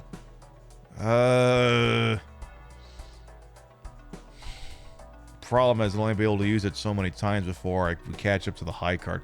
The obelisk is an interesting one, but you kind of have to get it. I mean, this would be about the time if you were going to use the obelisk that you'd have to start considering it. Because this is about the time he starts being useful, because he needs to juice up enough to do his job, but the problem is, it's X2 multiplier per consecutive hand play without playing your most played poker hand. So, for example, you see down here, it says here we've played the high card 14 times. So, the minute we play a high card, it resets. So, we either have to graduate to playing pairs or basically anything else up until it ties the high card, at which point we can't play it anymore. And you just know that's going to fuck you over at the wrong moment. One reroll. You son of a bitch. All spade cards a debuff. Well, that's okay. Fuck, that's a lot of discarding I gotta do. Just that one, then do that one, that one, that one, that one, and that. Oh no, that's still not gonna work.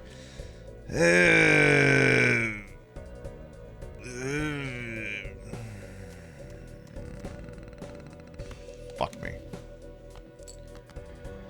You... Could you not? I'm just... Okay, there's a 50-50 chance I'm fucked on that. It's gonna depend on whether that card is ultimately a spade or a... Oh, God! Well, we might make up some room here. Playing 3 stone cards. Maybe. Hopefully. Okay, that gets us back in this, but Jesus Christ. Alright. That should do the trick. That was a lot closer than I care to admit. What would the Empress have done? Oh. I may have to invoke that. Nah, I think we're good. Alright, yeah, just... Yeah, play that and get me out of here. And again, just give me something that scales with the money. The money. Something that scales with the money, Balatro. I'm gonna sit here and scream at you about this. Hologram. Hologram, or something I can use these 6 double tags on. Hologram. Hologram. Hologram. Ew. Alright, well, you'll augment the swashbuckler, and that's about all you're good for. Well, yeah, I guess you're worth some money. One reroll. You son of a bitch. Alright, well, whenever playing is straight, I'll tell you that goddamn much. Okay, something worth $1 per unused discard this run, or double your money. Oh, that might be the play. I think that'll be the one we do the skip on. Hey, Knight of the Moon, welcome on in. Oh, well, this one's easy enough. And then just play those. Bada bing, bada boom.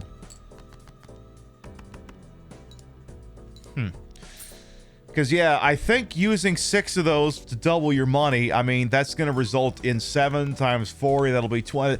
That'll be a $280 swing. And then if, God forbid, the Bull of the Boat ever shows up, we'll be in prime territory to take full advantage of it. Assuming that actually happens.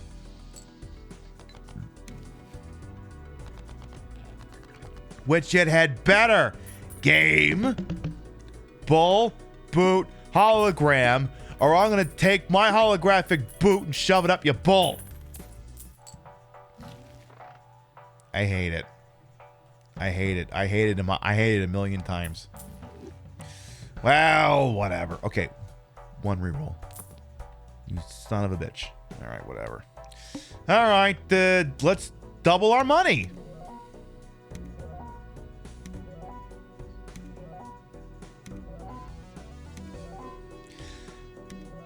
After play or discard, always draw 3 cards. This concerns me greatly, because that may cause problems with my blackboard scenario here. All right, let's see here. After play or discard, always draw 3 cards. I mean, this could work to my advantage because it means that when you draw, you only get 3 cards.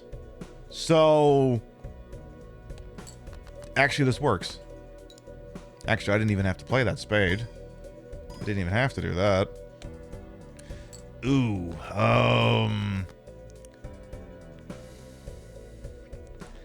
right, we're gonna play this 2 pair, but we need to actually hang on. Hold that thought. Put that to work. Thank you. That might help out just a little bit. Just a little itty bitty bit.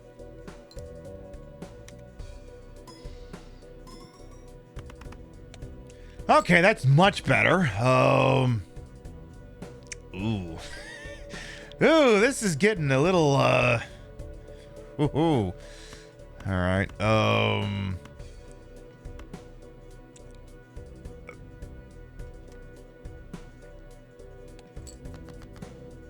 this is very interesting. Actually, I might unlock a Joker doing this. Because I think there's like one if you get your hand size down to... Is it... Okay, maybe it's got to be down to 5 in terms of capacity. Not... Alright, ignore me here. 1 hand remaining. 2 pair. Wait a minute. Hang on a second. Blackboard might not work. It says X3 multiplier if all cards held in hand are spades and clubs. What happens if there's no cards in your hand?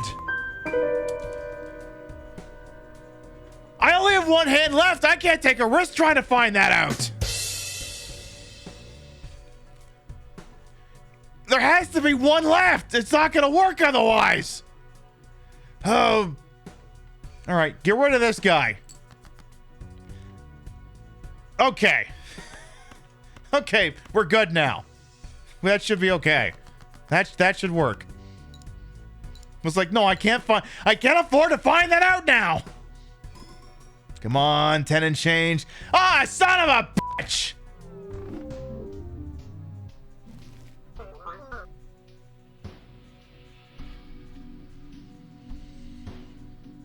All you had to do was give me the bull, the boot, the hologram, and you did none of those things.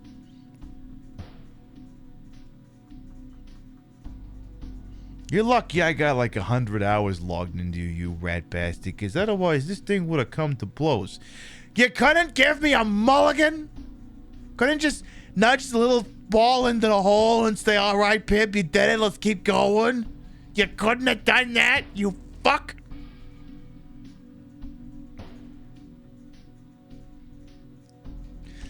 I hate to end like that, but I don't know. I mean, you hate to end a Balatro show like that, but honestly, that's probably the best way for a Balatro show to end. Well, if I'd known I was going to go down in flames, I would have checked to see if having no cards in your hand would have not triggered it. If I had known, I wouldn't have bothered. Whatever. Mr. Stuntman will continue to elude me. You will be mine one day, you rat bastard. Apparently, it just won't be tonight. Well. Alright, folks, here's the deal. Garfield card is $2, apparently. We've been live for over 4.5 hours. You've been beautiful. You've been marvelous. It is getting late. I don't know if I'm going to go to bed, though. I'll probably just take my Switch upstairs and play with this some more. But what we are going to do is we're going to start to wind down for the evening. So there you have it. We played some Balatro, had runs that went the distance, but did not achieve the objective. We did not secure the Stuntman. And I want the Stuntman. I will have the Stuntman. And I'm not going to do the bullshit that just magically unlocks everything. I will not be denied the motherfucking Stuntman. This shit ain't over. But the show is. The show is over, though. So yeah, we did that. We learned about how sports industry, the sports leagues are going all in on betting and how they stand to get fucked over if and when the government goes, oh, this is actually kind of fucked. You need to dial it back in. And then we took a nice little guided tour of Las Venturas and Grand Theft Auto San Andreas. Yeah, using the unlocker disables achievement anyway. Exactly, Night of the Moon. All right. Before we figure out where we're going, let's read off the list of gratuities. Your biddies, raids, subs, and tippies to this channel will never required or always appreciated. And I'd love to shout you out at the end of the show. Somebody purchased some of those, another set, I think, of pip chips today. So thank you very much for that, the individual who did that. Also, let's see here. What else happened here today? Amalgamane, thank you for the raid. Kitsune Koji, thank you for the resub. MSK for the biddies. Proto Thanatos for the resub. And Don't Know Anymore for the resub. Thank you, thank you, thank you. If you're subbed to the channel, you can grab the first one. If you're not subbed to the channel, you can grab the second one. We love to spread the love around, not always hit the same place in the face. But at the end of the day, drop you off somewhere where we think you're going to have a good time. Let's see who's up to what would host on this Why Wonderful World. We just so happen to call it Twitch here. I think I see a good target there. I think I also see a good target over there. All right, I think I have a winner. All right, I'm checking two targets here. I got this one and I got this one. All right, so this one's gonna be kind of, remember how the Mirage in GTA was named the Visage? And one of you point out that there's also a horror video game called The Visage. What if I told you there's someone playing The Visage right now? What if I told you we could go in there and see if maybe it's like an in-game casino or a game that'll make you shit your brains out? Well, friend of the channel, Evidius, Evie, is playing it. Let's go see what she's up to. She's been live about as long as I have, so I don't know how much longer she's got in her, but hey, we'll go see what she's up to anyway. We'll be live tomorrow night, 7 p.m. Eastern, 4 p.m. Pacific, with the continuing adventures of Trevor and friends in Grand Theft Auto 5. I think we're past the halfway point in that game. Like, I looked it up, like, I think there's only, like, 2 more heists in that game, so things are starting to pick up the pace. It's like, Jesus, what the hell do I stream when I'm done playing Grand Theft Auto games? I hadn't even thought about that. Honestly, probably a shitload of one-off of retro games, because the problem is I keep telling everyone I'm a retro gamer, and I've been playing Grand Theft Auto 4 and 5 for like the last 2 or 3 months. So I think we're gonna have to play like at least 3 or 4 weeks like PS1 and NES games to get my cred back up. Thank you very much, everyone who followed, biddied, rated, subbed, lurked, for put up with my bullshit we had the entire time. You all continue to contribute to the ongoing success of this shit show we call the Pip Show. Thank you very much for stopping by, and we'll see you next time. Good night, everyone. Let's just see if I don't think this Visage game is a casino game at all. Uh-oh. See you later, folks. Mwah!